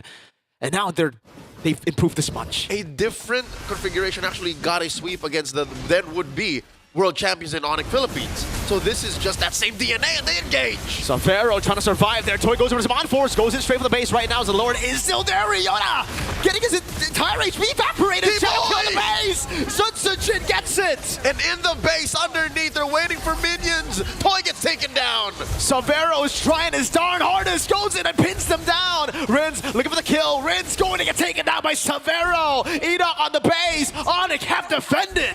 It's not over just yet. An SOD thrown out. Severo, Sans, and Kyrie, mission accomplished. It's not over till it's over. Call it mission impossible for Onyx. A comeback in the 15th minute against a very, very ahead RRQ. 4 members down, and they have 5 up. I don't think the death timers are that long for them to be able to punish all the way, but at least they'll be able to get a tier 2 here. It won't end just yet, but this does put RRQ Hoshi in a very human position compared to where they were then. Gods staring down from the heavens upon the Sky Kings. Even beyond the clouds sit the King of Kings. That's what it was for RRQ Hoshi about a minute ago. And then suddenly they overextend, take too many turret hits underneath the damn base, and now they're here. Just what, 2,000 gold ahead. They have to play for this next Lord, man. They have to play for the next Lord. Now the question is, did they lose their mojo? Did the commander, Rins, lose his Riz? Are they going to start taking diversions more conservatively? Because they shouldn't be doing that, in my opinion. Oh, Kai doing a lot of damage there. Yeah, it's definitely a setback. I don't think they've lost. Oh, diversion against Severo. The man who saved them just gets obliterated. Every single time you think there's going to be some space to breathe, they say no. Sutsujin engaged on Kyrie, getting caught low, half HP with 1 Chrono Dash. That is the mandate of the commander. We end it now. Glorious Pathway set it by Ryota. Still, the number 1 priority, defend. The base will just be cracked open. RRQ gave Onyx hope just to take it away with one last diversion. The kingdom rises here, Leo. The Kingdom, as you call it. They've done it. And more importantly so, your predictions completely right. 2-0 sweeping victory. GG, well played. Viva RRQ. Jaya, Jaya, Jaya. I am so Kingdom right now. It's great to see that RRQ is really found. Like, there's like a pep in their step, you know? They're making a lot of great movements, decisive calls, and that's something that we've wanted to see from RRQ ever since last year. And I think this is what they needed. Ever since the pre-M6 season, we pegged RRQ as the super templated, clean playing team, right? Under the command of KezCute. But I think they just needed this frontline commander in Rins. Rins then was playing as a highlight player. Rins, I remember, played a lot of these Kadiras, played a lot of these Eves, but he was playing mainly for himself. Farsas. Now he played as a Zushin. Now he played as a Lo Yi.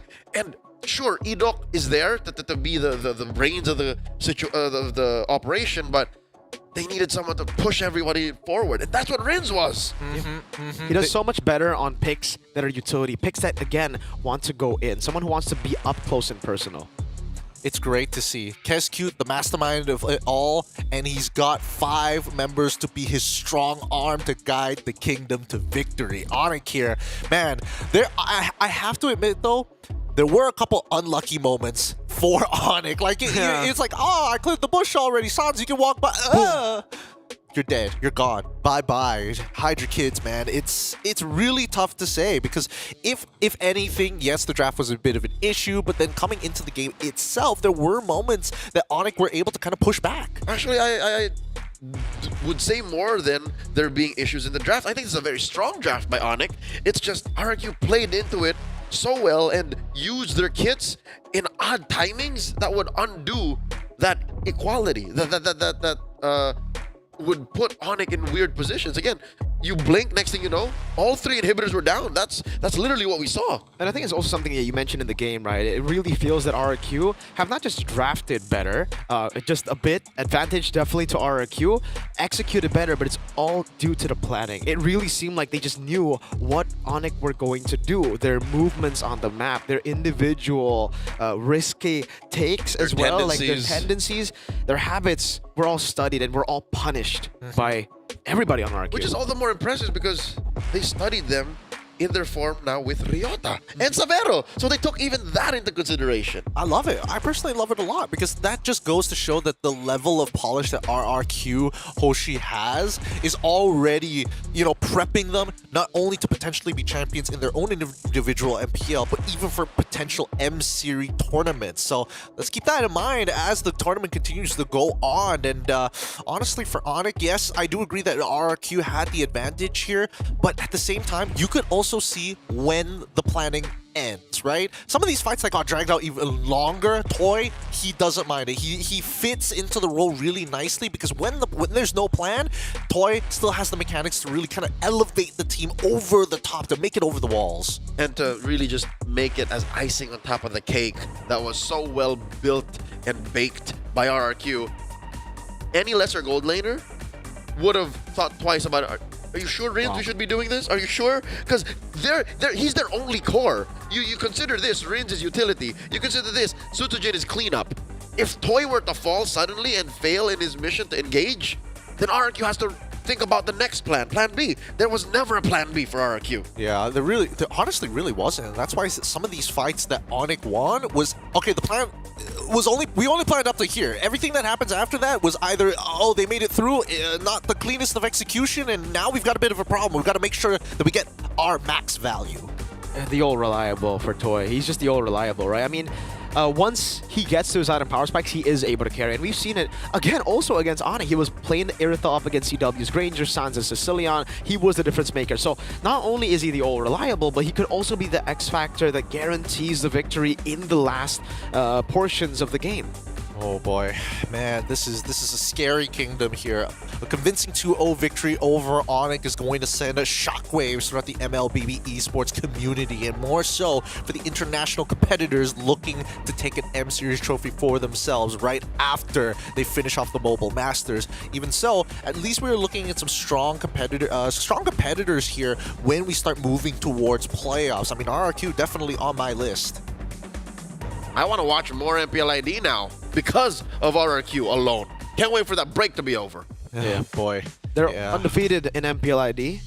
So far, they're undefeated here. They have not taken not even a single game loss just yet. Not yet, not yet. And I mean, it's great to see. It's great to see everything kind of, well, the big profit, because they've invested so much for such a long time for the side of RRQ. And I mean, the fans are always going to be with them. I know that for a fact because, again, the turnout for RRQ games is always going to be ridiculous. That's the brand they made them for themselves. But this team is something else. It's something else. We'll see whether by the end of the year it's going to be something special, like truly special, to put Indonesia back on that, back on the World Championship map. But until then, this is going to be a fun time. Yeah, it's not just the fact that they've invested so much, but it's also the fact that they've learned so much in the past, from the past, right? I think their time with Arcadia as well, not really trusting him to build what he wanted to build, changing the rosters constantly. They finally understood, all right, you know what? Maybe it is time for us to trust the players, trust the coaching staff, especially this very, very young roster. When they got Edok, Rins, and Dairen, I felt it's finally, if there was a time for them to stick to a roster, this would be it. And then the courage to say, Skylar, thank you for leading us into this new age. Now it's time for Toy. This roster right here, this undefeated roster, like sometimes you would say, teams got lucky in their brackets and their groups. Now they played through the strongest teams and are still undefeated. Oh boy. Oh man, Mobile Masters, man. It's great to see having these like pre-international, technically internationals before internationals happen, just to get a little bit of a taste of where everybody's power levels are currently at before we get into the M Series itself, and even their own local leagues. But with that being said, though, before we get, hopefully the interview is going to be coming on soon, because I am curious to know what exactly, like, if they could mimic KezQ, what would he be sound like? Is he a chill dude? Is he the kind that screams at your face behind the scenes, but in front of you is like, pick this? Do that. From what I've seen, Mr. Kez of House Cute, he's pretty friendly. He's just he's a calm dude. I've never seen him scrim before, but so he's got that SDL vibe. He's got the SDL. They were actually teammates back in the day. Exactly. See, I had a moment in M6 that talked to both of them. They give off the same vibe. That's I guess why these younger squads, these old franchises with younger players take so well to their coaches. Honestly, it's like the perfect mix, right? Because you have technically these people understand the esports, because they've been in the esports scene for a pretty long time prior to MLBB being the latest and greatest so far, especially with Indonesia. Players who know, or at least who kind of grew up while they were in their young careers, are going to be looking at them and being like, this guy knows what he's going to be talking about. He knows what we have gone through as young players. I can't believe Bigatron let him go.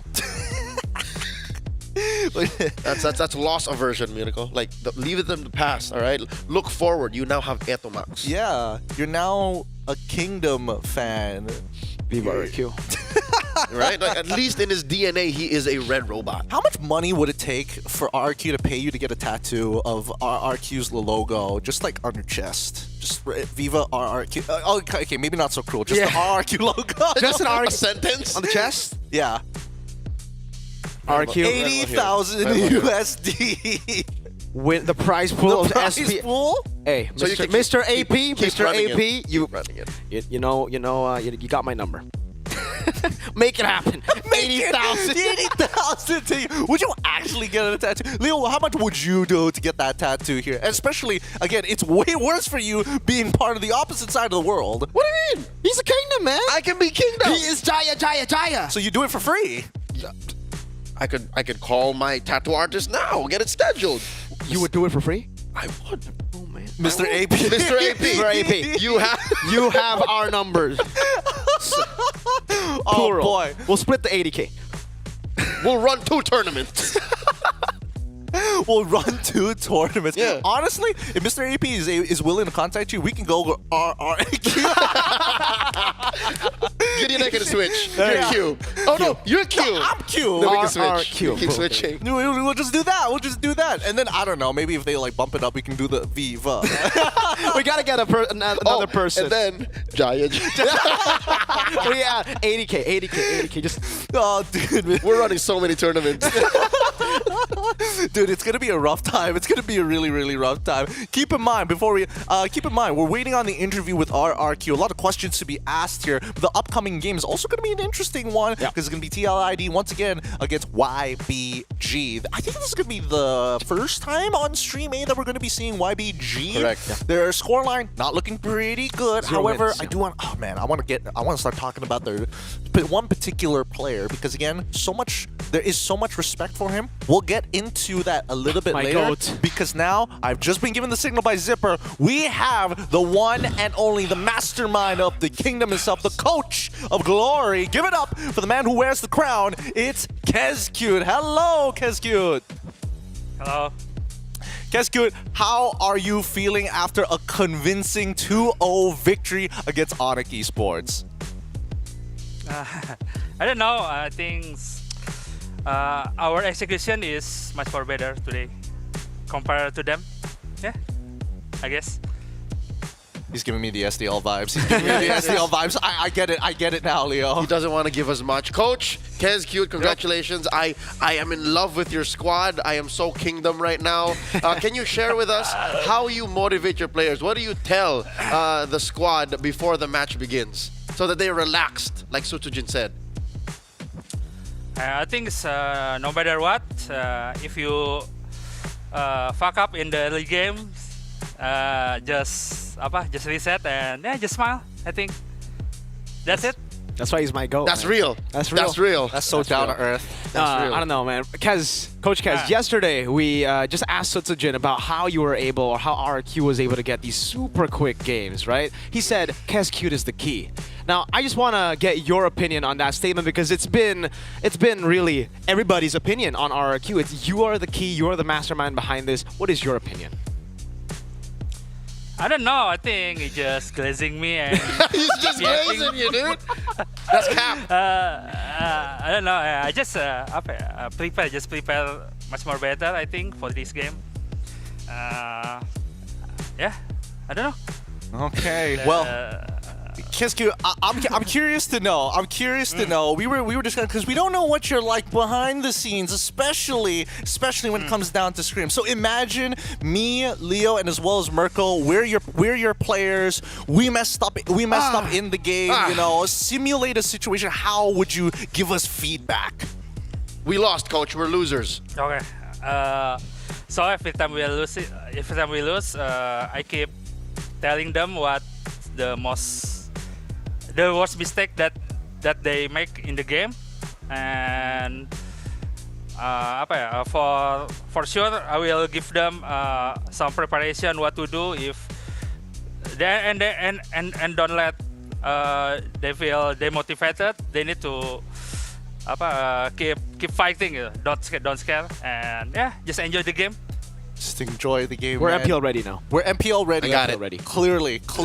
Thank you, Kezcute. Man, I want to see, dude. Kezcute, I wonder what it's like. Are your players?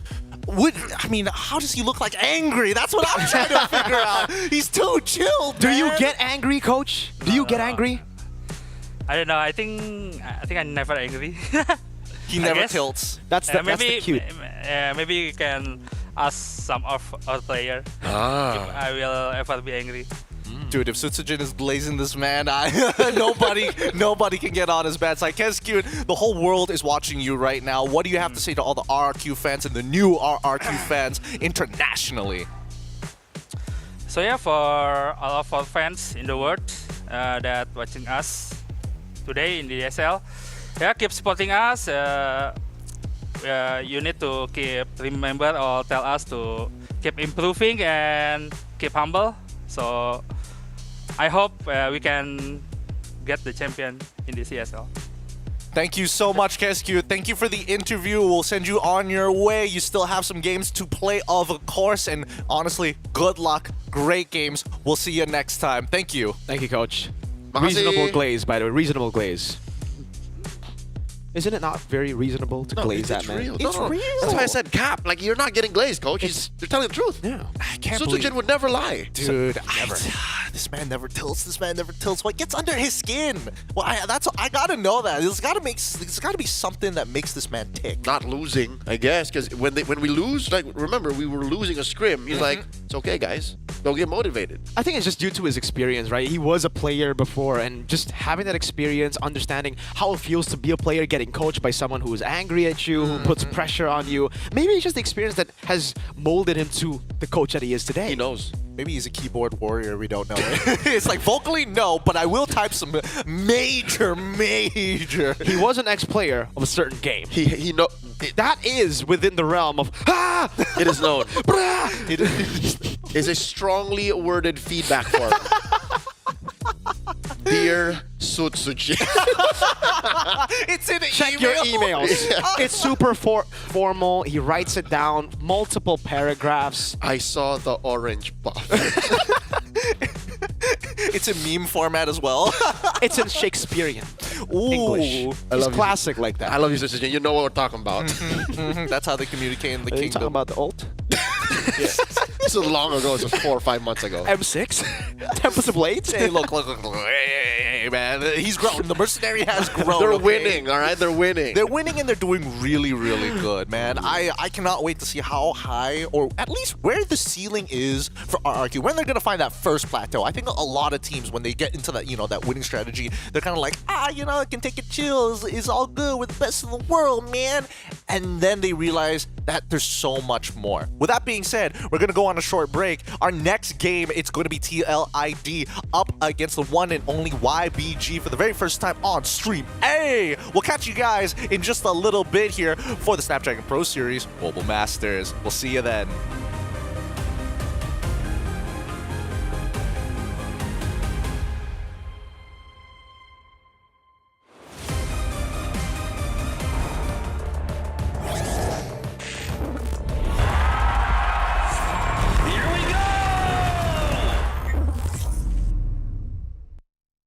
The Snapdragon Pro Series is brought to you by Snapdragon Elite Gaming and DHL.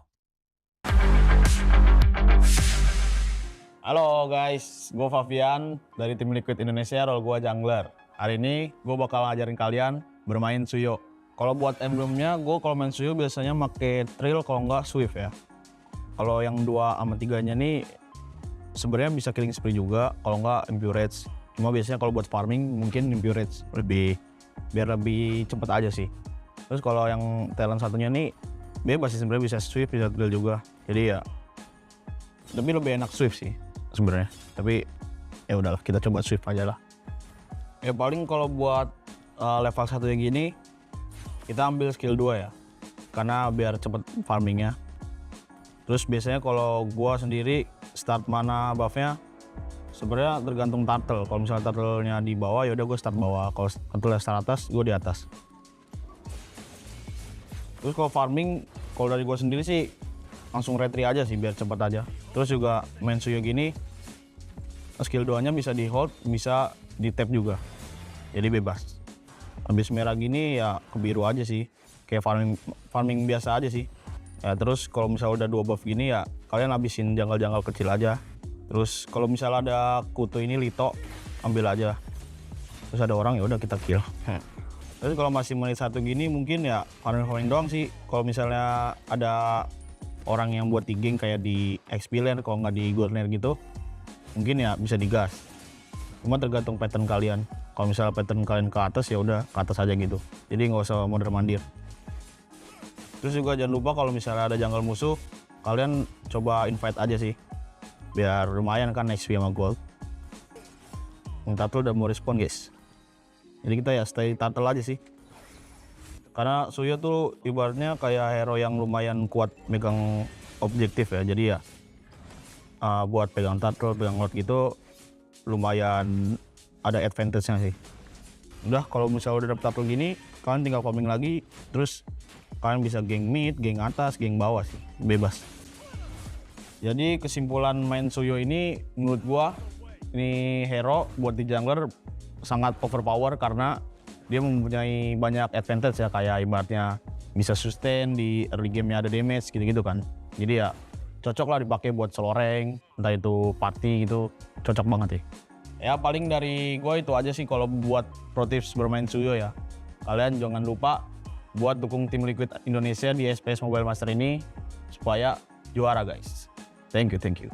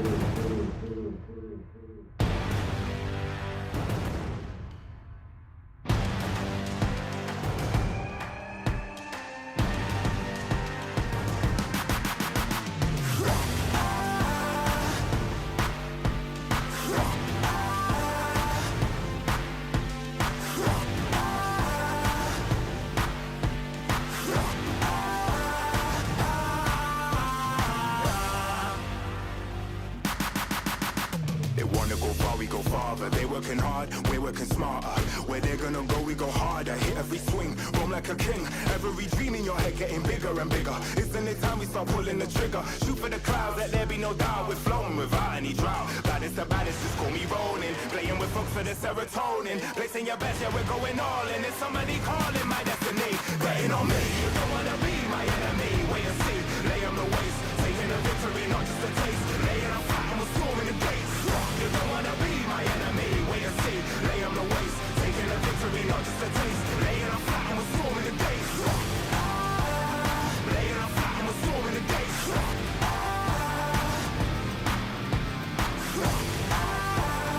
Laying on flat and we're storming the gates.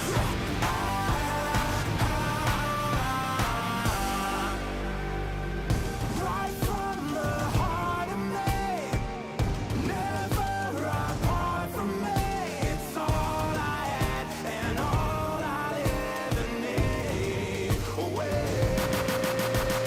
Way too close to call it. Taking a leap and we're going all in. Baddest the baddest, just call me rolling. Blessing with folks for the serotonin. I'm betting on me. You don't wanna be my enemy. Wait and see, lay on the waist. Taking a victory, not just a taste. Laying on flat and we're storming the gates.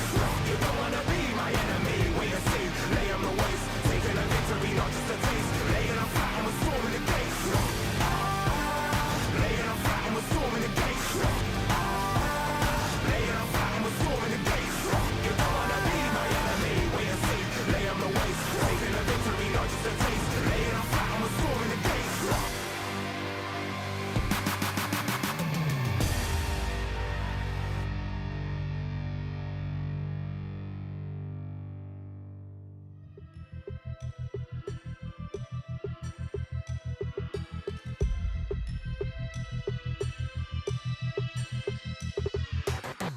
It's a madhouse, it's a madhouse. Had a lot of people showing me some mad doubts.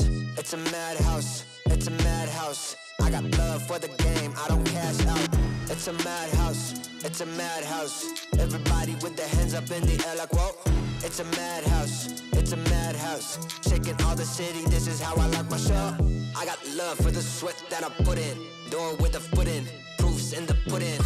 Things I did, all them said that I couldn't. Superhero bouncing like a villain. All y'all rooting, you the fan now. Yeah, you understand now what it took to be the champion that I am now. Head in the sky, it's about the time you land now. And let's see who of us has got the better plan now. Who's got the better plan now?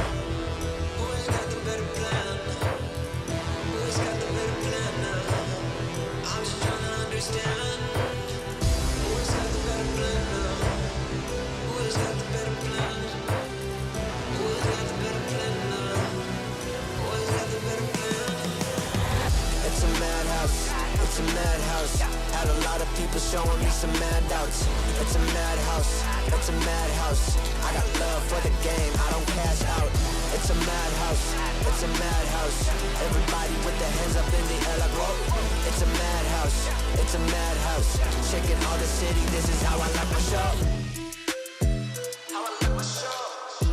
Hey. This is how I like my show. Hey. It's a madhouse.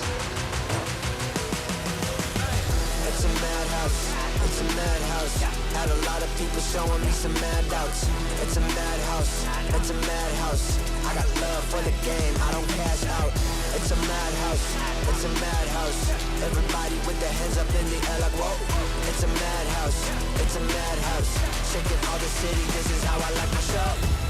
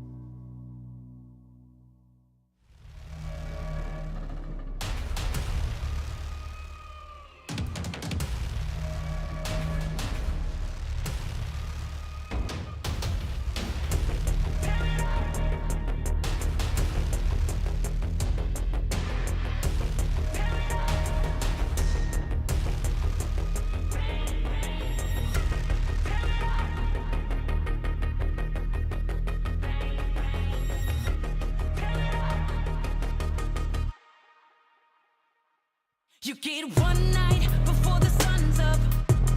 Bang, bang. Tear it up. One shot before your time's up. Bang, bang. Tear it up. You get one chance before you're out of luck. Bang, bang.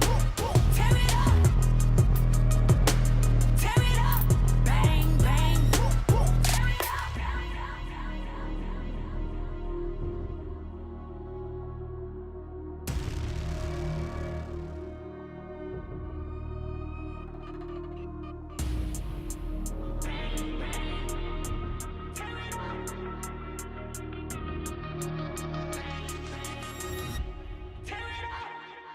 You get one night before the sun's up.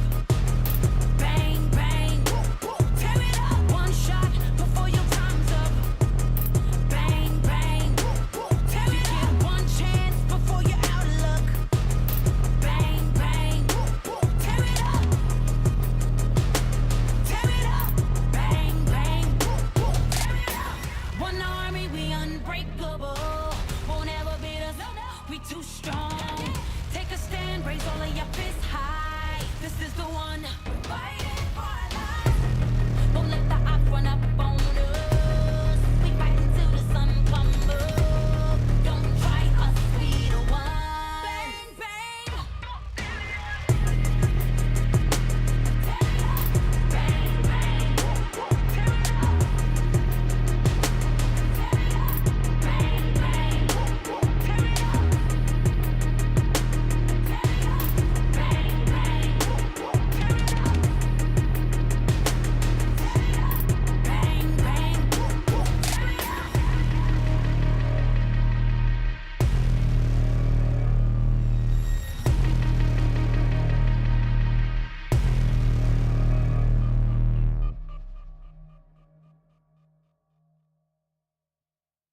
Let them know. Let them know. Shouting from the rooftops. They must know.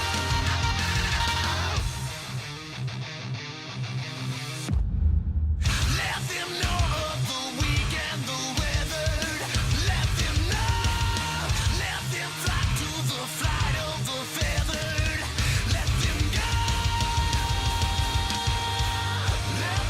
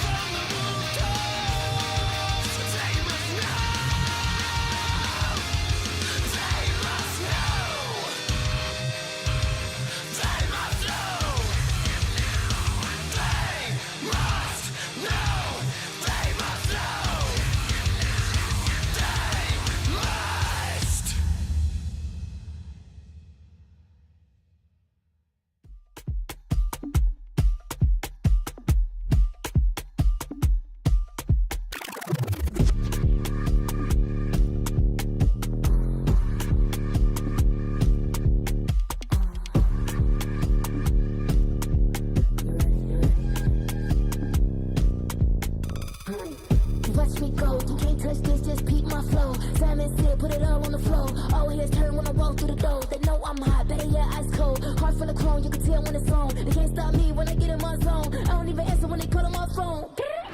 Baby, myself, I ain't right no wrongs. Play with me, I don't condone. I'm way too up, but I'm so far gone. Play with me, I don't condone. The man down doing up, beating up the beat till it's blowing up, chewing up. Look at me, look at her, new machine, tickle me, wiggle me, looking good, got the remedy, into me, deep pulse energy, complimentary, they can never be jealousy. When they stare at me, they like legacy, legacy, gotta leave them one when I still make them look. Watch me, you wanna tell as low as you see, come get close. Watch me, send me low, I got you on, what you gon' do? Watch me, I know you hot, blow the spot, ready or not. Watch me, watch me, watch me, watch me, watch me, watch me, watch me, watch me, watch me, get it, watch me do it, watch me slow. Watch me, make me feel it, take control, make me go. Watch me, tell me, watch me with my legs, if you, whoa.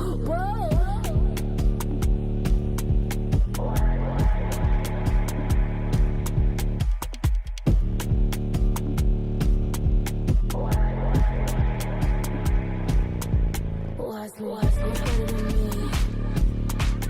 Cocky, you like a free. Watch me, better than me. Watch me, you like a free. Watch me, you wanna taste like what you see. Come get close. Watch me, tell me low, I got you on, what you gon' do? Watch me, I know you hot, blow the spot, ready or not. Watch me,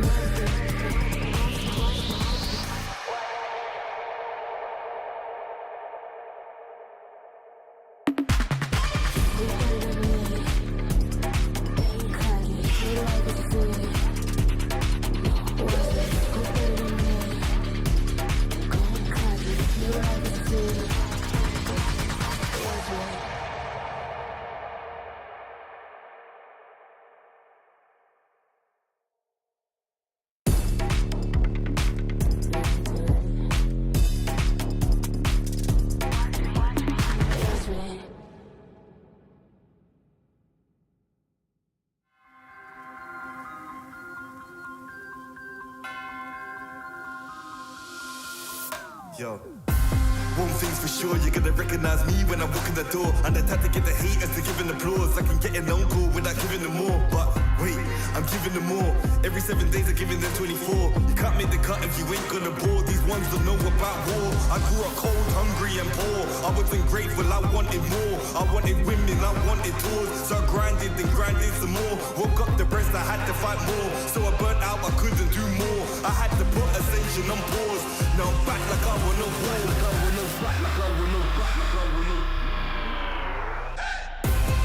Winning again, I won't stop till I'm winning again. Winning again, I won't stop till I'm winning again. It's cold outside and I thought I couldn't do it again. Winning again, I won't stop till I'm winning again. I'm in my bag like loose change. Self-proclaimed hero like Bruce Wayne. Out the sight even if you bought new frames. All this talk about weight but got no gains. How you gonna do a sight with no aim? Marathon longevity is my lane. I get dark like under the duvet. And don't grow with a weak link like a broke chain. Self-ignorer when I was poorer. My struggle gave me a god flood of the Torah. I didn't stop me pleasuring somebody's daughter. My cup running forward to the spills of the saucer. Call me true to author. My battle plans rapper terroristic torture. These hands can bend water. Boom boom exploring like Avatar Korra.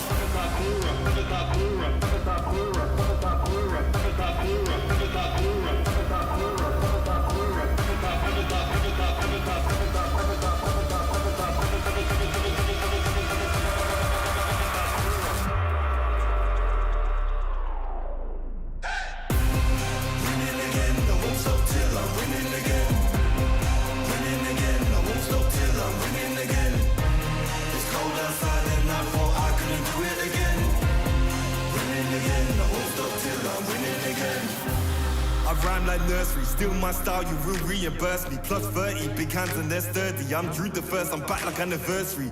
I came back worthy, like I swam in lava till it no longer burns me. I walked the desert for my ego's perjury, working for that zone where you can't outwork me. I'm a big man, but I ain't 32. I came to the front line with like 32. I'm a race, that's a shout out to 32. I'm a danger and I play 32. I'm just so 20, 32. Ahead of my time, so I'm hard like Brew. Flows the bomb like I shook the room. I stay lit like Christmas and hot like June. Winning again, I won't stop till I'm winning again.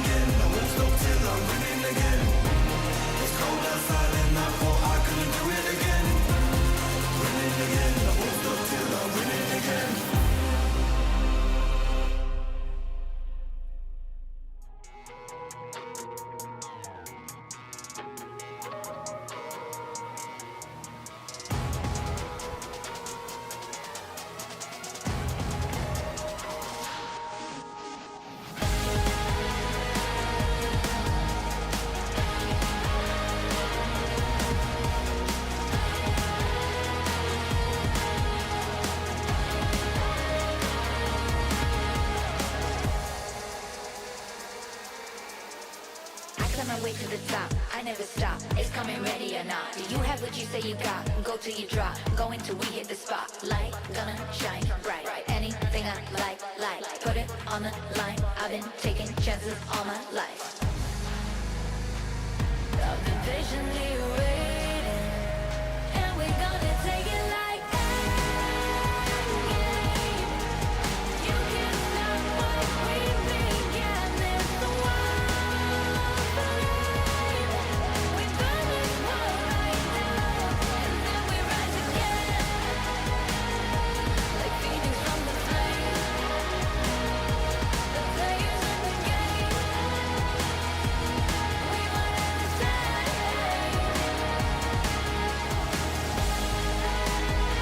we at the finish line. It's one day at a time. To make you feel alive.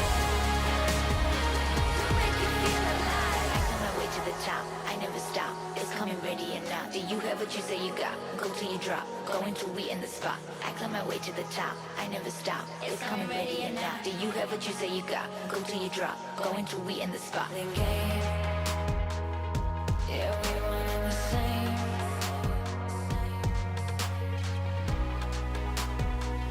I've been patiently waiting, and we're gonna take it like game. You can't stop what we began. It's the wild flame. We burn this world right down, and then we rise again,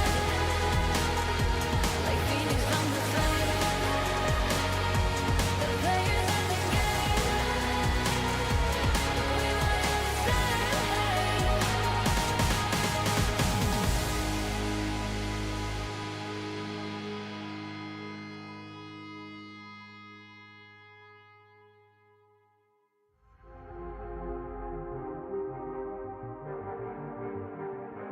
Yo.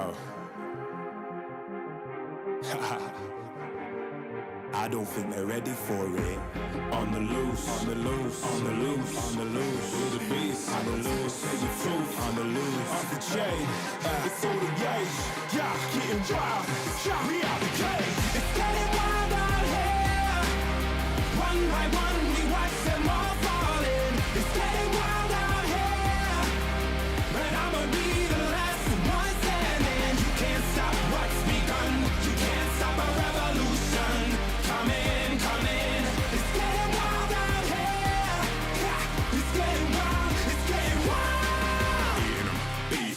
Eating them, feast. Fire the most, tire the least. See them admitting defeat, and they so useless. I'm so ruthless. New phone, who this? Give no reply to excuses. Got no bite, man, a toothless. Living a lie, and the truth is, got this power, bringing it. Play my anthem, singing it. Every mountain, ringing it high. I soar, I rise, reborn. Strapped, I'm back like never before. Taking my final form.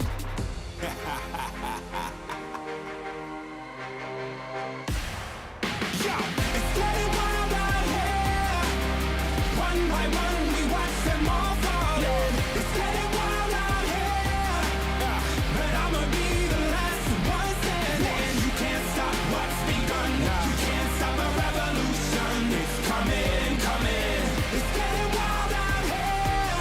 Yeah, it's getting wild. It's getting wild. What's for the revolution?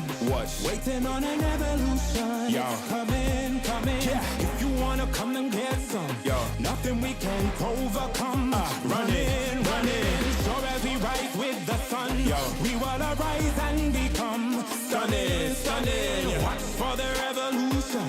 You can't stop what's begun. It's coming, coming. Wait. It's coming, coming. Wait. It's coming, coming. Just you wait, just you wait. Yo.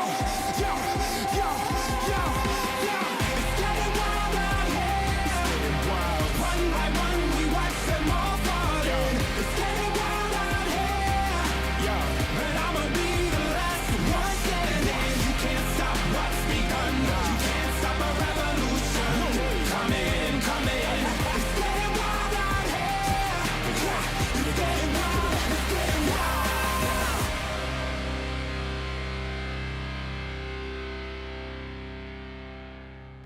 Ain't nobody in my lane. Me and you, we ain't even playing the same game. Take my own credit, no need to drop names. Drop the weight, clean slate, I'm insane.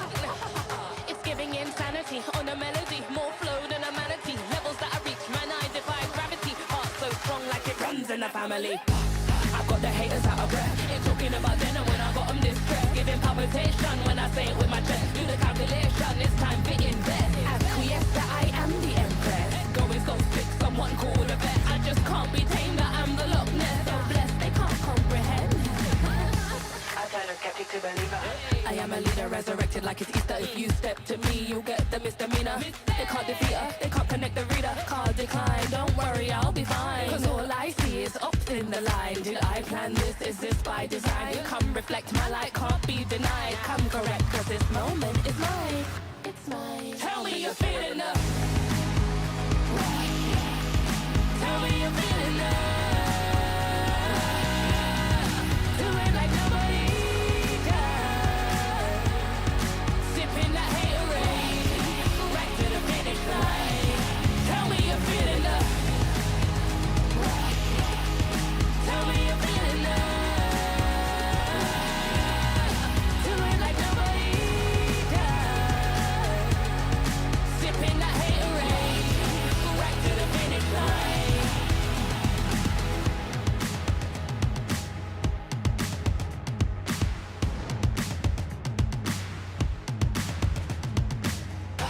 I got the haters out of breath. Ain't talking about then and when I got them distressed. Giving palpitation when I say it with my chest. Do the calculation, it's time to invest. Acquiesce that I am the empress. Going so sick, someone call the vet. I just can't be tamed, that I'm the Loch Ness. So blessed, they can't come. Tell me you're feeling up. Tell me you're feeling up. Do it like nobody does. Sipping that haterade, right to the finish line. Tell me you're feeling up.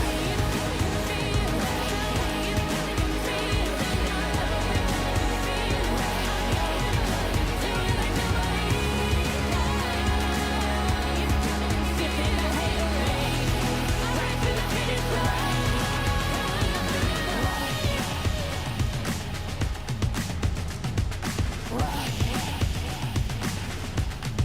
Tell me you're feeling up.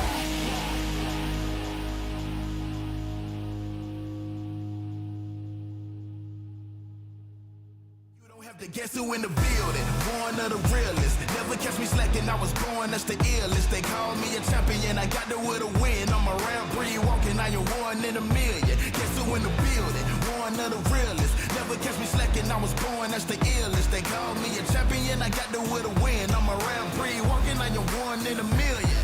Yeah. I am back in the place, don't have to guess who in the building, cause I'm back in your face. Ready for anybody coming, I am here on my toes. Never will settle for defeat, cause I'm raising the stakes, yeah. And I'm not coming to play, I got my game face on and I'm ready to shake. You see my name will be known everywhere in the world, cause I'm a king, get it strong and I never will break. Hey, one of the chosen, going that's the illest, watch me kill it like a supposed to. Never catch me slipping on my pippin', I'm the coldest. The best I ever do it, I'ma show you how I know it. Notice, I am on my way, I'm here to handle business, I ain't come here to play. I see they in their feelings, I don't care what they say. I am one in a million, you don't have to guess who in the building. One of the realest, never catch me slacking, I was born, that's the illest. They call me a champion, I got the will to win. I'm a rare breed walking, I am one in a million. Guess who in the building, one of the realest. Never catch me slacking, I was born, that's the illest. They call me a champion, I got the will to win. I'm a rare breed walking, I am one in a million.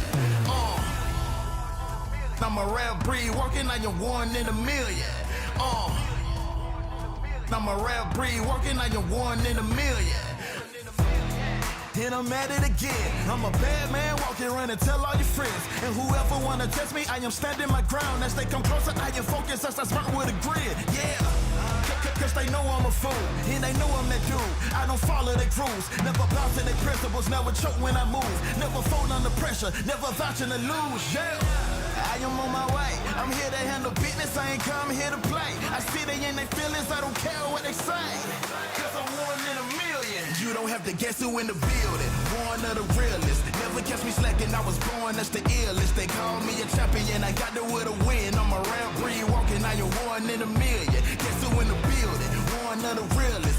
catch me slacking, I was born, that's the illest. They call me a champion, I got the will to win. I'm a round breed, walking like you're one in a million.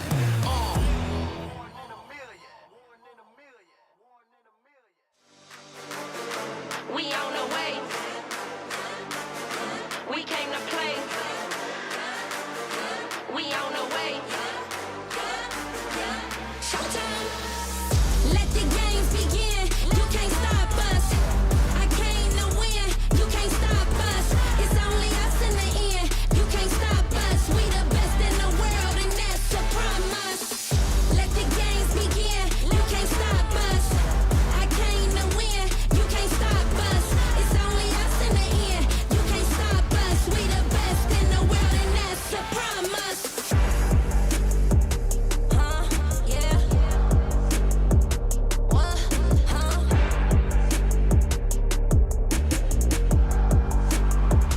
They can't beat us now.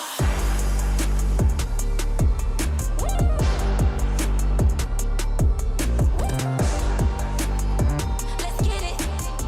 Let's get it. Let's get it, get it. Let the games begin.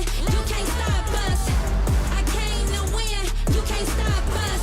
It's only us in the end. You can't stop us. We the best in the world, and that's a promise. Let the games begin. You can't stop us. I came to win. You can't stop us. It's only us in the end. You can't stop us. We the best in the world, and that's a promise. Watch this.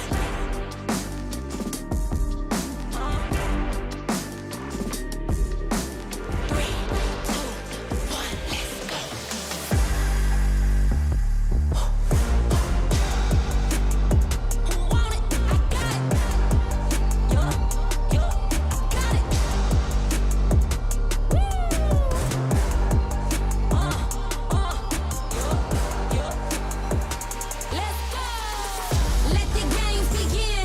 You can't stop us. I came to win. You can't stop us. It's only us in the end. You can't stop us. We the best in the world, and that's a promise. Let the games begin. You can't stop us. I came to win. You can't stop us. It's only us in the end. You can't stop us. We the best in the world, and that's a promise.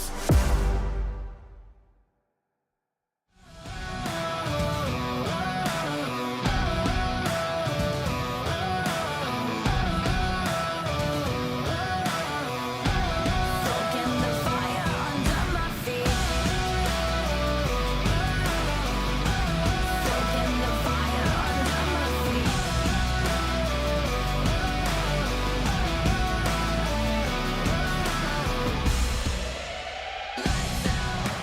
This is what we came for. Watch out.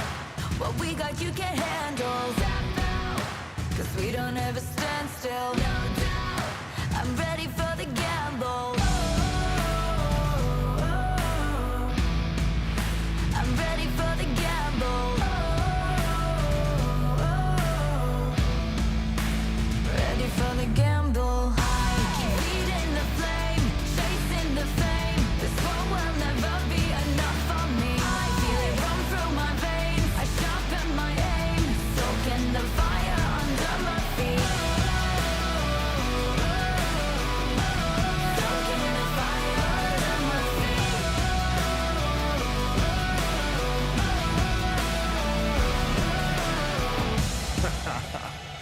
Yo, I switch, I swerve, wonder how I have the nerve.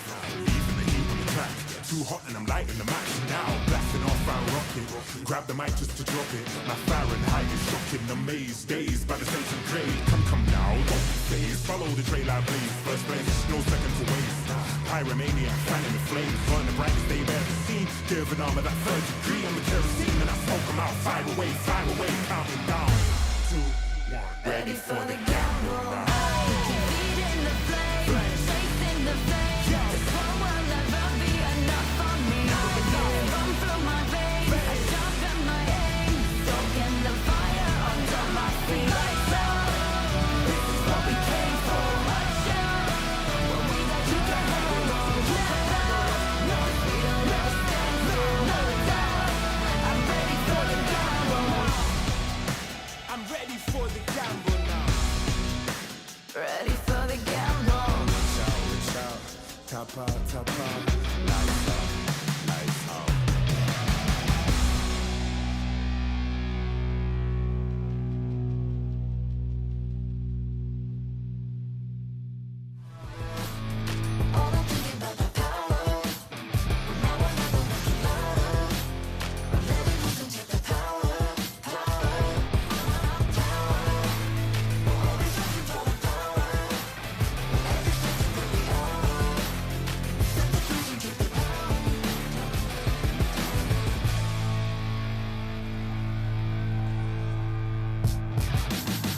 Yeah, I'm moving automatic. See the top spot, but I move right past it. You're not number one, man, you thought you had it. I got what I want, now it's more than average. We are the masters.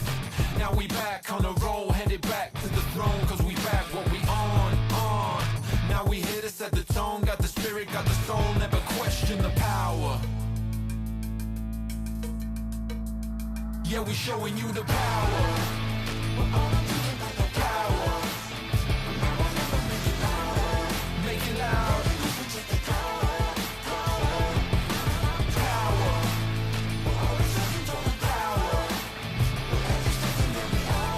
Don't waste a minute.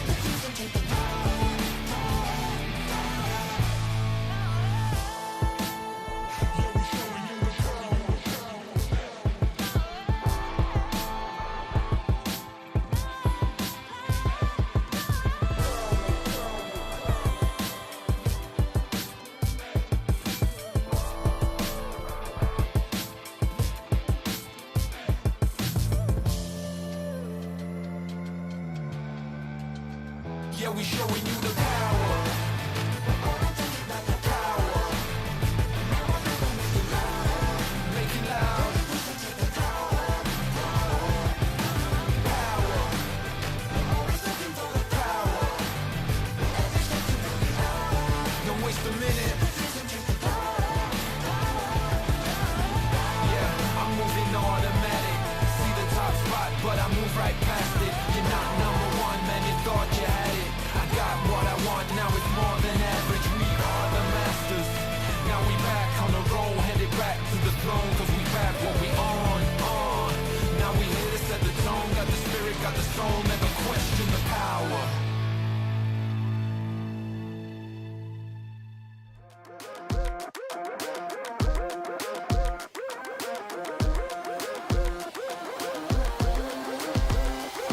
I believe it, I can see it. If it's in my sights, I achieve it. Ain't no leaving, no defeating. Show up, complete and repeat it. Every day, rule that game. I always go 100%. Start to end, to the end, out or in. No between, you gotta go 100%. Click to win every single moment. Caught up in the motion. Got no use for caution. Hope you're ready for a fight.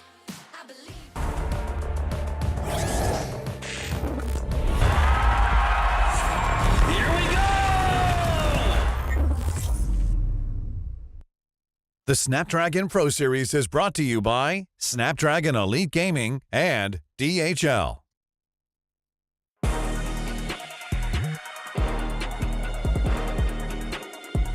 Here we go! The Snapdragon Pro Series Mobile Masters, our final best of 3 of today. And we've got TLID up against YBG. My name is Gideon Q. I'm going to be your host here on the set with our two analyst professionals and casters. It's going to be Eterna and as well as Mirko at the set again.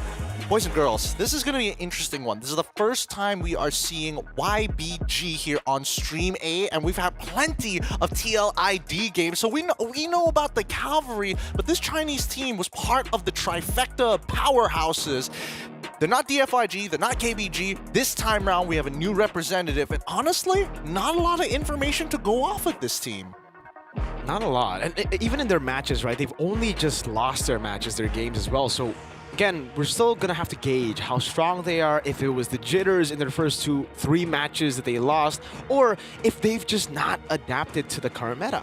I suppose, but I think the only person who's familiar from this team is going to be Lexi, the gold laner, coming in from YBG. In case you don't know who the lineup is, let's pull it up right now to introduce you why Bin Game. It's going to be Fish God, Lucas, Unicorn, Aries, and Lexi. If you recognize Lexi, he was under the banner of KBG during the M6 qualifiers. Man, this guy is apparently he was quite the beast as a gold laner, playing all the standard meta compositions, but at the same time I want to highlight Fish God because one consistent hero that has been banned out in the majority of their games has been the Freya. Always we've seen it. What was their last matchup again? Bigatron, right? And both Bigatron games, it was always the Freya ban coming through. So it poses the question, how strong is the Freya? Technically, Freya is not meta or anything, so why warrant a ban like that? It's incredibly meta in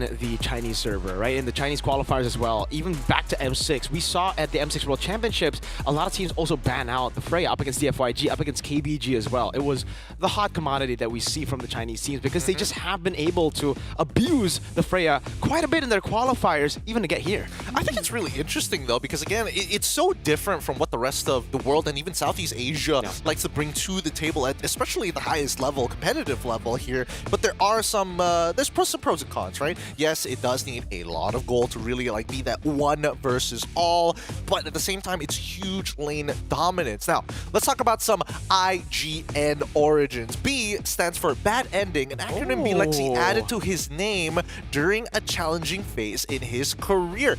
The Chinese players already have like IGNs with lore, dude. I wasn't expecting that one. I don't get it.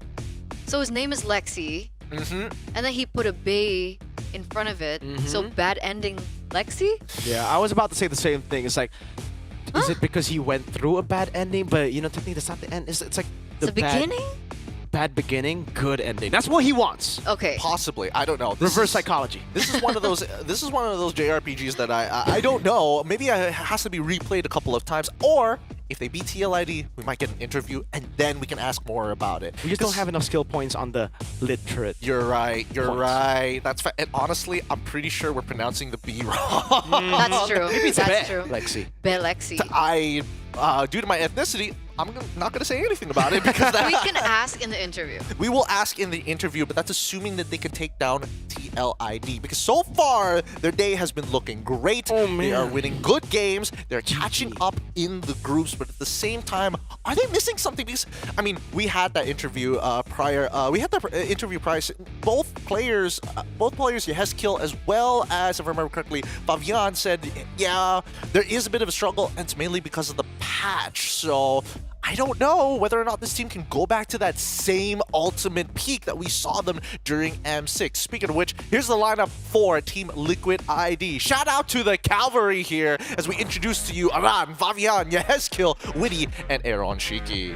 I think this is where things begin, right, for them. Because of course we saw similarly enough, I think 2 seasons ago when they first debuted with this roster that we're seeing right now, for them to kind of, accentuate themselves with the current patch. And I think Woody has always been on top of the patch as well. So it maybe just needs some time adjusting, and it's looking good so far for them. I mean, again, we talked to Yeheskill earlier on, right? And he said he wasn't as, he's now liking the Jushins now. So maybe we can talk to them a bit more. We can, but we're going to specifically talk to Aaron Shiki because Rose and Coleus have something to say with them. Let's jump right over right now. Sangat excited buat nanti di babak playoff ya. Tapi Ron, di match ini kalian kan juga bakal bertemu dengan salah satu perwakilan dari region China, which is itu YBG. Tadi juga Yeskill udah bilang, kayaknya kita bakal nge-ban Freya-nya. Apa bener Ron? Enggak takut apa katanya mau pakai popol kupa buat lawan Freya? Karena Freya-nya jago, jadi kita harus ban. Ya, ban Freya. Okay, so previously just now we actually asked Yeheskill on what their plans is going up against YBG, and he mentioned that they're gonna be banning the Freya, and he said it's because their Freya is good, so we just ban it. Respect the opponents, right? Yes, of course. Oke, ada nggak yang mau disampaikan ke sebelah? Nanti siapa tahu Coleus bisa ngomong Mandarin kan di sana. Good luck, have fun. That's it. Yes, of course. Good luck, have fun. Good luck, have fun. Oke, itulah dia interviewnya. Kita bakal lempar lagi ke panelis. Thanks so much, Rose, and as well as Kulios. And as you can see, there's going to be so much respect for Freya. What are we missing here? I hope. Just maybe Mr. SDL is going to be like, just one game. We'll win the first one, and then let's open it up and see what happens. It's a very SDL thing to do, to be fair, right? So St. Lucas, please, we want to see how good this Freya is, right? Because we've heard about it, we've seen it in the Chinese server, but we haven't gotten a taste of Freya in an international event just yet. I've seen it in my ranked games. I don't want to talk about it. He backed out so fast. You can see just flashing lights of all the stars lost because of this Freya. Or maybe even one. Kind of depends on which side of the spectrum he was on that time. But even so, it would be nice to see overall. But I am curious because this is the very first time we're going to be seeing them on Stream A. They have two Filipino players, technically with Lucas and as well as Aries, who have joined this squadron as well, which seems to be the way that a lot of these Chinese teams are looking to prop up their own esports scene, since again they are very, very fresh. What are your thoughts about this Eterna? Because again, out of all the potential imports from across Southeast Asia and even around the world, it looks like the Filipinos are the way to go. That has been working out for a lot of these regions, right? I think even your region, Malaysia, have we'll picked take up anybody. that, right? They've picked up a few imports of their own, and they have been looking good. I guess the change and exchange of knowledge, as well as like these little tidbits that the PH currently hold, is very important for them. It's like a what do you call it?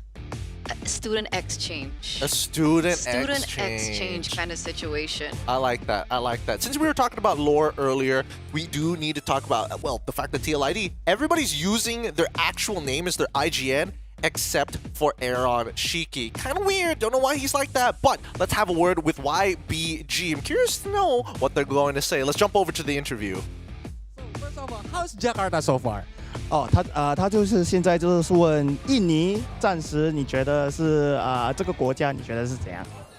我觉得这个国家看起来让人很舒服。He says it looks very comfortable and he's been very comfortable in Jakarta so far. Wow. Jadi kalau tanya gimana nih Jakarta ketika memang dia udah stay di sini, dan dia bilang dia ngerasa sangat amat nyaman ya untuk sejauh ini. And from what I see from your previous matches, your opponents is always banning Freya. What do you think about it? Why they keep banning your Freya? 对，他就是要问你的其他的团队全部都在 ban 掉 Freya， 为什么他们会要 ban 掉 Freya？ 你以为是原因是什么？我觉得其他队伍对我们做了很多的功课，因为我们在自己的赛区是比较常用这个英雄的，然后也打出了不错的效果。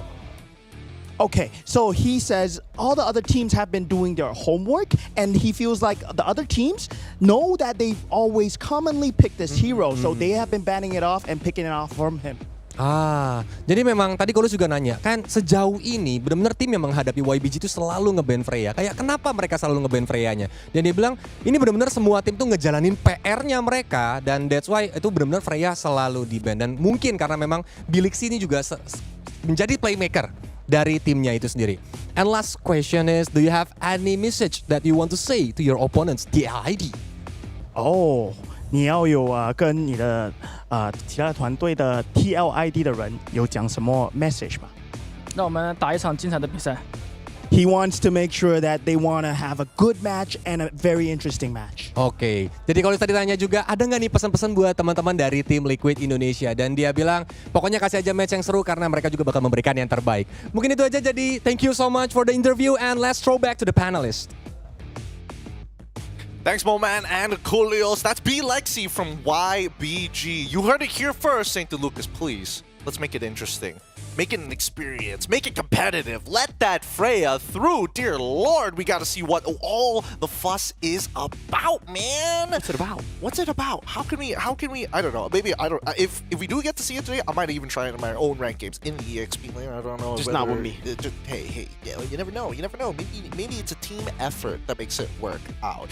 But as we get into these games here, I think that the draft is going to be, I feel like it's going to be a little one-sided here. It feels like, a lot of the success coming in from YBG, especially from their qualifiers, really came down to just like individual performances and out-drafting the original Chinese teams that they were playing against. But in comparison to the rest of the world, now that they've got their homework down, it feels like a formula has already begun before the game has even started. Yeah, I spoke to Renmar earlier on as well because he has been casting a few of the YB games, right? And I was wondering if we were to, talk about this team because we haven't had them over here in Stream A. What would we talk about and what stood out to you the most? And I think the main thing that he was talking about earlier on was the fact that this is a team that loves their pickoffs. So they found a lot of success on the Chos, on the Jawheads. And I'm wondering, with that being such a template, whether or not that's going to be easily read out by TLID. Yeah, or if it's just going to be denied away from them, right? Yeah. Because for TLID, they have been able to find a lot of success through those pick-off picks as well. Up against Bigatron, Witty picked up Jawhead 3 games in a row over the Suyo as well, but then they adapted. St. Lucas told Favion, OP, Suyo, pick, done.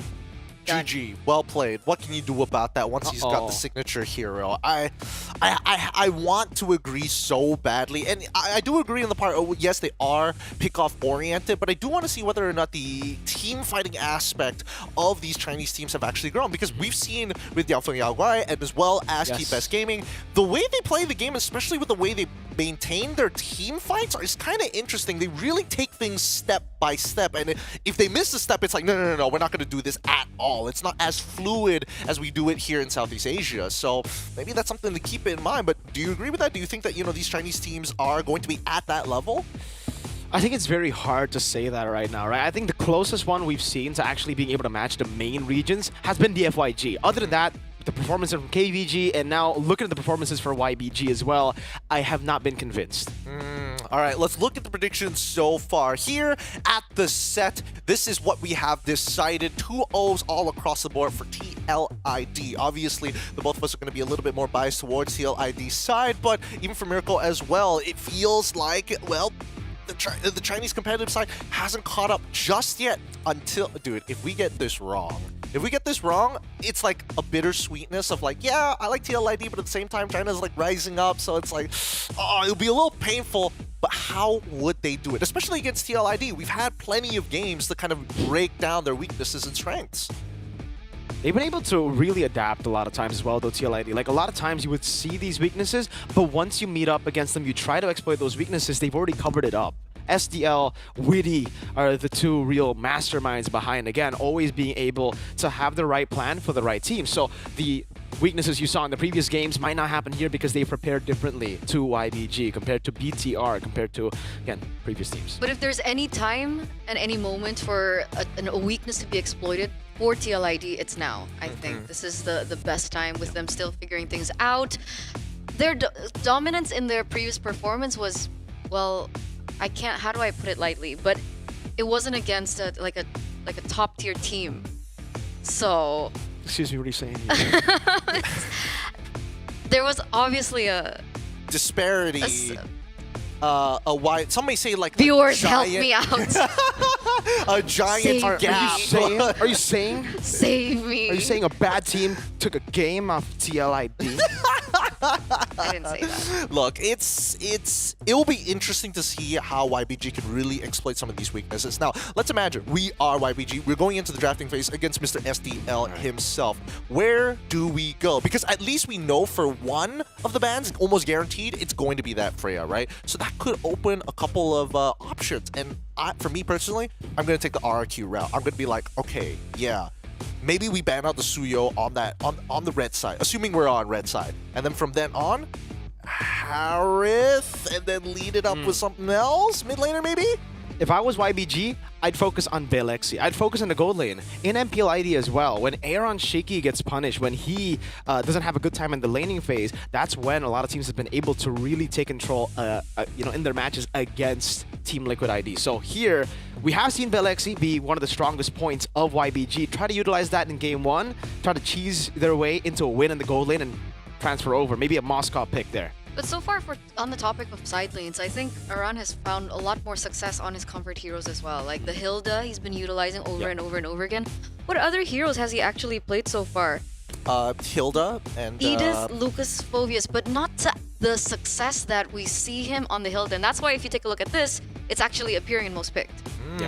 That's fair. I mean, team average kills are looking... Oh, man, these stats are whoppingly in TLID's favor. Whoppingly. Yeah. Oh, boy. YBN Game has not found much success just yet. Although, I do hope that it does get a little brawly amongst the side laners, right? Maybe not towards the gold laner side. I do agree with you. That's probably one clear way of playing the game, but I would like to see Fish God try and take Aran in a more brawly style rather than I have to play a tank, you get to play Hilda, and that is going to be that. The draft is up right now with YBin Game currently on the blue side against Team Liquid ID on the red side. Kalia, first pick lock-in. Okay. No Freya. No Freya. They're not gonna let it go, man. SDL, we thought maybe SDL would be the guy to say, all right, let's let Freya go, man. Let's try it out. No, they have respect, against YBin Game. They can shock a lot of people here, and Liquid ID, they have dropped the game already, so they would want to get full points for all their matches left. Juicin and the Hilda. There you go. Hilda for Aran instantly. First phase pick. 65% win rate, which is actually shockingly high for a Hilda who's very early game oriented and likes to punish assassins. But we see that the Jushin is the go-to answer for TLID when it comes down to Kalia. Now Harith is going to get locked in for YBin Game. I want to see whether Team Liquid is going to be a little respectful for their very last pick. Is it going to be that gold laner now, or are they going to be like, hey, Aaron Shiki, you can't play anything. You should be able to get away with it. I don't know. With Aaron Shiki, his performance has been a little shaky, I think they should be prioritizing the Granger up front. Granted, he does have a lot more heroes in his kit. He has the carry, he has the Moskov and the Iritel rather, but I don't know. First phase, I think the Granger should go here, but yes, Aurora is not a hero that we see too often, but I guess against the Hilda, maybe it's a lot safer. I'm thinking whether or not the Aurora can poke out the Jushin in lane. It's like ever so slightly longer, like just the edge of it, right? Because of the AoE. Yeah, even before the patch after the nerf on Juicin, we have seen RQ actually utilize the Aurora to be an answer up against the Juicin. But on top of that, it's also the combo together with Kalea, right? It's basically like a Cho-Aurora combination, this time just with Kalea. But yeah, the Granger does get picked up here in the first phase. Another hero in the gold lane who has crazy range, amazing survivability, and an ability, and also, the chance, or the flexibility rather, to go for Purify and Flicker. So again, all the answers for Liquid. And the answers are looking very, very good. Red side ban going to be 4 jungle Phobius. bans. Yeah, 4 jungle bans. We'll see. Wait, did Joy get banned? Yeah, Joy already got banned out. Blue gets banned out alongside the Phobius. Now targeting the EXP side. YBG, they've already gotten rid of the Hayabusa yet, and both sides haven't locked in their jungler. So I'm feeling like a Lucas. I'm sniffing out maybe a Lucas might sneak through. Ling even. It makes sense. It makes sense. It's TLID. Yeah. I think YBin Game should ban out the Ling. We have only seen oh, they banned out the Lucas. All right. So they banned out the Lucas. The Ling should be the obvious choice. They might pick it up later on. May go for a roamer first. No. They go for the Ling. So what are the other junglers up for grabs? Yeah, what is Lucas gonna play? Not Lucas, clearly. Alpha? Oh, you're right. It's Alpha alongside the Yu Zhong. We haven't seen Yu Zhong in a very long time. This is a pretty popular pick in China, though. We have seen a lot of Yu Zhongs there. But I don't think not against the Granger, right? I mean, up against the heroes that can't bring Purify, you'll do great. Brody's, Beatrix's as well. But the Granger, Juice... Maybe the Ling, you can catch him with the Petrify, I guess. I mean, I suppose so, but somebody's got to be able to break those Petrifies earlier on. It's pretty hard to get into... I mean, yes, you have the Black Dragon form to get into that backline, but then after that, it's sort of like you miss your combo, you're dead in the water here. So let's see how YBG is going to play that out, because Team Liquid ID, they've got their final pick. But maybe it's like an overwhelming amount of tools that they can utilize to kind of trigger the Purify, right? Because one of the main things that counters the Kalea in the roaming position is the Purify. So obviously we're going to see hopefully Granger go on to Purify, Jushin on Purify, but if there's a lot more tools that they can utilize, maybe they can play around that and the timings.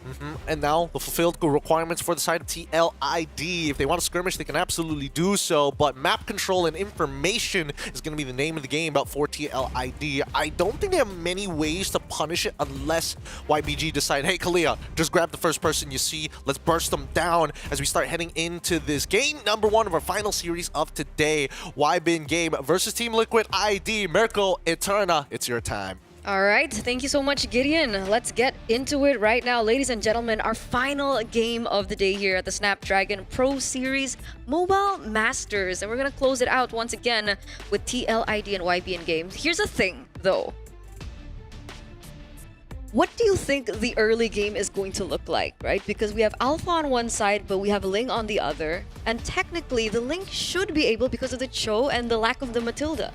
On paper, it should still be a neutral objective win early on for YBN Game. But again, yeah, execution plays a big factor into this early game here. The fact that Witty is on a Cho as a signature pick, that was the pick that got him Finals MVP in Season 14 Grand Finals. Aran on a Hilda.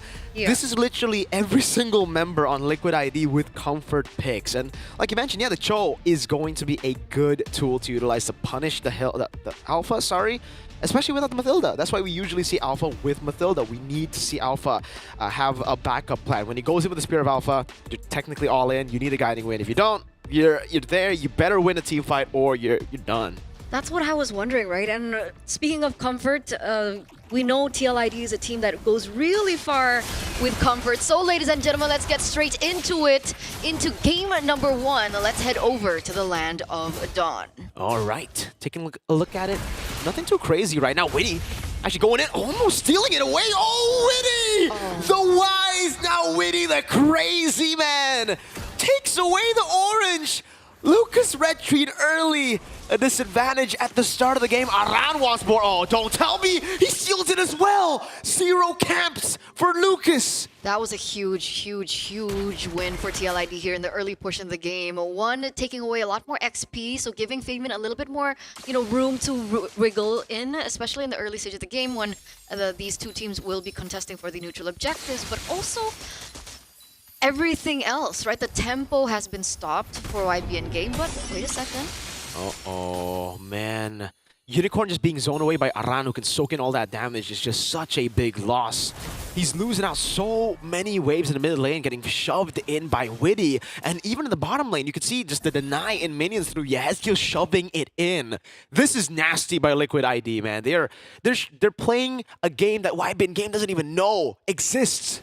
But the thing is, we are looking at YBN Game having a hold onto the gold lane, right? Earlier on, we saw Yonshiki really just caught under turret and maybe even denied a few.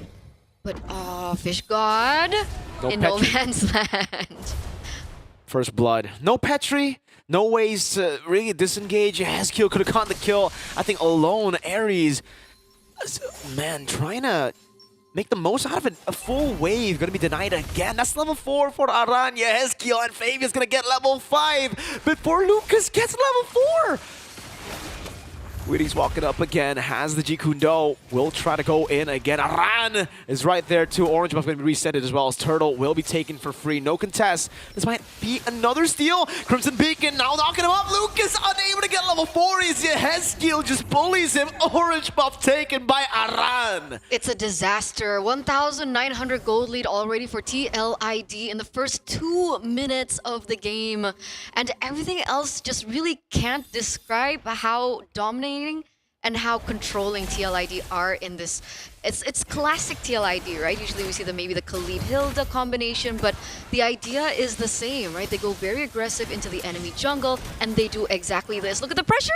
No Unicorn barely gets out alive. Level 4 at 2 minutes. An alpha. We were talking about the early game going to the alpha, but this is what I was saying, Eterna. The execution for Team Liquid ID, having all these comfort picks, has got to play a big role into how they're able to do this again, taking another camp away. They are starving the man. Tsunami Slam there, should be Aran taken down. Yes, it is, but Witty gets a good trade back with the way the Dragon Flicker combo on Unicorn. And it's so worth it, right? That's Unicorn for Aran, XP for mid lane right now. And Team Liquid, they know exactly what they're doing. A little bit of a trade, I guess, for YBN Game, when it comes down to it. But again, look how aggressive Witty is and how active he is on the map, right? Always constantly giving information. And up until this point, Fabian on his signature Ling has been left untouched. Freedom. And now he goes in for a kill. Oh man, Belexi going in with Zaman Force over to Aaron Shiki, doing a lot of damage. Might be able to get a kill. Aaron Shiki falling down. Flavor Fave taking a kill. Yeah, he goes in for a kill. He gets another item under his belt as well.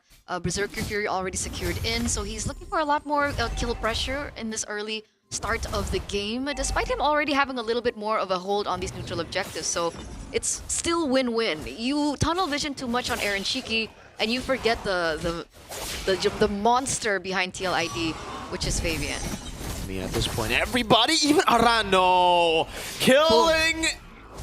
Pressure everywhere. It's on the map. Fabian just goes for the Finch poise. Doesn't even need the Tempest of Blades. YBin game, they're trying their best to just blitz this turtle, but it's not coming in fast enough. Aran brought back. That's going to be a Frigid Glacier as well. A pick off over with the turtle taken down. Hesky with the Crimson Beacon coming down, but Fabian can go for this fight. Tempest of Blades knocking him up. Aaron Shiki picks up the kill, and they're looking for more. No turtle, but Aran is around the purple. Always just a grueling menace. And even in that previous teamfight, they're like, all right, TLIDs, they're okay with letting that go, right? They know that they have a little bit more firepower to work with in this first 5 minutes, and so they're trying to utilize a little bit more in terms of trading. And look at the damage Aran is doing onto Ares as well. What's the next step for YBN game to come back into this? Do they wait for Belexi? One item in, only Starlium. I guess that's the only way, right? There's no real reason for them to force out fights. At this point, it's damage control. They just gotta farm up, wait for Belexi to get those power spikes like you mentioned. Holy Crystal should be the power spike, and he's actually not doing too bad. Damage leaderboard doesn't say much here for Team YBin game, but we have to take a look at the gold later on. How far behind or actually ahead is he of Aaron Shiki is my question. There you go. 1,000? No, Aaron Shiki is still comfortably ahead. So yeah, I don't think the Holy Crystal is going to be enough of a power spike for them to turn things around. Bottom lane, Fish got gunned down by Aaron Shiki. Oh, 1-0 trade already, ladies and gentlemen, for TLID once again. 3,000 gold lead, and again, Fabian with being on the lane, a lot more map control as well, a lot more room to work around with, and he is going to be able to pick up that turret in the top side as well. So it's just another layer that YBN game have to consider. It's just so tough, so oppressive from Liquid ID. 2-level lead for Fabian on a Ling against an Alpha. And this is really where, you know, you see the weaknesses of Alpha. You don't get to see it too much. You technically already got to see the downside of Alpha with a Mathilda. I forgot which team actually played that. I think it was Falcons Mena? Yeah, Falcons Mena, who played it game number 2. Even with the Mathilda, you're not as strong as you were before. Now without a Mathilda, oh man, no mobility. You go in, you're dead. Especially considering, oh, not even Dragon can fly around. He's gonna get gunned down from the skies, man. And all the while, Aran is just playing information. He wasn't even in that turtle fight. Aran. Neither was Witty. He was running laps around. Again, look, he's going around again. He's going around again on the purple buff, forcing a retribution from Lucas, who's not on the Lucas. He's on an Alpha. His name's Lucas. Oh, yeah, you're right. Yeah, he's Lucas, but not Lucas. He's Lucas Alpha. Lucas, but not Lucas. Anyway, looking at the items, we can see the gold disparity, 1,600 in the gold lane and a whopping 2,000 gold ahead from Fabian, already securing his next item, the Haas Claws, and you can already feel how much he's going to be able to do in these team fights, right? Imagine just getting bursted down or just DPS here in the front. Oh, wait a second, there's the punch going through. Whoa, he used everything. And can you see Aran still survives it all? Oh my lord! Belexi punished. One last shot here on Shiki. Trying his best to thread the needle to get that last shot. Won't be able to find it. But that's a win for Liquid ID. 4 ultimates used on Aran, on that Hilda. He just took it. And it makes sense, right? Imagine being 6,000 gold behind. Your damage profile is not exactly there just yet. In terms of, you know, item, like defense items, it's not there just yet. So the fact that they have to, you know, throw everything just for one member, it's tough. It's challenging. You can see again how TLID are posturing. Again, Weedy being a lot more oppressive as ever, as well as, you know, Aran being the Hilda that he usually is. I think at this point, YBN game are kind of stuck in their own base. Oh, what? Belexi and Unicorn disappearing out of the map, man, just like that. Oh my goodness, Flavor Fave. Looking for a play. Aaron Shiki. Last shot over to Ares, not able to find it. Team Liquid ID comfortably ahead. And honestly, Eternal, I'm not too sure if it's just an alpha thing. I don't know if it's an alpha thing or if it's a player thing. Because again, every time these teams pick up the alpha, they're always so out of sync with the team. We saw earlier, Tsunami Slam come down, Lucas, Spear of Alpha, the guy away from the Frigid Glacier, and now he gets cut down again. Aaron Shiki, farming kills, farming players. Unicorn almost getting caught as well. Ares walks up, Zamanfor's coming down as well. The Purify's right there. They all get baited in by Aaron Shiki, who's able to kite away to get a triple. Now looking for the Maniac, a Petrify, and a shutdown for Fish God. He started at what, 3-1-3? But he's now at 6-3. Sure, the shutdown goes in, but those are still stacks over onto the Sky Piercer. 4 members traded for Aaron Nishiki. Worth or not worth? Plus TLID get the Lord. I think at this point, any trade for Liquid is worth. It's worth. Because there's not much capitalization from that shutdown either. If Fish God got it, that's a Yuza who, again, kind of needs to snowball at the start. That window has closed a long time ago. Yeah, we're already 10 minutes in. We have the Lord marching down in the top side as well. The Cavalry really just waking up today. What did they eat for breakfast? You gotta ask Fabian, man. We'll get a chance if they win later on. That's a big if, though. Wybin game. Actually, they don't really have the best of clears now that I'm thinking about it. So coming back is going to be a tough, tough battle. And you know, they're actually more snowball-based now that I think about it as well. It's an Alpha, Aurora. Oh, man, this Lord's going to charge in. There's no holy defense to keep the turret alive here. Let's see if they go for the dive. Witty walks up, menacingly, just standing there in their base. See them look for the siege. We'll be able to crack open a base turret with the first Lord. Oh, Lord. Yeah, they lack the range, so it is a little bit more difficult for them to look for that opening. Technically, you still have Belexi to kind of clear in these lanes, but he has to be a lot more in your face when he does it, right? A lot more vulnerable to the catch potential coming in from TLID, despite the fact that Belexi has the Purify. Are they going to do it? Are they going to group up and recall together? No. Oh, Liquid ID are flexing on Wybin game. Oh. 13-4, 10,000 gold lead. I mean, they're feeling it at this point, right? Inhibitor turret, luckily for the side of Wybin game, get taken down in the top side when we get to the next neutral objective take. But the big question is, will we even get to the next Lord Dance? Look at another Inhibitor turret fall. Tsunami Slam, oh, able to get Fabian down as a shutdown for Belexi. Zamanfor's coming down over to Aran. Good defense for Wybin game, able to stay afloat for a bit longer. But it seems Team Liquid want to keep on going. Crimson Peak into the midst of it. Oh, good dodge from Aaron Shiki, getting away from the stun. And now we'll go for the base turret. A good knock-up over to Ares, 3 base turrets. Okay, but that is still something, right? Sure, they take... Oh, wait a second, they're still looking for more. Weedy. Purify out of the way. Dragon Weedy not going to be caught. Flickers out to safety. Lantern Flare coming down. Weedy still able to stay alive, keeping the immortality. That's so not fair, right? That is unfair. He was caught so low at that point. Luckily, from the side of Wybin game, there was no Sky Piercer, so Team Liquid will still get a hold onto their roamer. But all 3 inhibitor turrets have been taken down, which means TLID have a lot more than they already have to work with. You have the Ling that can constantly split in the far side of the map, and it's just another headache for Wybin game to think about. Look at Aran. I'm looking. What is he doing there? He's scheming. Oh no. Oh no, Lucas getting zoned away just through the Lantern Flare.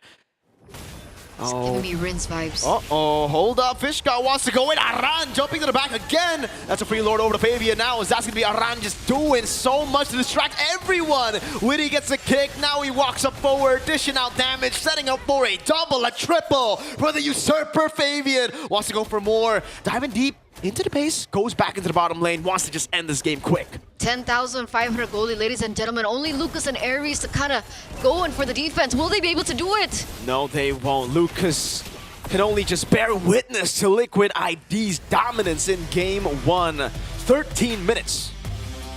13 minutes was all it took, ladies and gentlemen, for TLID to take this best of 3 series 1-0. Imagine 4 jungler bans.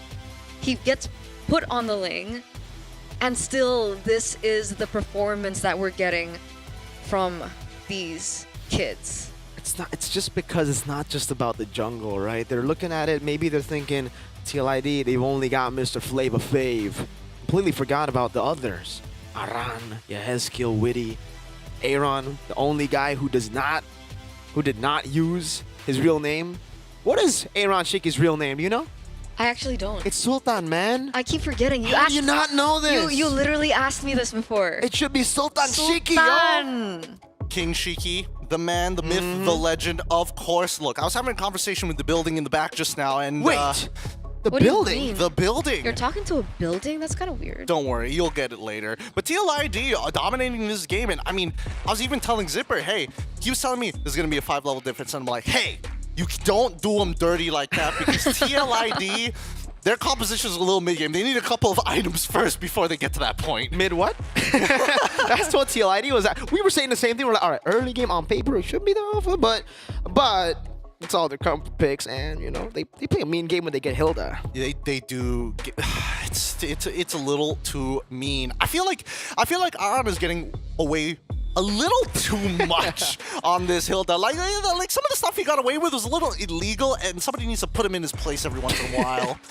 They did once, right? They got a good tsunami slam on him, but then after that, he took everything. Everything. Maybe everything except the Black Dragon form, but still, man, it's everything. Wait, is it an MPL ID that sometimes we see the Hilda being banned out in the first phase? We always get to see that banned out when we see it against Liquid.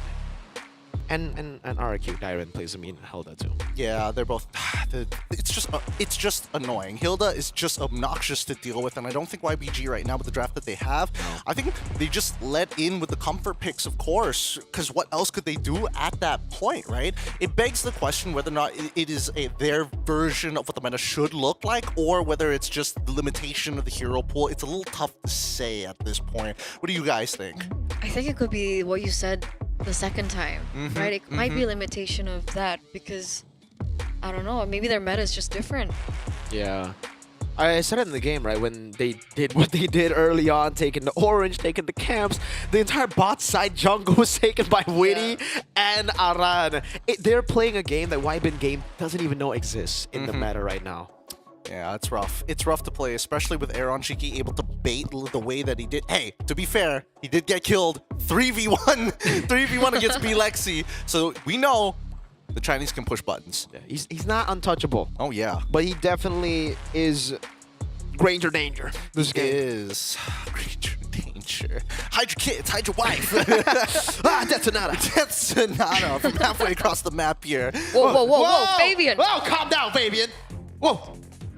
Whoa. Did he just say what I think he said? What did he say? He said Popo, and then Aaron Shiki was like Popo Koopa, and then a cut. Yeah, for Ah, Popo Kufa. sure. Yeah. For the Freya, right?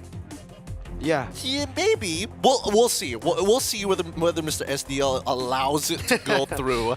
Because, I mean, after getting so much confidence, and you know, I feel like no matter what we say about TLID, like coming back into form, there's always that part of them that's a little playful, that's a little cheeky, that wants to like, oh, let's dabble a little bit. Let's see how far we can go in the deep end of the pool. And I like that because we haven't seen that shade of TLID for quite some time, right? The last time we saw that cheekiness was M6. Yeah. It's almost like his name is Aaron Shiki, not Aaron Chiki. Aaron Chiki. He should be Aaron Chiki. I think he performs better when he has that confidence to trash talk, to showboat as well. We got the 5-man recall. We can still see a glimpse of the previous confident Liquid ID. This is what we want to see, even in MPL ID. Please, Aaron, don't be humble. It doesn't fit you. Don't be humble. It does not fit. You're too cool for that, man. You're too bad boy for that. I don't know. Maybe the substitute waiting there is just looking at him, just like say something bad, say something racist, and then I'll take your place. Pull a Nile. Oh boy! First game going over to TLID, which leaves YBG.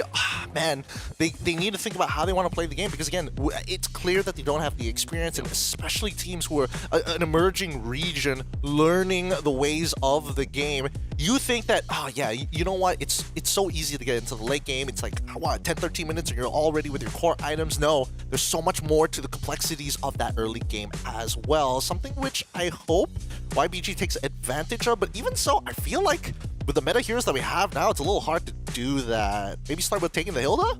I mean, if we're talking about early game, then maybe choose a jungler in the first phase, right? Because I think leaving it up to the alpha was like way too difficult for them to deal with. Banning out 5 junglers when you haven't picked up a jungler for yourself is is one of the it's a decision, one of the decisions of all time. One of the decisions. All right. With that being said, we're going to go on a short break. Much to discuss here when it comes down to YBG versus TLID, currently at match point. And when we come back, we might see the conclusion or an equalization here at the SPS Mobile Masters. We'll see you right after this.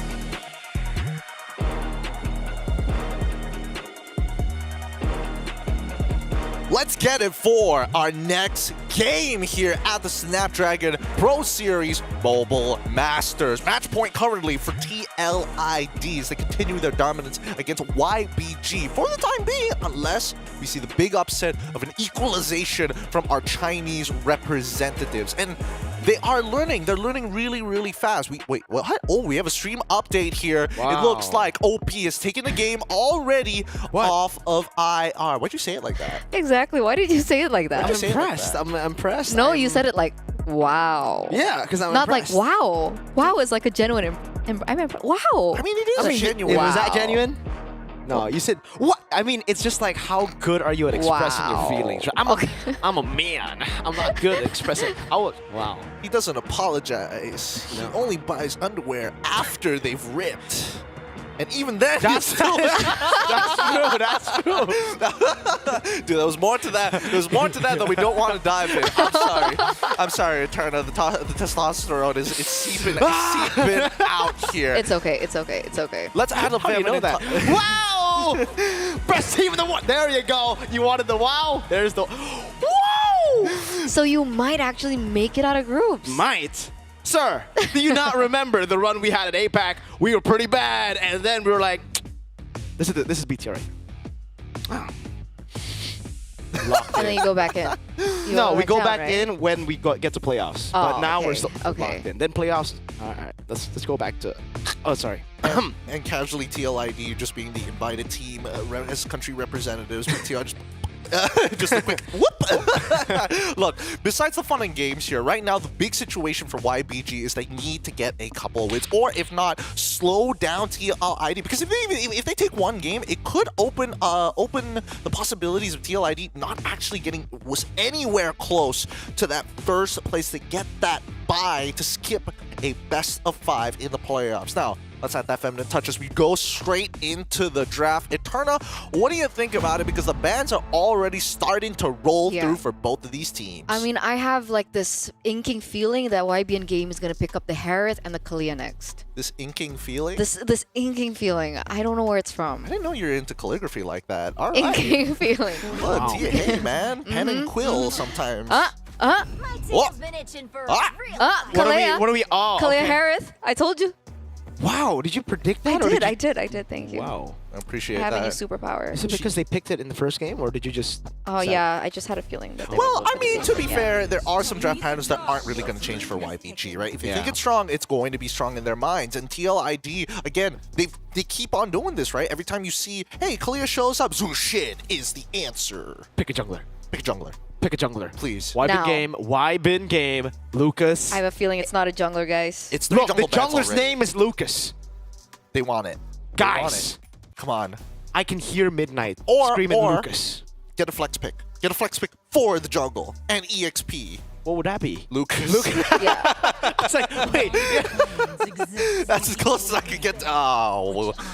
Hey, look, the win rate is 75%. I like the numbers. I like the numbers. I like the stats.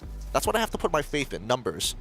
God, man, why did they pick a jungler? Oh. They're still going for junglers. Wow. Because at least now it makes more sense. They're on red side, so they can pick up a hero first, right? They can pick up they can go Ling. Lucas can go, or they ban Ling and then go Lucas. Guys, remember Hanzo is still available. Dude, have they actually? I need to double check. They banned Hanzo last game. They did. What do they leave open then? Haya. They didn't ban Hayabusa, I think, right? They banned the. They banned the Haya. What did they not ban? Hanzo, Suyo, Joy, Haya, Lucas. They didn't ban the Fanny? Fanny was on the other Liquid. side. Okay, Yeah. so that's what is missing here. Oh boy. How excited would you be to see TLID There you with go. Lancelot? Dude, People have been talking about the Lancelot, yeah, right? I love the Lancelot. I've been playing it myself. I haven't, that's a lie. But I think when you have 5 junglers banned out like this, and presumably YBN Game are going to be the ones picking up the Hanzo or Lucas here, probably going to go Lucas. Never mind. Come on, who are we kidding? Oh, wait, the Hanzo actually gets locked in for the side of YBN Game. So, to everybody dreaming about the Lancelot, just like, I mean, I dream about it too, but this is pro play, man. We're not going to see that. Just because you dream of something or someone doesn't mean you can have them. Okay? Just like that, see? Yeah. Yeah, Lucas and the Cho, which is a great setup, right? Wow. Because YBN Game picked up the Yi first, so there's absolutely no option for... Well, technically there is an option to go Valentina, but very little. Look, they struggle. And CC Ben. Look, YBN Games struggled in the early game, even though they were the ones with the early game Yeah. composition. And now with the Lucas on the side of Team Liquid ID, I feel like level 2, you're just going to see Mr. Fabian, Flavor Flav just walk in to be like, who's first? Okay. Oh, Sorry, spoiler. Wait, how do you get these spoilers? The superpowers I leaking told out. you I have superpowers now. No, you didn't tell me that. You just said it now. I literally just said it. No, Dude, I she didn't takes hear it. NCT, bro. What's that? I said The it when I limitless pill. That, yeah. Bradley Cooper. Bradley Cooper in Limitless. YBN Game, go with the Valentina at the very end here. Again, there are some core concepts that are adapted across the world. The problem is they need to get it together, and I think their draft this time around looks a little better. I'm not going to lie. There's a lot of interesting things that they can do with their composition, especially with that Valentina going into the EXP lane. The only time we've seen it is in Malaysia, and that's why I'm excited about this. Valentina XP? Yeah, Valentina, played by Momo. Todak's EXP later, Bobo, and it's like full tank. Yeah. But how does it do against the Hilda in the lane?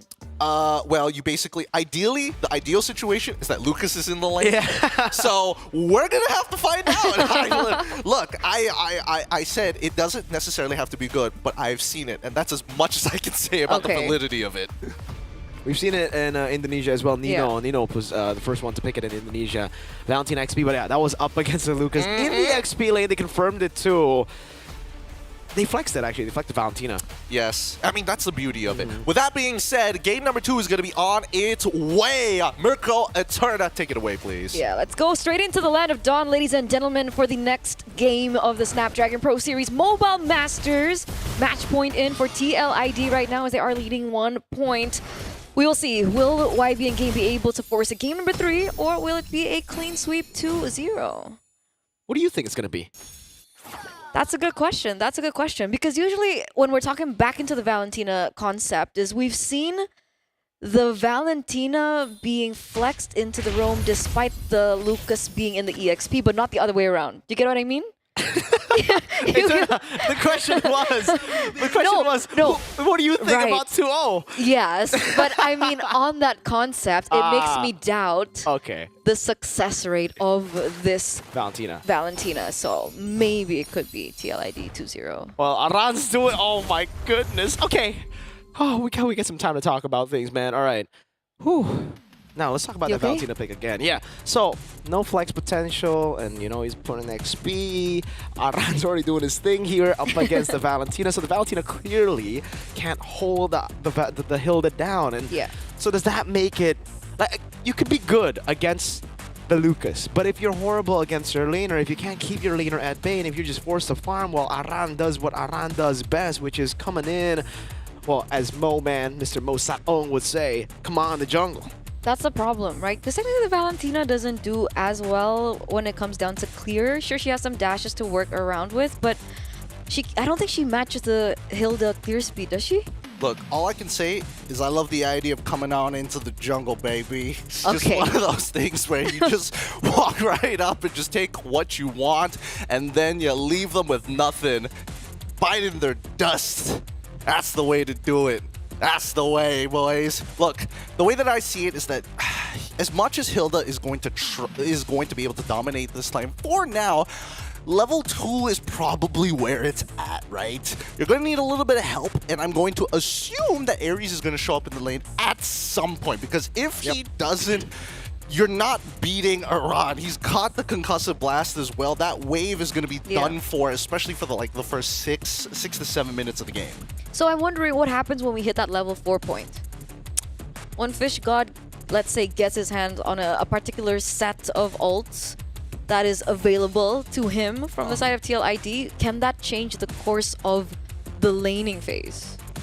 No, the laning phase will stay the same, I think, because you can't get the Sacred Beast when you're in XP, while the jungler is not present in the XP lane, Yeah, right? that's why you jump around and look for him. Yeah, but then you have to kind of like lose out on Prio in the lane, then Hilda does. Again, you get the Sacred Beast, you go back to lane, and the Hilda's already cleared the wave, so you can go into the enemy jungle again. So it's like, we gotta play another game of tag here. Yeah, it's just an endless game of duck oops. There's no real winning to it, and there's no real benefit to it, especially if the timing is wrong. It's and just worse duck, yet, no goose. It literally is just duck. And not to mention, there's also the possibility that Fabian just doesn't show up. It's just like, oh, you get priority in the lane. Guess what? I started on your side of the map anyways, and I'm not invading. I'm not giving you a free ult unless you come over to these neutral objectives like Turtle or Lord, in which case Aran still outpushes him. So the only adaptation will be, hey, Unicorn, show up in lane. Either Unicorn shows up in lane with Ares, or they do like a cheeky little lane swap after the bonuses from the lanes are gone.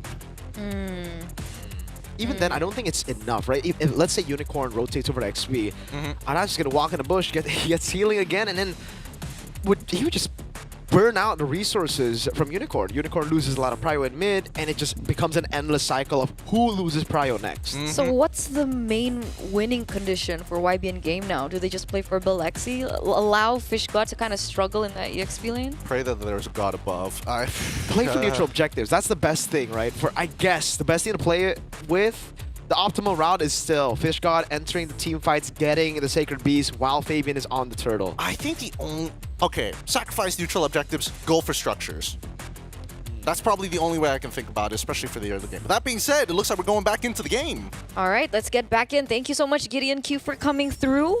As we are resuming 1 minute in, we're looking at the rotations coming through, and we're just seeing Aran being a nuisance. He should be punished here. Yeah. Oh, he walks back in the bush, gets out for a bit, but now it's going to be the punish coming in from Fabian. Not even on Sacred Beast form just yet. Aries, dodging away from the shot, but Lucas.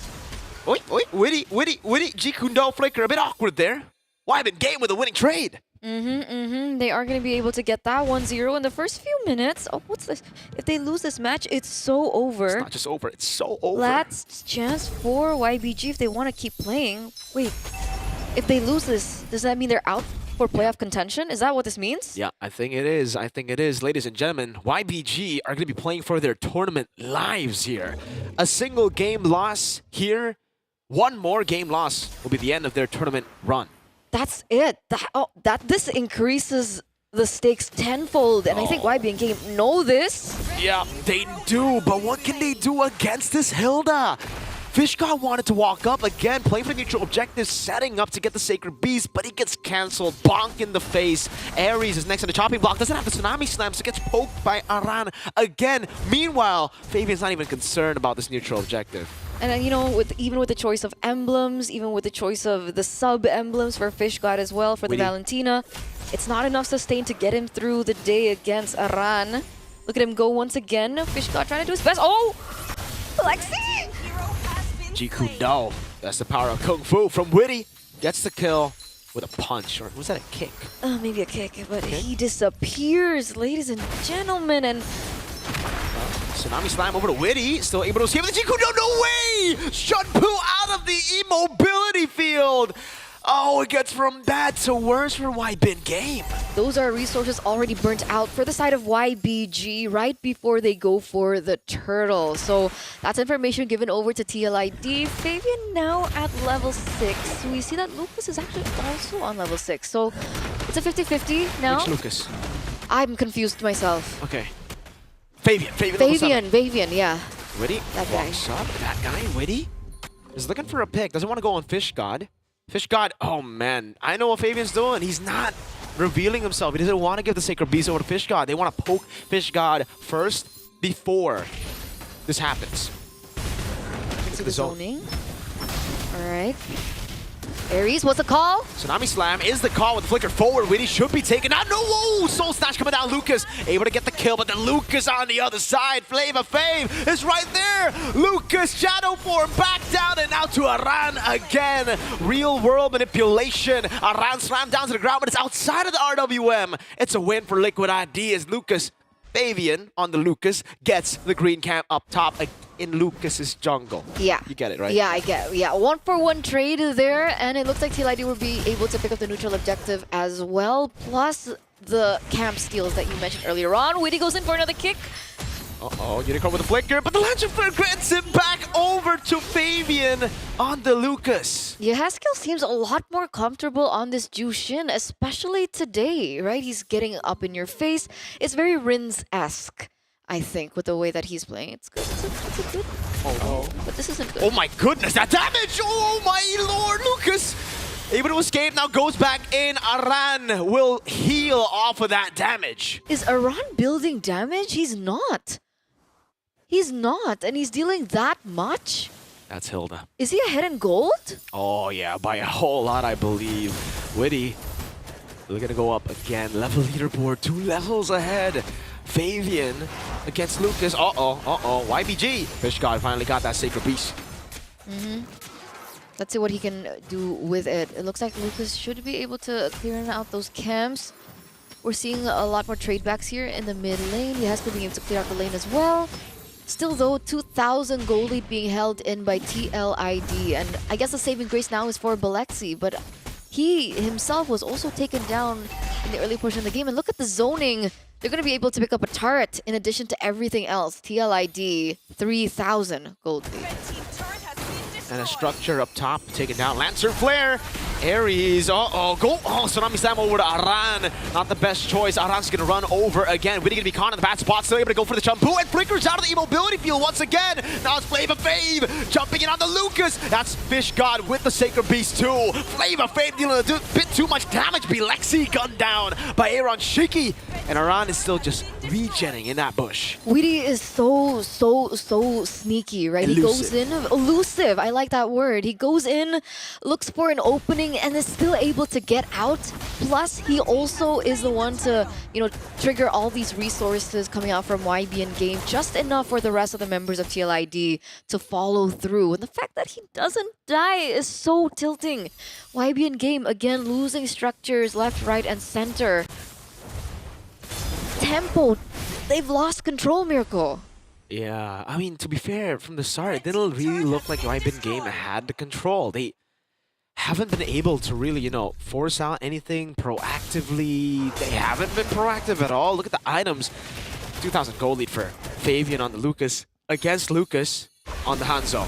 Tsunami Slam coming down. There you go. That's Flavor Fave caught. Oh, white damage. Walks back in. But ladies and gentlemen, that was a 2v5. Now the rest of TLID walks in forward with Wave the Dragon locking them down. Aaron Shiki is still up top. They lose one, but it's a tier 2 traded in. So who would you say it's worth it for? If there was a shutdown, I would say YBN Game, but there's no shutdown on Fabian. It was only 2 kills, not even on a killing spree. And technically, there's also no neutral objective on the map either. So YBN Game don't lose in timings. That's a structure, a permanent structure taken back. And though that does remind TLID, despite the lead that you have already been able to collect for yourself, 5,000, playing into the box of Unicorn still might not be the best of ideas, especially as the game progresses. Let's see though, Witty wants to go in. Tsunami Slam coming down, but it's only on to Witty. Again, Shampoo out of there. That's going to be Aran walking forward. Soul Snatch coming down as well with a Chrono Dash. Synchro Fission. Lucas picking up the kill. No trades for TLID. Crimson Beacon though goes in over to Belexi, forcing out that Purify, and now another tier 2 down below. But they're giving things over to YBN Game now, right? It's been 2 times in a row that they've lost. I think earlier on it was, Fabian and now Aran? Yep. One by one, they are giving away dangerous. kills. But they've been training with tier 2, so I don't think it's been that bad. They got a tier 2 up top, then earlier down below, and now they still have more tempo, way more than YBN Game. Sure, but remember, Hanzo rather, is catching up, right? Already with the Corrosion Scythe, plus the DHS earlier on, like we saw. Oh, wait a second, Witty gets an opening! No Purify to be used. Unicorn gunned down. Now, in the midst of it all, it's going to be Witty. Still able to survive for quite a bit. Fish God stealing with Sacred Beast. Fabian with his own. Jumping in up against the Valentina. But still, it's enough. Aran still staying alive. And now the Crimson Beacon to light that crazy bright light on Mr. Man. Triple kill in the 9th minute of the game, ladies and gentlemen, for the untouchable. Still untouchable, still in this game. 402 Sky Piercer already built into his kit. And this seems like a very similar story as we saw in game number 1. Deja vu, maybe? Look at Yezkiel. He's starting at 360. That's 360 Yezkiel right there. That is a scary mythical creature. I'm scared. You scared of 360 Yezkiel? Yeah. Just wait. There you go. Look at him. Look at him. Look at Yezkiel. All right, he's not going to go through for the 360 anymore. But okay, we put in the Lantern Flare. Tsunami Slam onto the real world manipulation, but it's the Kalia who gets bursted down. 2 boxes placed down, but TLID, they know how to deal with boxes. Who has the better box? YBN Game have more boxes. They got But it's quality over quantity. They could have a box? They have the Shaman. No, that's Belexi. Oh yeah, you're right. So they don't have a box. They don't. They got it. Hey, 360 Yezkiel. There That's you what they got. go. That's another box. No. Okay. I like my boxes. 10,000 gold lead though, guys, in 10 minutes. Okay, Lucas went in for a little bit of damage. Is forced to actually get away. That's a forced flicker already as well. But that was a zone out away from Weedy. Uh-oh. No flicker on Unicorn. Forced out for sure there. Bottom lane, Baser are going to be threatened as well. Lucas gets a chomp down, but Yezkiel likes it. He's just like, all right, sir. goes back and clears the wave. Another shove into the base turret again. Look at that poke from Aaron Shiki. Witty still has the flicker, goes in and he finds Fish God. No Sacred Beast to play with. That gives Fabian all the room to go in if he does. He's still playing it slow though. Doesn't want to go in just yet. He already used the Sacred Beast earlier. Witty, another G Kundo coming down. Aaron Shiki, godlike in this game. Yeah, another kill given over to the side of TLID and in particular onto Aaron Shiki. That's a lot more. Tsunami Slam does none. Aaron Shiki buys the Immortality in time. Now Soul Snatch coming down. Immortality's popped now as the Crimson Beacon walks in. Belexi against all of them, trying to go with Chrono Dashes. But in the end, it's the Usurper who takes him down. Lucas versus Fish God, who has Lucas's ult. That's going to be Lucas jumping in with the Hanzo. Soul Snatch over. Fish God still holding Lucas' ultimate, looking for to go for it. But Fabian will save his. Oh, and they still are able to defend. Ladies and gentlemen, YB in game. They lose all 3 inhibitor turrets, but they're still able to prolong their life in the game. TLID, unfortunately, unable to close this. As Fish God, everyone else doing work here, that means TLID have to go back to the drawing board and they have to wait on for the next Lord to spawn into the game. It looks like TLID are the first ones to it. Already... Yes, he'll stop. That's 360 your heads, bro. He don't stop. He keep going. Witty. Yeah, Ares is looking for an opportunity. Conceal play already utilized. Get off. That's what Witty the Wise just said right there. Lucas is still a level below Fabian though. Could this be a problem?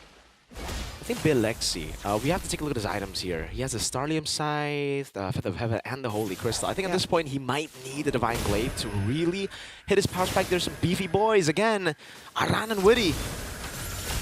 Oh, you can see that. See Halberd already built up. Witty looking for the pick into the back line. Again, Fish God might just be caught. That's the way the Dragon not used up just yet right now. As Witty still holds on to it. Will be taken down. Fish God and Witty. Zaman Force for Belexi. He's trying to deal enough damage here. Shiki's still kind of away. Gets lifted up for Aaron to get that Rhapsody. That's Sonata. Flavor Fay from the side. That's a double for Flavor Fay. Ladies and gentlemen, one member left standing. This is the tournament life of YBN game that we are looking at right now. Will Lucas be able to do this alone? Win a crown, fool! Lucas forced back in the base. They might just go for this kill. Aaron Shiki is certainly hungry for it, but the rest of the team is not. They will get the game. 13 minutes, action-packed sweep. But unfortunately for YBN game, it is over for them. That's the final stamp for YBN Gaming, taken over by the Cavalry, stampeded as their chances have been dashed away at Mobile Masters by none other than Team Liquid Indonesia. GG, well played. A 2-0 sweep coming in for this squad. Flavor Flav knowing that it doesn't matter how many bans, he's still got a deep, very deep hero pool. Didn't work.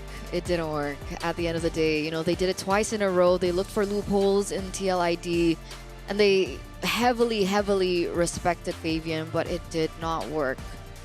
But it's great to see them, you know, a GG performance coming through. Very interesting picks as well, something that we haven't seen in quite some time. So a huge breath of fresh air, I think, for YBG. Definitely. 19-7. You can take a look at the items one more time here. And, oh yeah, his kill. Is that an Immortality second item? It is. It is. He wanted to bait him out. He wanted to make something happen. I was thinking whether or not he would rather the Winter Crown. Just be like, oh no, I'm gonna purify in your face. Maybe if his Immortality got popped, he would probably sell all of it for a Winter Crown. Probably. Even so, man, YBG, they've got mechanics for sure, but the flow of the game hasn't been gotten down or ingrained into them just yet. A lot to learn here from Mobile Masters, and honestly, a very important takeaway when they go back to their own individual region. Hopefully, this is going to bring up the region as a whole. We still didn't see Freya, man. No. I think for the Chinese teams, we will never see Freya. It'll be respected by every team. Not until the Chinese teams have gotten to the level of play where they're kind of forced to be like, man, we got to ban something else here. We the Freya, whatever. We can't allow some other possibility to come through to the draft. If there's no threat, then I think that teams like TLID can get away with this, right? 417,000 worth of damage dealt. 221,000 of that coming in from TLID, and Favian was more than happy to brawl down with YBG. So I guess at the very end, that Valentina last pick for Fishcott just wasn't it, right? No. It's not as simple as this is a counter to this. Because in the lane, it was so brutal against Iran as well. It really was. With that being said, actually, we do have an interview with TLID's very own Favian down the road. But I think that YBG... they've got some... I was giving them credit for having some core concepts down, and then this comes through, and I'm like, I think this is a little out of the space, you know? Really grasping at certain ideas, but not understanding it fully. It's just really tough, in my opinion. It really just feels like YBG are just... It feels like they're behind. They're really behind when it comes to the metagame, just rotation-wise. Because this game was certainly an improvement in the drafts compared to game number 1. I think game number 1, we could definitely take a look at the drafts and say, all right, they got out-drafted. But here, I think they had a pretty okay draft. It wasn't horrible by all means. It wasn't unplayable. It wasn't unplayable. It was certainly playable, and I think even Team Liquid ID felt that, right? It was more of a fight here in game number 2 as they were fighting for their tournament lives, but unfortunately, the rotations, it was always late. They always tried to match the Hilda, which is something that they just shouldn't do.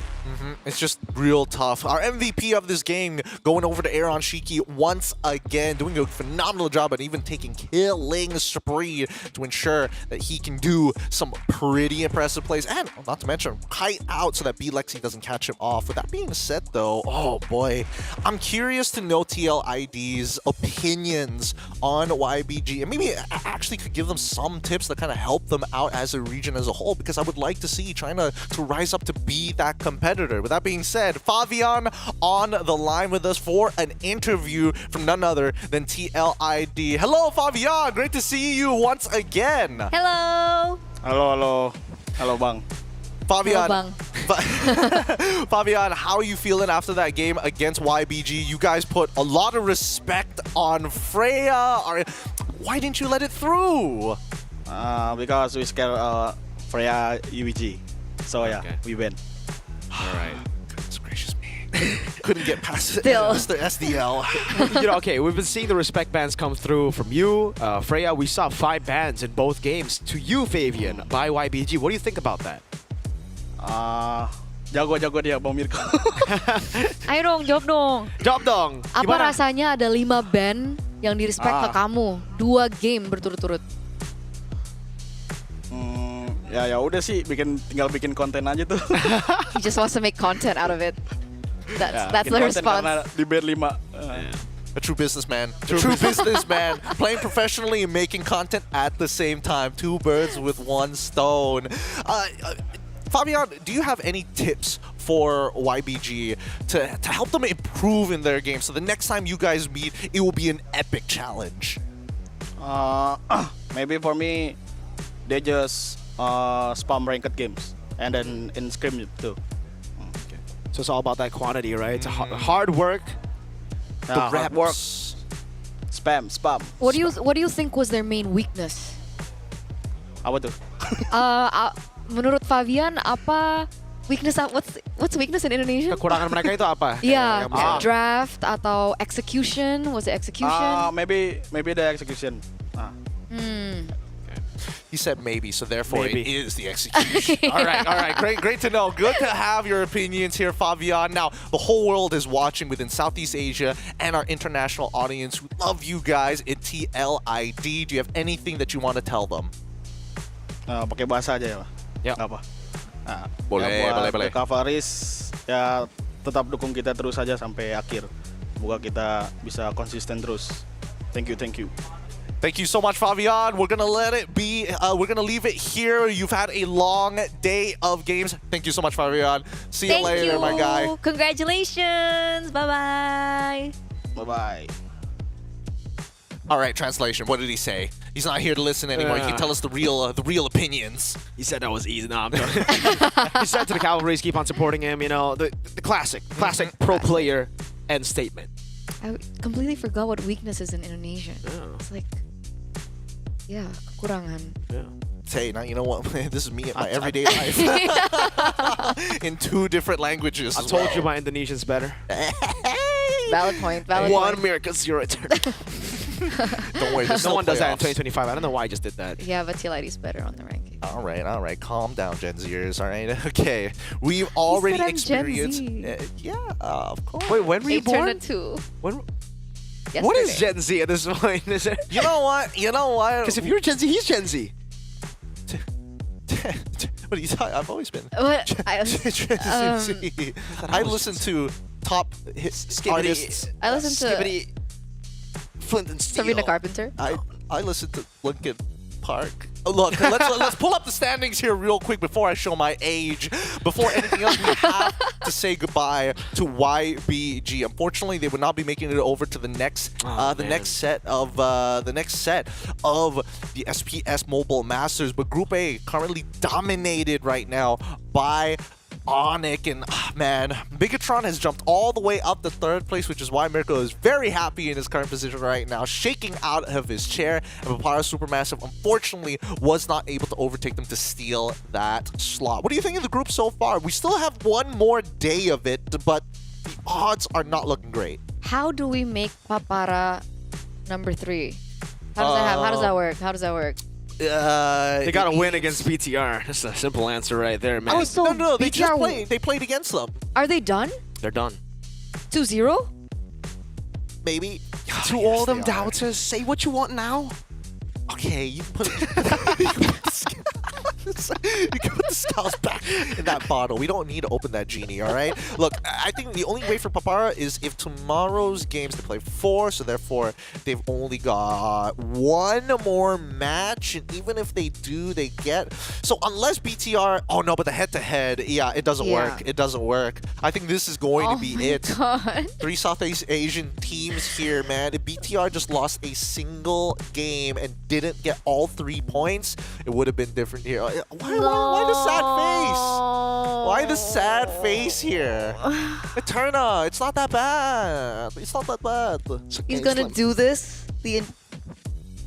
I'm not gonna.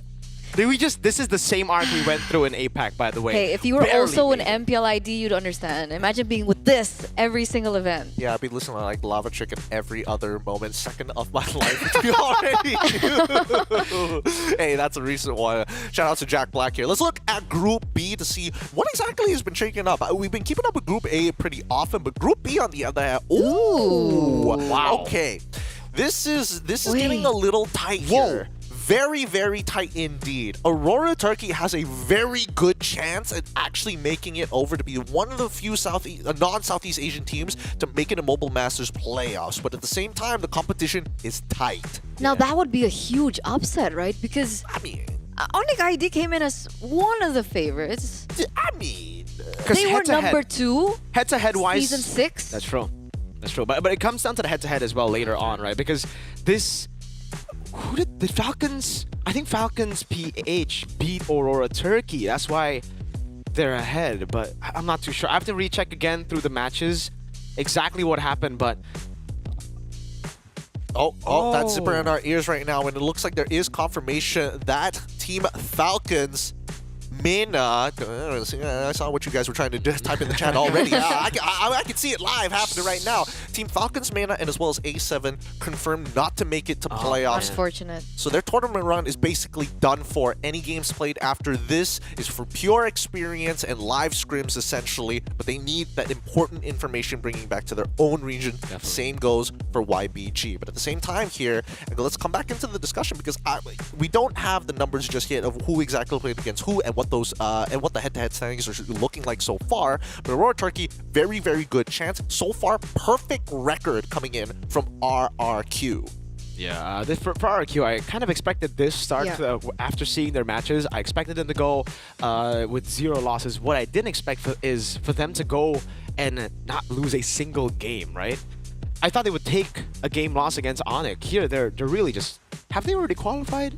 I mean, they basically qualified. The question is whether they maintain their top spot here. Yeah. It's really a battle of who gets that free buy for the playoffs to skip that best of 5. And not to mention, I'm surprised because even for me, I was thinking that like Team Falcons, they should have this in the bag. Maybe they drop a game, sure, but not like an entire series. But coming into second place here, they're still in the runnings. I got to double check whether they've already faced off against RRQ, which I'm not 100% sure. They haven't yet, right? That's what we're waiting for. That's the big one. That's the big game that we have to keep our eyes upon. And I think the reason Onyx ID are stuck at 3rd or 4th place is because they just got 2-0. So they didn't get a single point out of that matchup against RQ. So, again, Group B looking so close good. for one representative from outside of Southeast Asia. And that's what we're hoping for. I don't know about you guys, whether you're hoping for that or not, but I definitely am. Because again, there's a lot of legacy players coming in from Aurora, Turkey, right? I would love to see them play on the big stage all over again. Especially in Jakarta, because they got a lot of fans the last time they went to Jakarta. We got an Indo Grand Finals last time we were in Jakarta. It was Onyx versus? BTR. No. Yes. BTR. But BTR got 4-0'd. 3-0'd actually. Was Mukbang PH. They did mukbang PH, but they couldn't mukbang Onyx. Not after Guys, that. help us make the show better by taking the survey at esl.gg/SPS viewer survey-EN. You can scan the QR code if that's too long. I totally understand. It's a modern day, modern era. Just scan the QR code and let us know how we can do as a production better, how we can make the show more entertaining for you guys, and of course, how we're doing here on Stream A because we're the best stream. And don't forget, go into all the other streams, spam that A, send it in, let them know. A stream, best stream. Now, quick shout out to ESL. I'm wearing their merch right now. You can follow us on their social media at ESL MLBB on X, the everything app. Of course, Instagram too, as well as Facebook. If you're, I don't know, 50 and above, geez. You don't. You wouldn't. You couldn't. We don't. So you use Facebook? No. What? No. She's not 50. She only has X the everything. Most of the Filipinos are on Facebook. That's true. Mean. Oh yeah, you're right. I totally forgot about it. Sorry, Filipino fans out there. My bad. It's Gideon Q. Fatal 5 ways underscore, I think. Oh no. I forgot. At Fatal 5 Way. At Fatal 5 Ways. We're best friends, by the way. Ooh, she'll be at my. She'll be at my funeral. Boys and girls, that does mean that day 2 has been wrapped up. A lot of ups and downs for a lot of these teams, but Stream A will always provide you the best content possible. My name is Gideon Q. This is Eterna as well as Mirko here on Stream A to shout out goodbye to all of you, and also shout out from Leo in the back for being so awesome. We're going to have another day tomorrow, but until then, we're going to close out the show here at the Snapdragon Pro Series Mobile Masters. We'll see you tomorrow. We're going to talk to the building. What? Who's the building?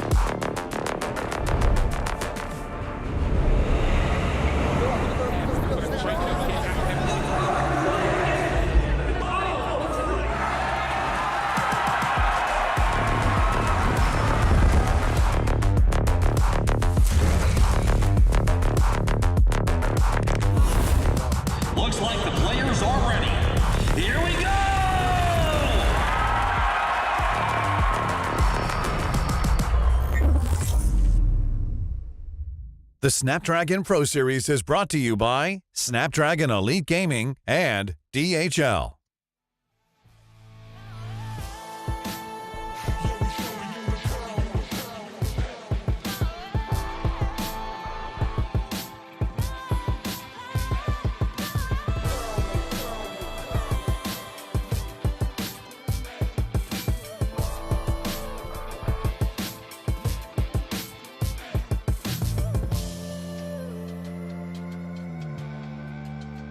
Yeah, we showing you the power.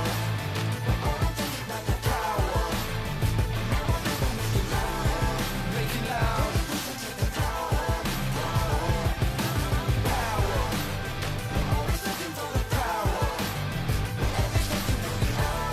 Don't waste a minute.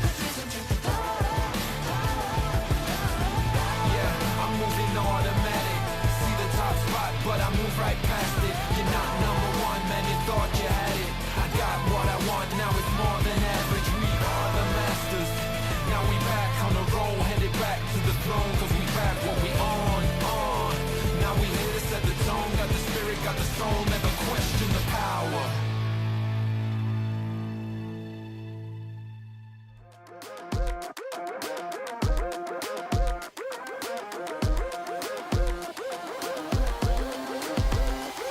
I believe it, I can see it.